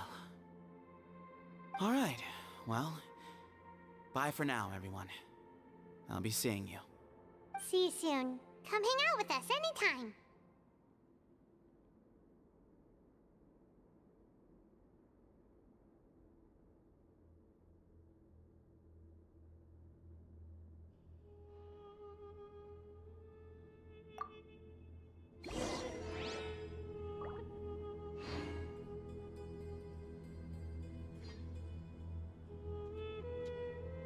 Well then, turn to the academia.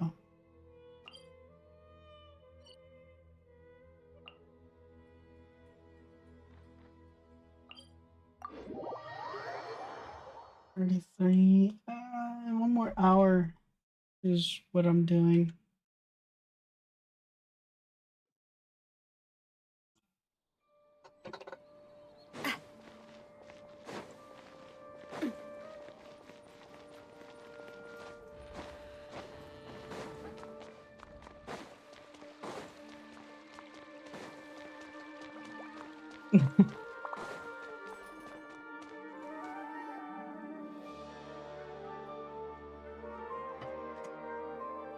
What were you thinking gallivanting off into the desert alone at your age? What if you take the bucket, You told not a soul what you were up to, designated nobody to handle your affairs, and left everyone scrambling frantically to try and figure out how on earth to clean up the colossal mess you'd made. Oh, please, will you stop your yelling? What other choice did I have? What do you mean, what other choice? Do you mean to tell me that after all your years of learning, and sagehood no less, the only idea you could conjure up in that white-haired walnut of yours was to shoot off into the unknown like some hot-headed 20-year-old adventurer? A one-man suicide mission, hmm? That's the best idea that one of the finest minds of a generation could come up with, is it? It astounds me that you survived the journey, and you're lucky that Ba Moon didn't finish you off when you arrived.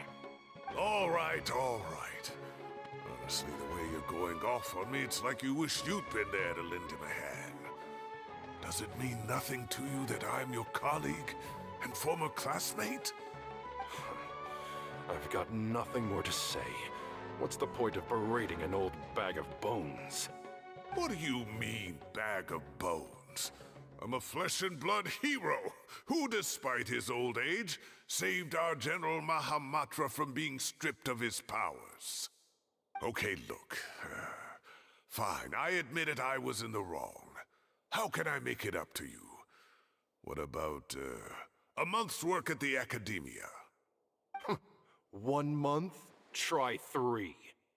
Inari's master is really laying into Cyrus. Let's give them a wide berth.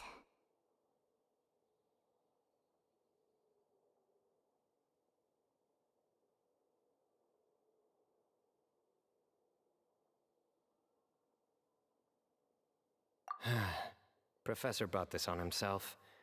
Don't pay any attention to him. Wow, I haven't seen Master get this riled up in a long time. The last time he chewed someone out like this must have been back when I was still a student. I think I'll go around and update everyone. Tell them the situation's resolved. Want to come with me? We can go for dinner afterwards. My treat. You in? Makes sense. I'm in.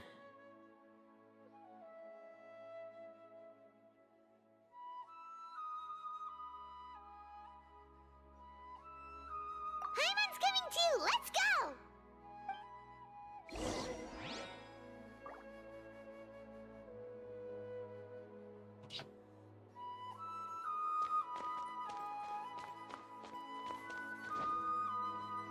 Kale? Barzwan? Hey, Kale. You're back! Well, look who we have here. Would you Hi, mind Miku. explaining to me what has been going on this past few days? I heard you all ran off into the desert and got embroiled in a major catastrophe. All taken care of. That does not answer my question. How could you be so careless? That goes for you as well. Sorry. Yes, and you too. When you run into problems, you really ought to ask for help, you know? I've been around the block. Don't you think it would have made sense to involve me? And let's not forget, I know the desert like the back of my hand. Now would not be a good time to attempt to argue with Farazan. You're right. Mm-hmm.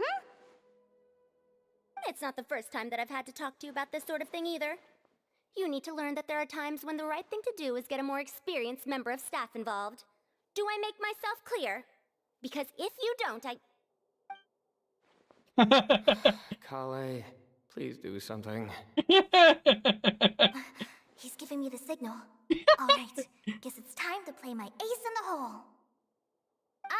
Say, Madam Farazan, I can see you're pretty upset, but, I was just wondering, remember that time you offered to give me a tour of the Academia? Does that offer still stand? Huh? Wait, did I hear that right? Kale, you remember? Wonderful. Well, of course the offer still stands. Come on. Madam Farazan will show you around the old classrooms.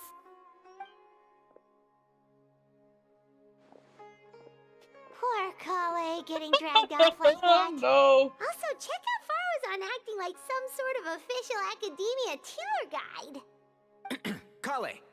Cup. Huh? What? Oh, right!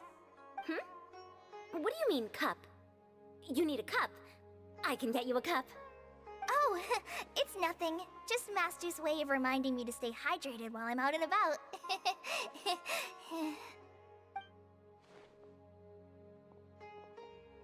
It's code for let's reconvene at the cafe. Tainari and I used it while we were in school, and it's become something of a family tradition now. Oh, that's kind of fun. That's cool. 2 people left. Let's bring them along too. He almost got caught in Bars 1. Oh no. Hey, do I have to go back up? Just came down. Oh.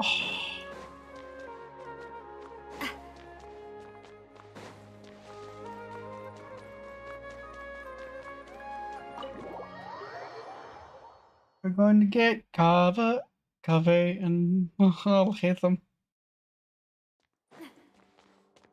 No, run!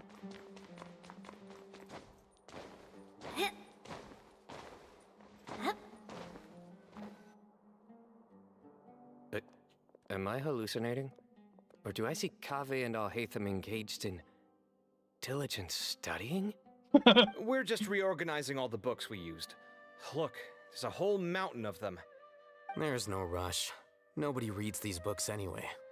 My sincere thanks to you both. Yes, with your help, we resolved the issue rather swiftly and painlessly. And the outcome was better than we could have hoped for. Yum. Yum yum.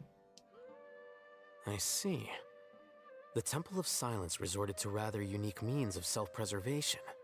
It explains how they managed to remain hidden for so many years. And it sounds like they managed to preserve a whole load of ancient documents as well. I'd love to go check those out if I ever had the chance. That day will come. The Temple of Silence is a hugely important organization, and we'll be sure to maintain good relations with them in the future. Now, as a token of my appreciation, I'd like to treat everyone to coffee. Sounds good. Yeah, sounds great. Although after the last few days, I don't know if I can handle another coffee. But I can just order something else. Sure. Let's go. Okay. To the cafe!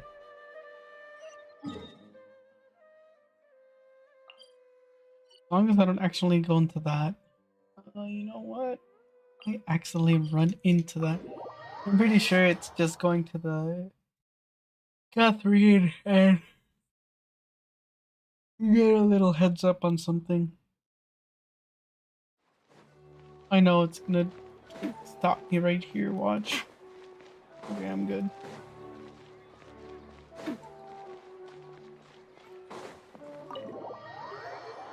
Bye, Coffee. Coffee hates me, though.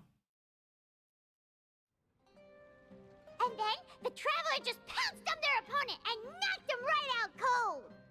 Then there was Tainari. He put up an amazing fight too. We ended up winning all 3 bouts. Whoa. Part of me wishes I'd been there to see it, but I'd have been biting my nails off worrying about you guys. A truly edifying account of the events. Bereft of detail, but it has livened up the room all the same.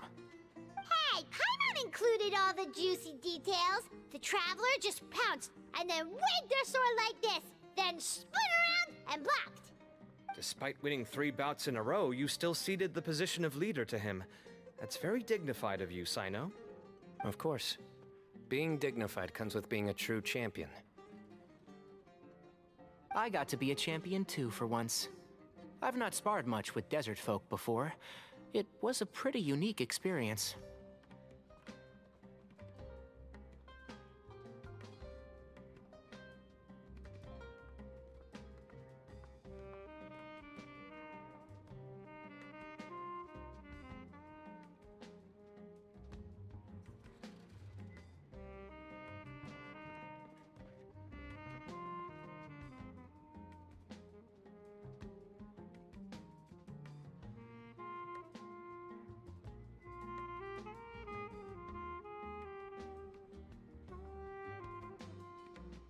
Yeah, huge place. It felt like something right out of an epic poem. Imagine this.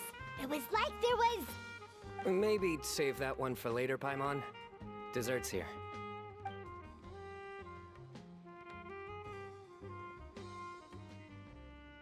I think that'll do me for today. Shall we stop off at the House of Dana again before heading home? We should probably finish putting all those books back. My thoughts exactly. See you around. I should get going as well. See you all later. Make sure you get some good rest tonight.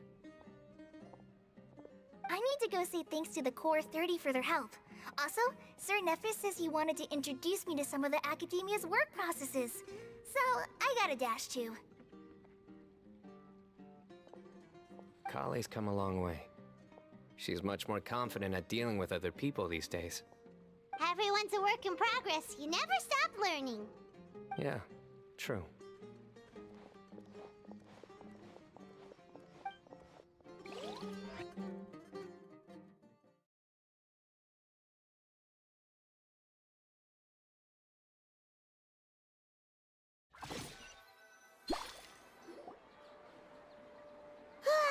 That was good. It feels like everything's finally wrapped up now. Life is all about these moments when you can finally relax and hang out with good friends after a job well done. And also those— Do you three have anything planned for the rest of the day? If not, would you come somewhere with me? That's a secret for now. Wouldn't want to spoil the surprise. Okay, I think I can guess what you're talking about. It'll definitely be a nice surprise. Well, now Paimon's curious. Come on, let's go.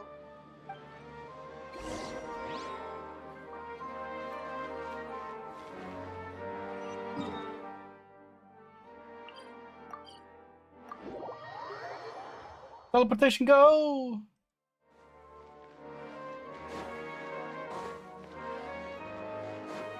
Right, Navia.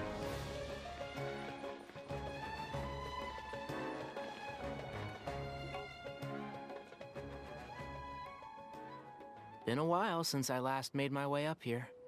Wow, look at this place! We're so high up! Need any help? As you wish. It's a nice spot, isn't it? What a great view! We're so high up, we can see for miles! Traveler.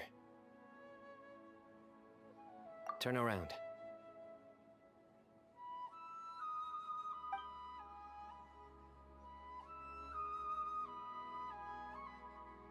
This is my secret base. Somewhere I only bring my best friends. When I was a student, I used to slip away and climb up here all the time, just to clear my head. I was quite young then, and hadn't made too many friends yet. Back then, I had a lot of the same questions that Sethos was asking. Who am I? Why do I have this power? And what should I be fighting for? Our gifts help us to find our rightful place in the world. That was my experience. And I'm sure Sethos will figure things out in his own time, too.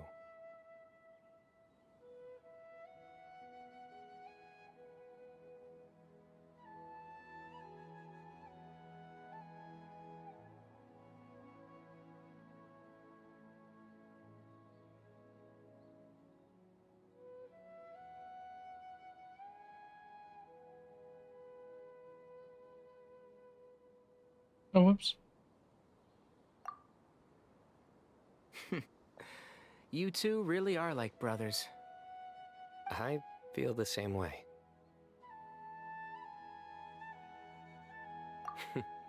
Of course. I see no need to be humble when it comes to the facts.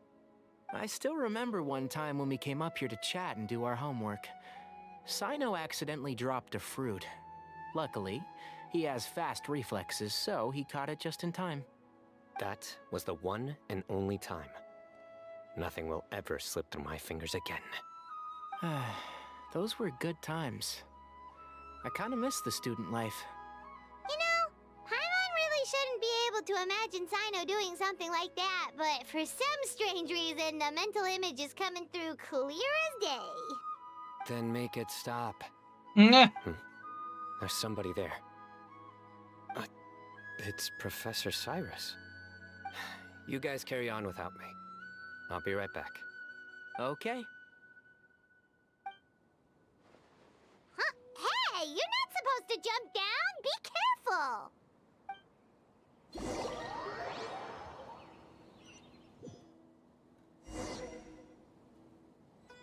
Sino?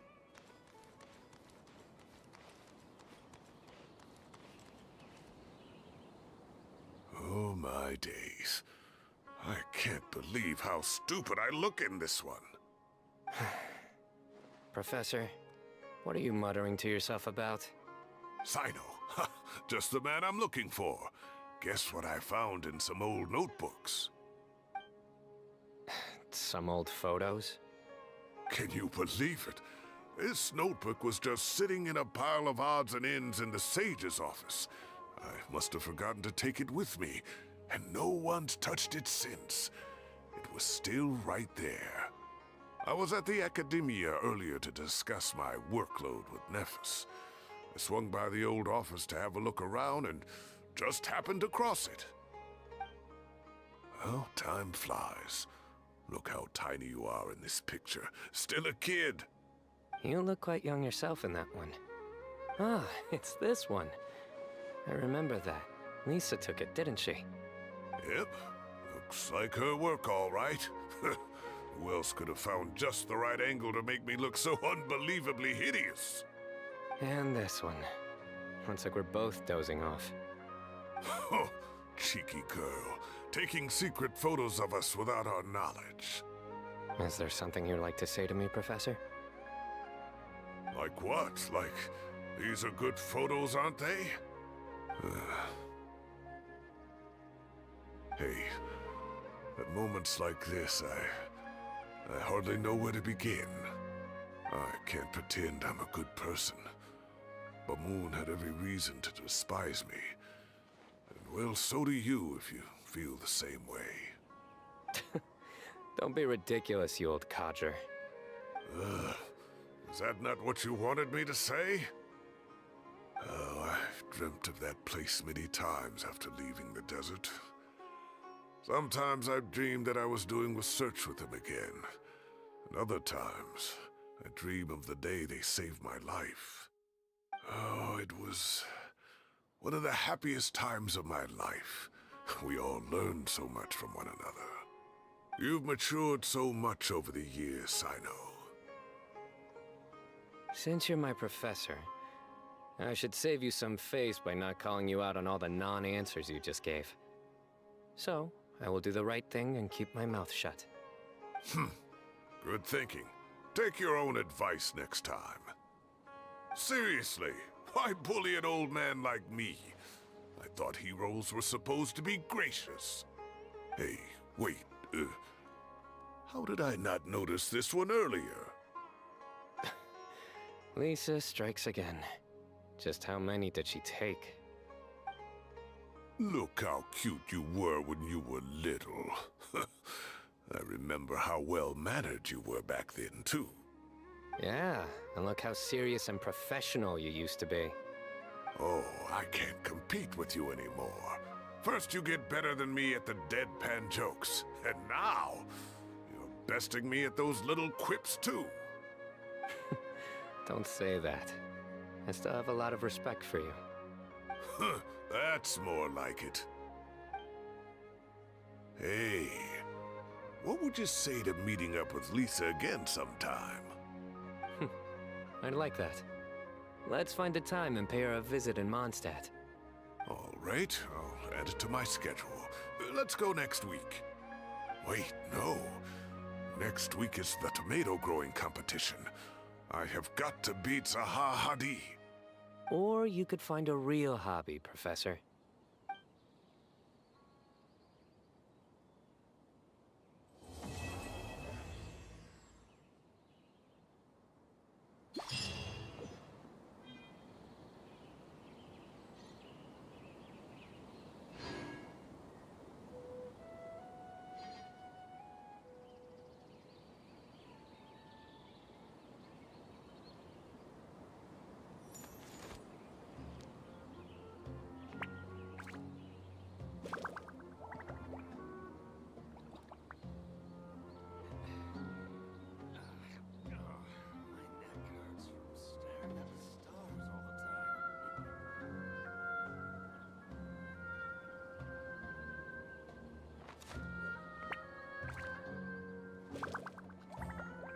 Yeah. I'm done. I can start on the next one, I think.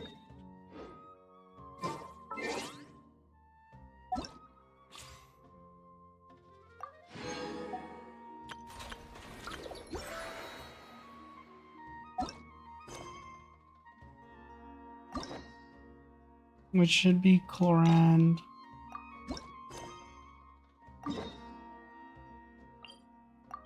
I think I can get some of this done.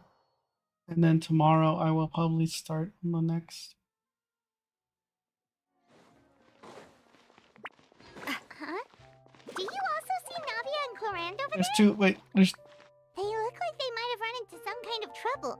Let's go check out what's going on. That's an imposter. Navia's right here, unless it's the Traveler. Oh, hi.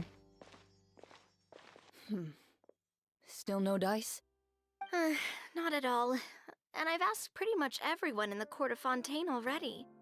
Lynette's ears drooped as soon as she heard that we'd have to be out and about for days on end. And Fremine, he hid himself under his helmet as soon as he realized there'd be people around that he didn't know. No, What about Lynette. Chiori and Charlotte? I feel like both of them would be more than up to it. I've asked them already, but they're both pretty busy right now. I just gave the members of the Spina a few days off, too, so I don't want to bother them either. This is getting pretty difficult. Navia, Clorand, what's up? Oh, I found a disc! Oh my. Well, if it isn't my dear partners, how are you all doing? Huh. Navia? Huh? Oh, you mean... Yep, this is our chance. Why are you looking at me like that?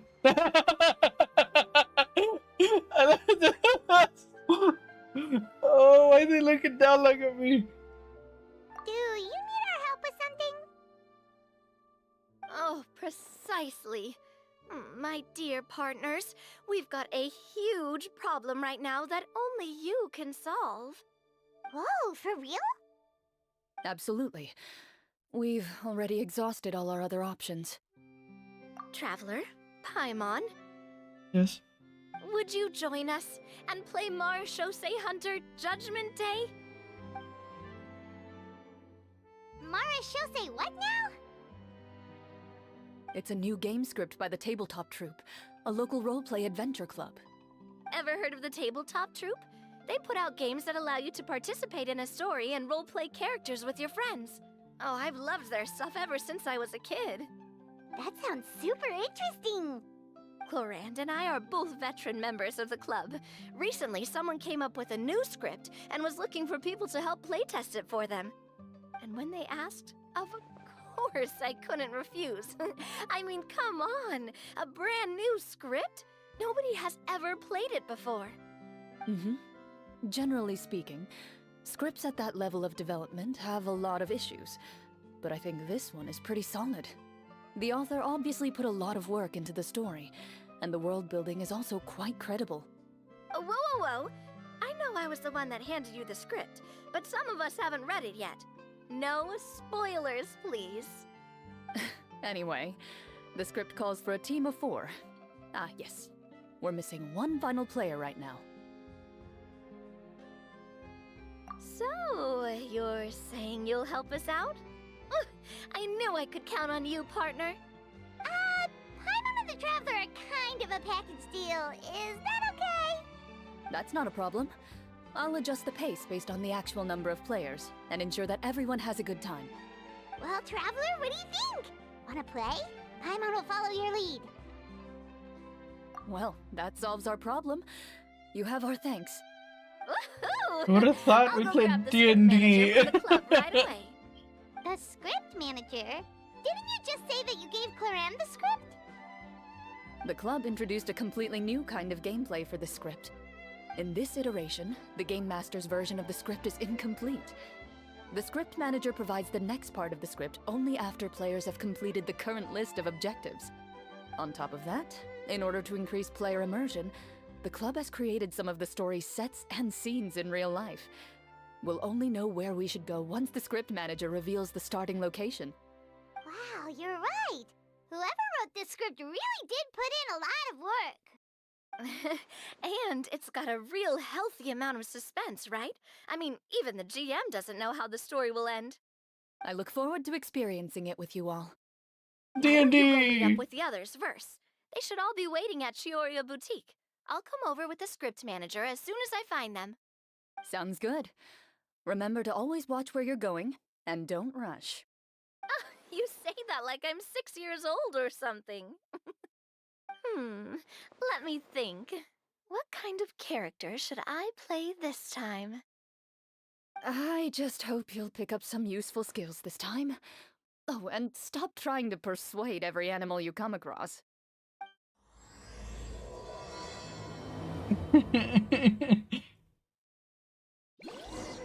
We're playing D&D. I see this. Thank you. Time itself.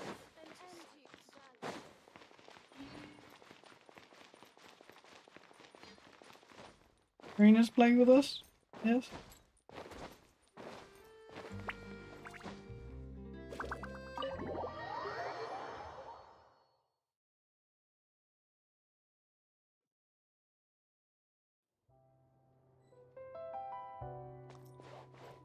I don't think we can actually come in here.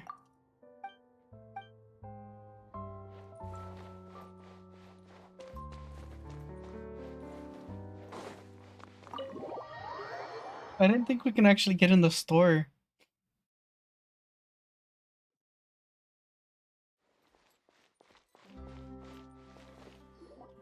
Farina! Sorry to keep you waiting.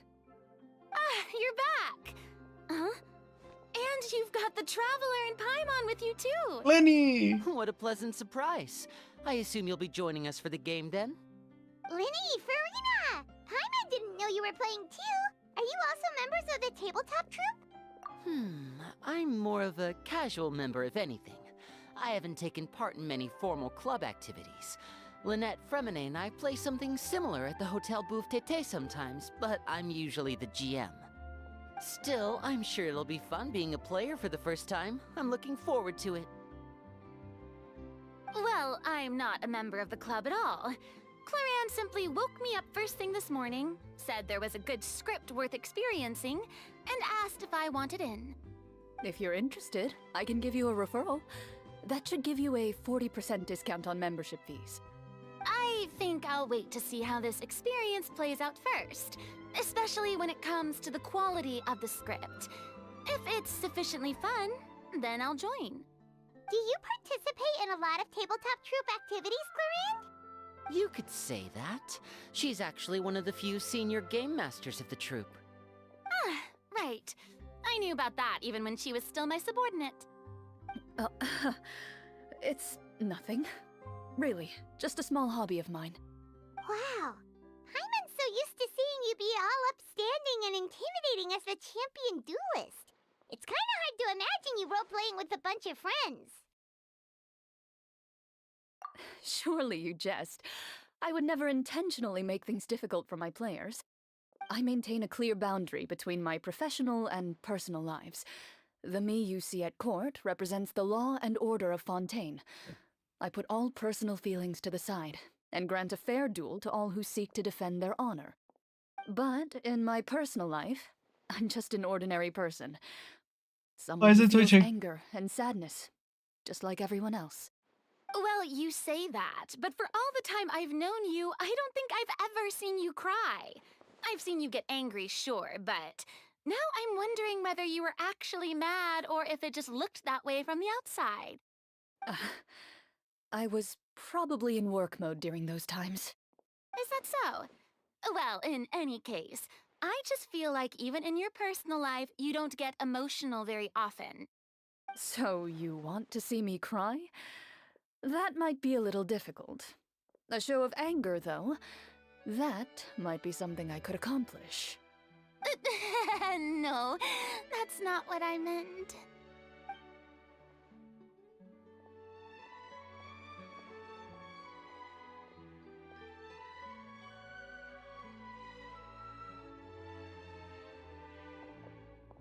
I'm back! Here, allow me to introduce you to the script manager, Mr. Florian. Pleasure to meet you all. Wait, are you a champion duelist too, Mr. Florian? Oh, no. This is just the costume provided by the club. I occasionally play a few of the roles in my scripts. That sounds like a lot of work. It's nothing. It's the least we can do to give the players a more immersive experience. Anyway, allow me to give you a brief introduction of the script. This script was adapted from the real history of the Marashose Hunters. You all will play the role of hunters from a bygone era and resolve a series of events unfolding in the capital. Paimon's not super familiar with the history of the Marashose Hunters. Is that a problem? Oh, no problem at all. I can give you a brief rundown. So, basically, Marashose Hunters were people who dedicated themselves to hunting monsters and protecting the city by using a special swordsmanship technique passed down over generations. Their story can be traced back to the ancient Remurian dynasty, as well as the first hunter, Cassiodor. But I'll leave the finer details for you to seek out and discover later. Mm-hmm. And I'll provide additional commentary as the story progresses. In that case, brave hunters, are you ready to set out on an unknown adventure? Whoa, just one sentence and it's like we're in the story already! Aha, I see many a determined gaze before me. Very well, head over to this location and begin your heroic journey. So, as we follow the story, it leads us to specific scenes? Ooh, sounds pretty innovative. What does the message in the envelope say? It's the exact location of the scene, as well as the formal permission to use the venue. Huh, seems like they have everything prepared. Please check all your belongings, everyone, and make sure you haven't forgotten anything. Once you're ready, please follow me to the designated location. Sounds good! Hunter Squad, move out! The only one who clapped is Farina.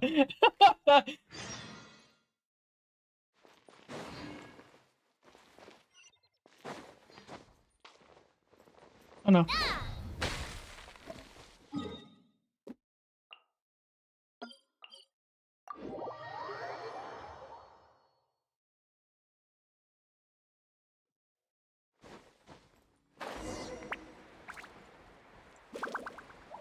Did the music glitch again?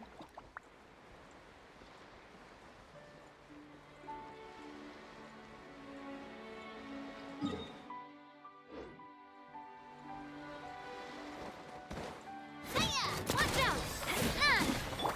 Strike a pop! Coming at you!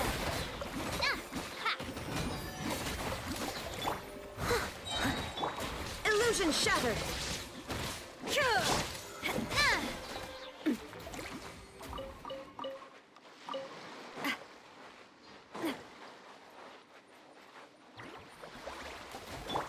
Shower me with praise!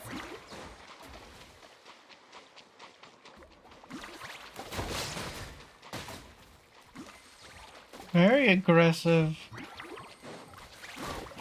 Ah, they're attacking everything.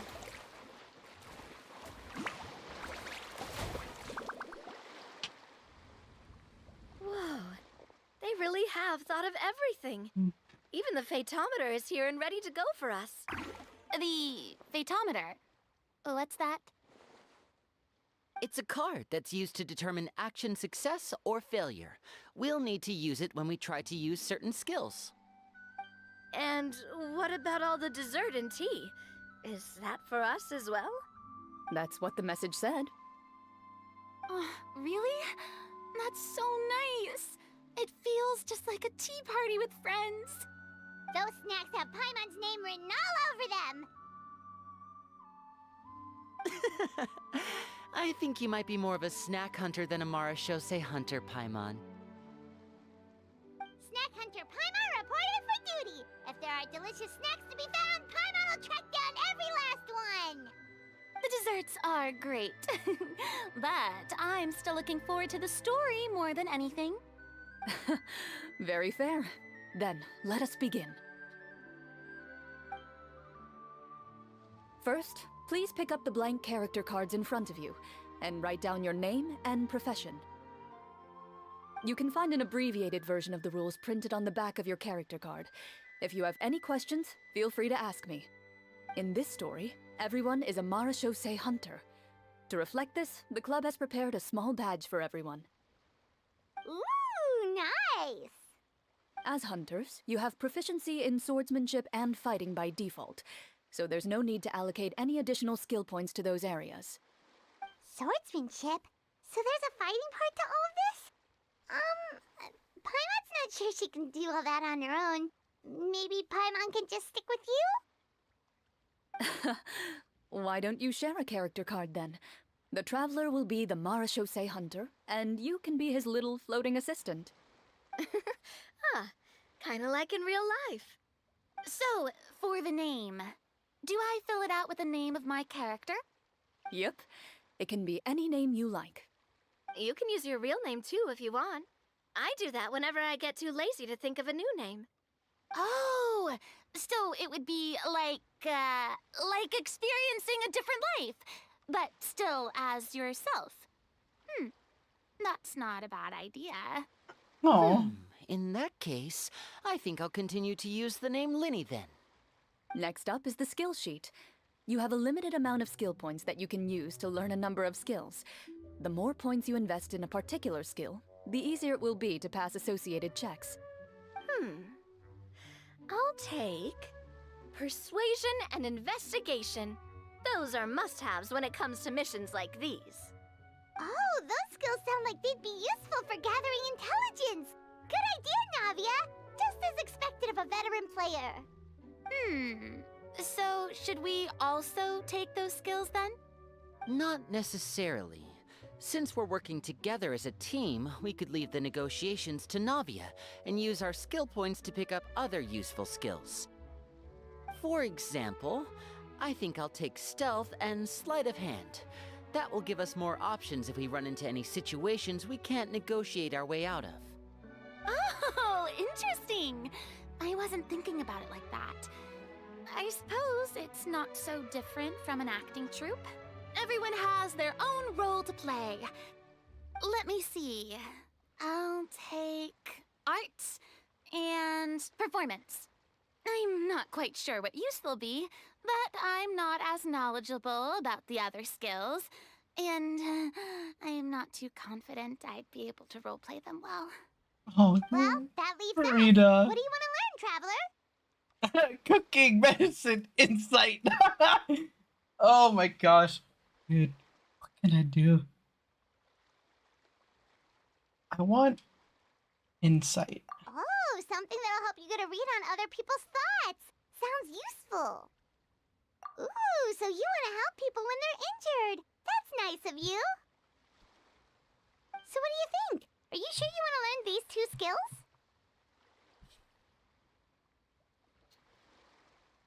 Or do I want to be a cook? Sure, what do you want to learn? Ha! Gotta say, this suits you really well. Nothing boosts morale like good food. Oh, something that'll... So what do you think? Are you sure you want to learn... Let's see. Oh, looks like you each have enough points to choose one final skill. You've all picked such classic skills. It's fine to go a little bit out of the box, you know. Why do I get the feeling she's getting ready to cause trouble? For example, this one here. Summon. Doesn't it sound super mysterious and cool? Where did you get the feeling she's going to cause trouble? Just now as well. The description says, this skill can be used under certain circumstances to summon characters or creatures that fit the script's world-building rules. The script's world-building rules, huh? But how are we supposed to know what a Marashosei hunter can summon? Oh, that's not for us to worry about, my friend. Just learn the skills that interest you, and the GM will take care of the rest. Yep. Alright, you've convinced Paimon. Let's learn summon then. Paimon can't wait to see what kind of thing shows up. Well, now that everyone's more or less finished creating their characters, we can begin. Since two of our players are doing this for the first time, though, let me ask. Would you like to play on easy mode or authentic mode? What's the difference between the two? Well, in role-playing games, the story sometimes changes based on the decisions of the players and the results of the Fatometer. For example, if you fail a check, that means you cannot use the target skill in that scenario. A critical failure may even result in further negative consequences.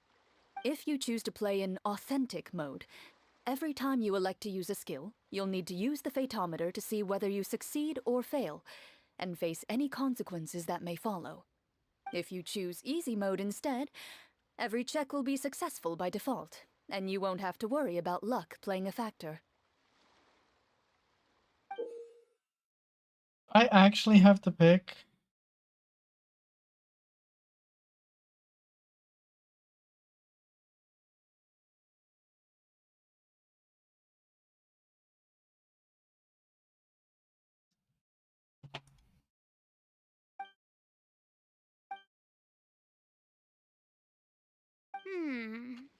Given that I'd like to focus on the story, I suppose I should pick easy mode. I'd feel bad if I brought the team down by failing my checks. Huh? Oh, come on. Don't worry about that. RNG is the lifeblood of role-playing games. I'm going with authentic mode for sure. Never knowing what you might have to overcome. Ugh, doesn't that sound exciting? I'd rather be mentally prepared for what might happen. Alright, then I'll mark down Farina for easy mode. All her checks will be successful by default. As usual, Navia and Linny will play on authentic mode. What about you, dear partner? How would you like to play? Are you sure? Trust me, you'll see the beauty of RNG. No, Navia, Honestly, I have the don't worst think Clorand RNG. would make things too difficult for us, no matter what the Fatometer says. Isn't that right, Clorand? No promises. That wasn't super reassuring. Well, anyway, enough talk. Let's get started. I want to experience at least a good chunk of the story today. Speaking of the story, why is the beginning scene on a beach? Well, that's because... a long time ago, back when human civilization was still in its infancy, powerful demons and evil sorcerers ruled over the land. They created a host of monsters and sent them to slaughter all humans in existence. That is a cool art Soon, design. a group of human rebels banded together. With their swords raised, they swore to brave the darkness, and in doing so, subdue each and every monster that sought their destruction. They became known as the Marashosei Hunters.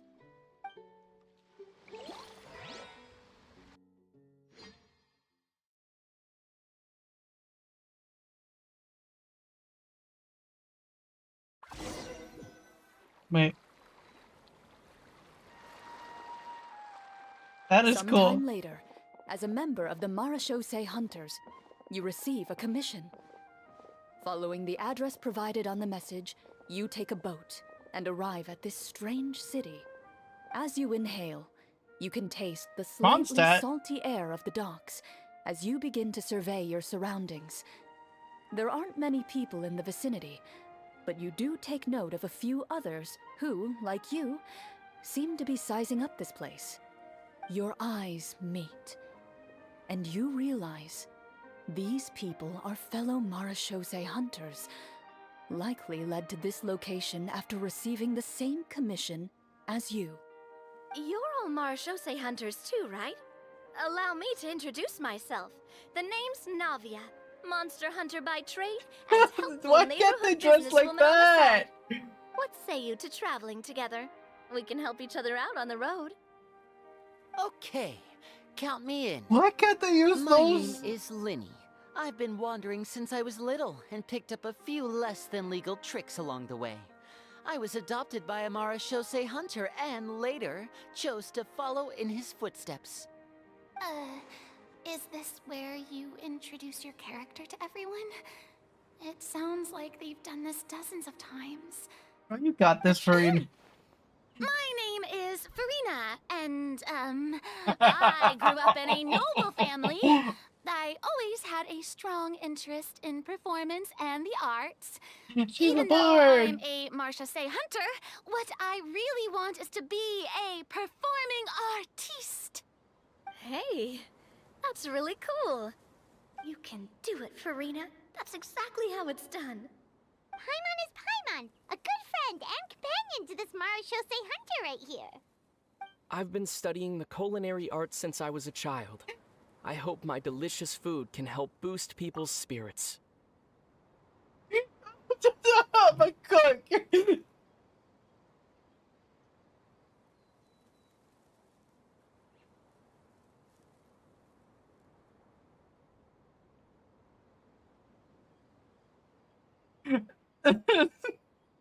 Can we have this oh my god, please tell us we can have this wardrobe. That's wonderful. I'll be looking forward to your cooking during our adventures together. Well, if we're all here for the same commission, why don't we take some time to confirm what we need to do? You open your envelopes at the same time. The message reads, "To the honorable and trustworthy Marachose hunters, our kingdom is currently facing a grave crisis. The lands outside the capital have been overtaken by monsters, and our people are being led astray by forces of wickedness. We beseech you, please help us resolve this crisis and return peace and stability to our home." Huh. The layout of this city looks super familiar. It kinda reminds Paimon of Mondstadt! The scriptwriter must have used a real-world city as a reference when coming up with the map. As experienced hunters, the layout of the city reminds you of places once traveled. You recall the sight of tree-lined streets and the gentle tranquility of days gone by. Yet, as you regard the city in front of you, it appears to be little more than an empty shell. Its hollow gates are open to you, beckoning you to come forth and bring salvation back to the town. I carefully read every line of the letter and turn my attention to the signatures at the bottom. Who issued this commission to us? You see a long string of unfamiliar names. It would seem that many of the residents of the city issued this commission together. They sensed that things were not right within the kingdom and sent a distress signal to the outside world. In that case, why don't we take a walk around the city and see if we can learn anything from the local residents? Oh, good idea. We might be able to get some leads on the monsters and bad guys we're after. You look up and see a tavern nearby. It is It appears Mondstadt. to be open for the day. Why don't we go check out that tavern? If the novels I've read are anything to go by, taverns are usually full of information.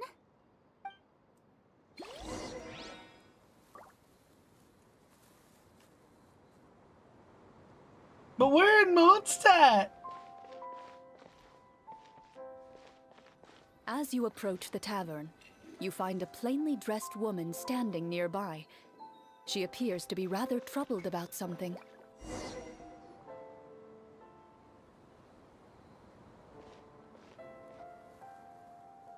Greetings, friend. Lovely weather we're having today, don't you think? Oh, hello. I suppose you're right.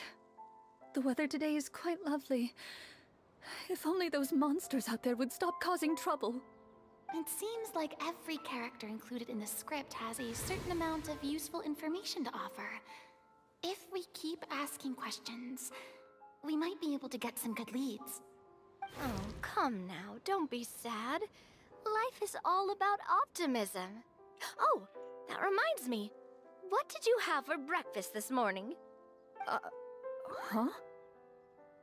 I don't think that's the kind of question we're supposed to ask. Nothing turns a frown upside down like good food. How about some macarons? I could make you some. Navia. You didn't even take cooking as one of your skill proficiencies. That's not necessary, miss. Excuse me for saying this, but you don't really look like a chef. Besides, I'm not really a fan of sweets. So you're someone who barely smiles and doesn't like sweets. You're really starting to remind me of this one friend of mine. Nah. Hey! Did she just... me? Chlorian must have broke character for a second. This isn't getting us anywhere. Traveler, maybe you can think of something.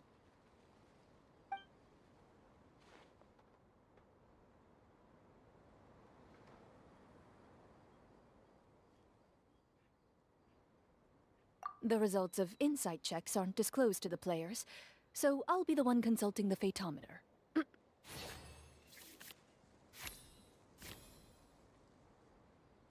You recall all the lessons you've learned in your time and begin to carefully observe the woman's mannerisms.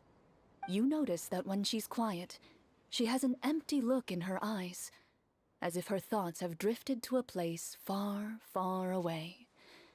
And when she speaks, she often subconsciously reaches out to touch the ring on her left hand. So you noticed. That's a little embarrassing. A horde of monsters suddenly appeared near the capital recently, so all the guards were dispatched to fight them.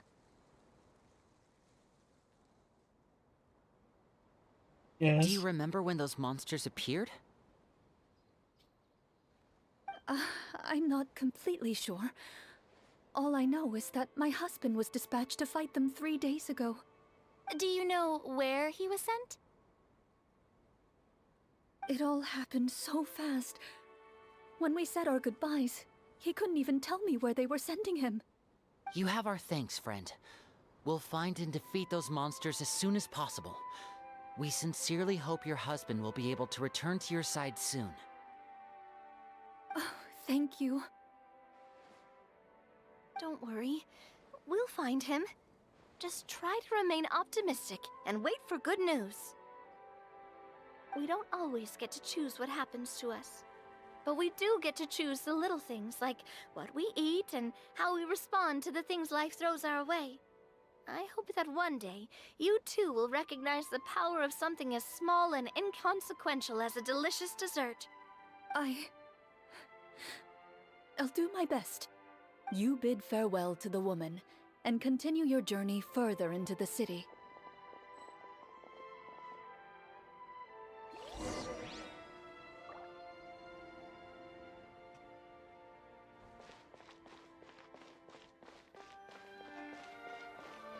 As you venture further into the city, the streets appear largely empty. An elderly woman walks past. You see her shake her head as she puts away her wrinkled wallet. A nearby merchant folds his arms and gives you a disdainful look. You get the impression that he's someone who has long gotten used to the sight before him.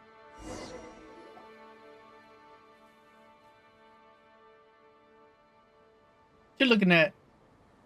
Although he doesn't seem very friendly, merchants are usually a good source of information, right? Pardon me, sir. I'd like to ask a question if I may. That depends. How much are you willing to pay? Hold on. Chlorian. This much. What do you take me for? Some lowly beggar? You can't even buy half an onion with that amount. Surely an onion can't be that expensive, right? What do you know? War is nearly upon us. Everything costs several times what it did before. If you're not gonna buy anything, then scram. Chlorian. Whoa, what a nasty guy. Maybe we shouldn't even bother talking to him. But he still might have information we need. Traveler, can you think of something? Sir, we came to this city to solve the very problem you seem to be referring to. The war you mentioned, would it happen to be against the monsters outside the city? If you happen to be well informed and know a thing or two about what's going on, we'd appreciate it if you could share that information with us. After all, the sooner this problem gets resolved, the easier it will be for you to do your business.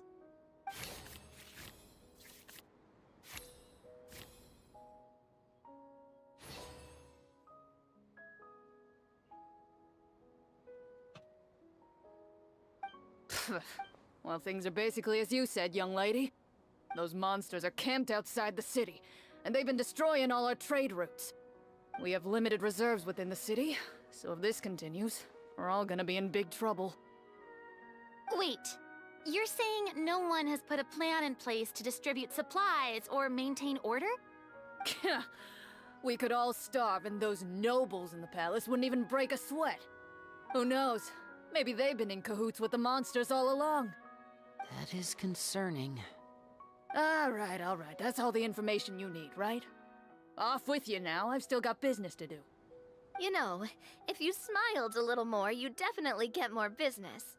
And I bet that would make your life just a little bit sweeter. I'm not saying it's guaranteed to work. It's just a tip.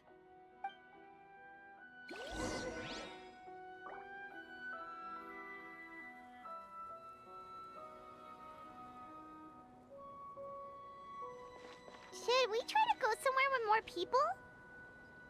Oh, how about the city square? Follow me. Mondstadt's perfect scenery for this D&D.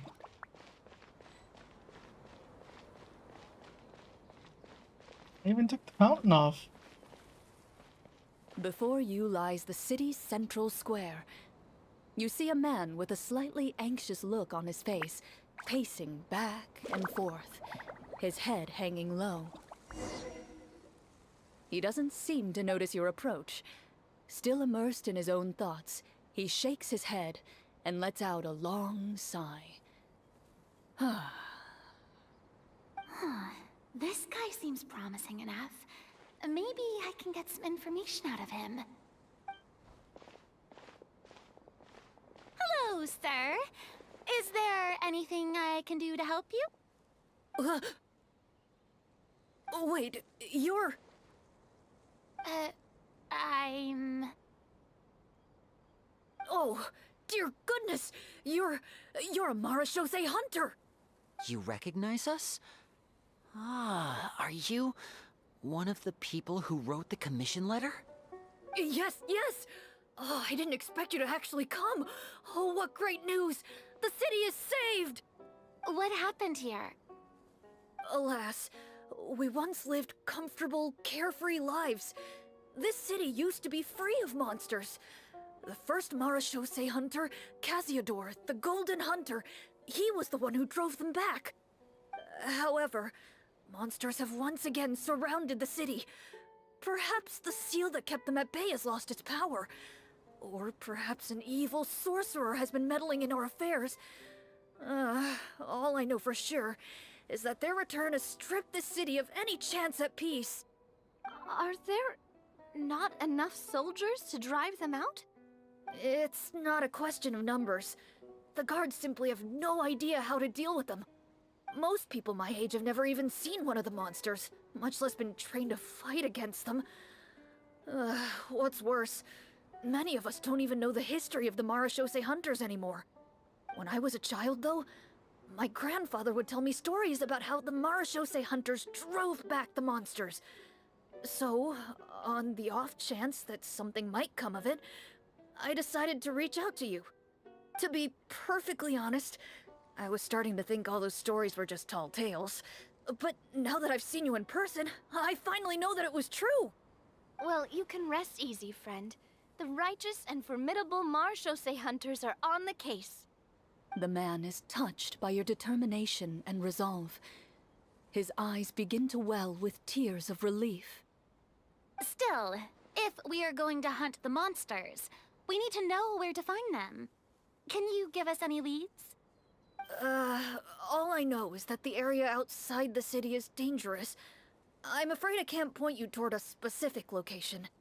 Oh, although, if you leave the capital through the main gate and follow the road, you should run into a group of guards. They might know more about where to find the monsters. I see. We'll go look for them then. All right. Be careful. Oh, and one last thing. The monsters outside the city are just part of the problem. There are evil sorcerers inside the city as well, so be on your guard. They're actively working with the monsters, and have corrupted the court ministers with malicious magic.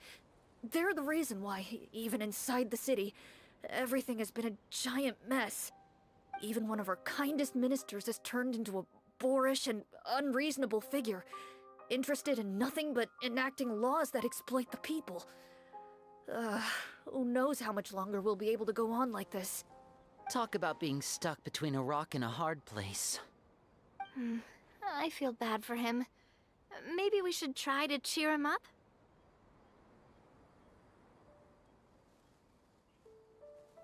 Huh? Like, now? Is this really the right time? I appreciate your kindness, but for now, it's more important to focus on the crisis at hand. Brave hunters, I leave the future of this kingdom to you.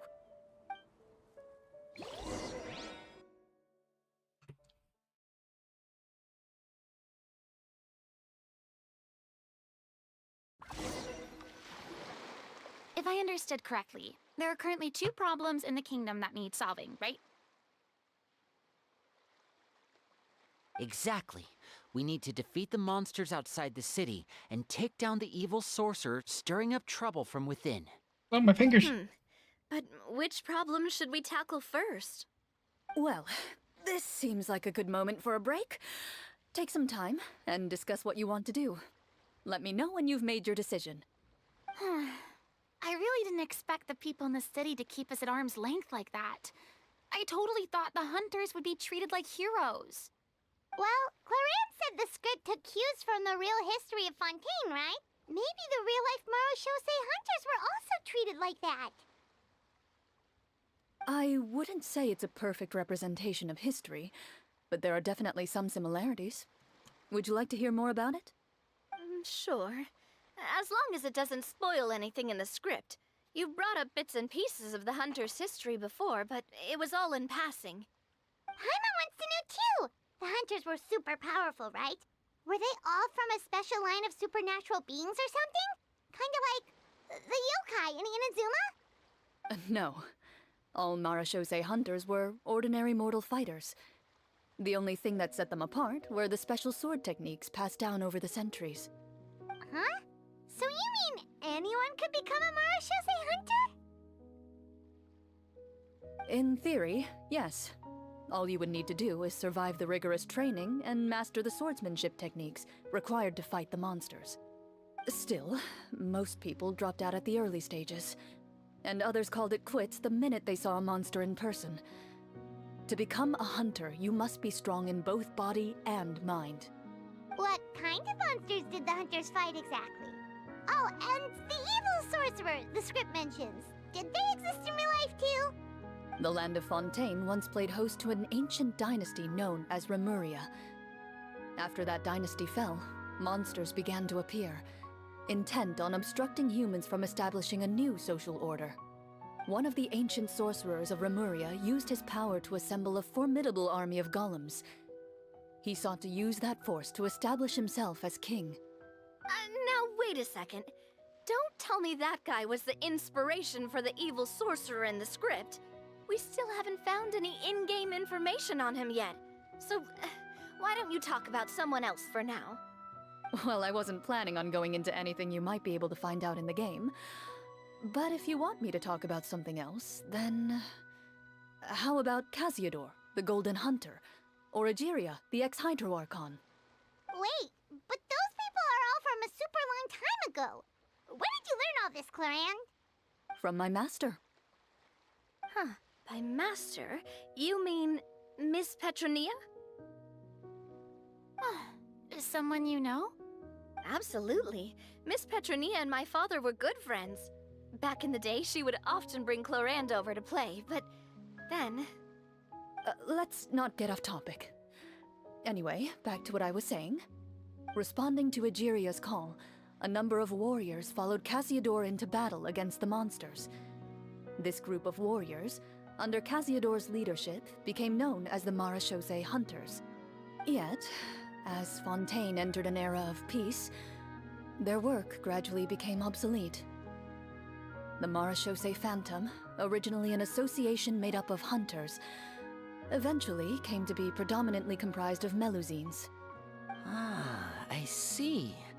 That explains why most of the people in the script have forgotten the hunters or think of them as nothing more than a legend. Is that really a bad thing, though? It can get tough always being the one shouldering everyone's expectations. Oh, Farida. Depends on who you ask, I suppose. If the name of the organization no longer commands respect, investigative work is bound to suffer. Speaking of investigations, which problem should we tackle first? Monsters or evil sorcerer? Monsters. I vote monsters. That's the main duty of the hunters, right? We can come back to the sorcerer later. Well said, Miss Farina. Plus, if the sorcerers really are the masterminds behind this whole thing, defeating the monsters could give us some clues on their intentions as well. What about you, partner? What do you think? It's decided then. All right. After some discussion, you decide to turn around and head out of the city. Wait, I gotta end it. Oh, let me see if it'll let me end the thing and then I can come back to it.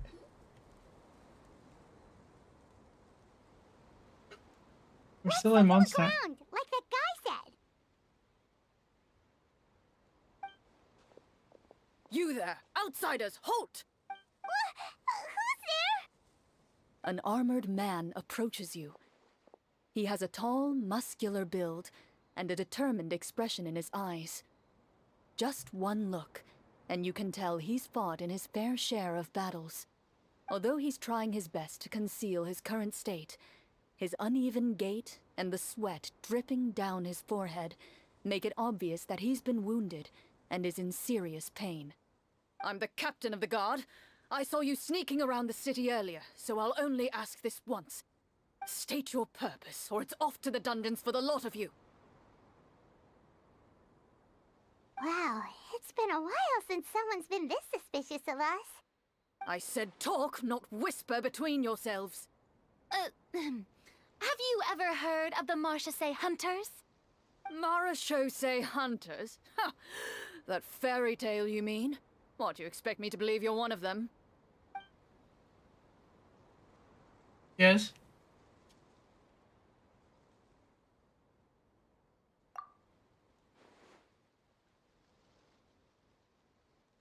Sir, we were indeed in the city earlier, but our purpose was only to gather information on the monsters. We're here to help the city and all the people within it. Your guards are still fighting the monsters as we speak. They could be seriously wounded and in grave need of support. You need all the help you can get.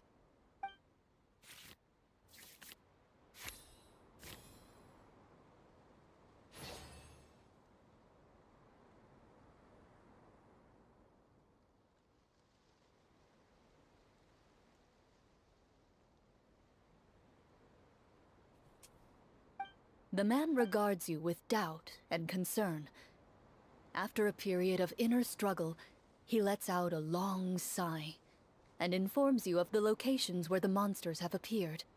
Those monsters aren't easy to deal with, but if you insist on going, I won't stop you either. I just hope all the guards will be able to come back to their families alive. I wish you the best of luck.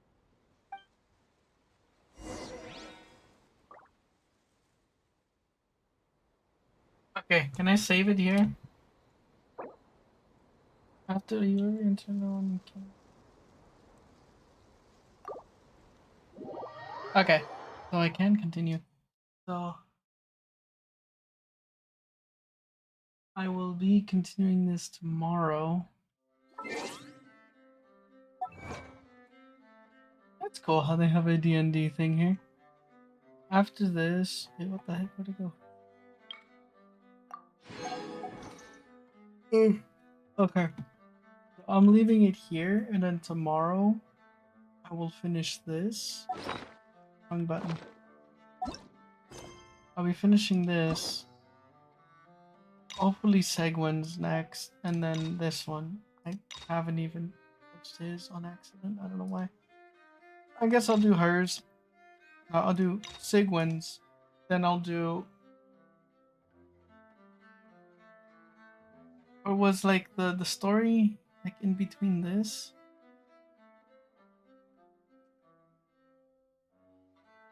I think it was Cloran and then main story and then these two. That's probably what I'm gonna do. Is Cloran, main story, Segwin, and then Amelie. So I will be ending it there, and I will see you tomorrow.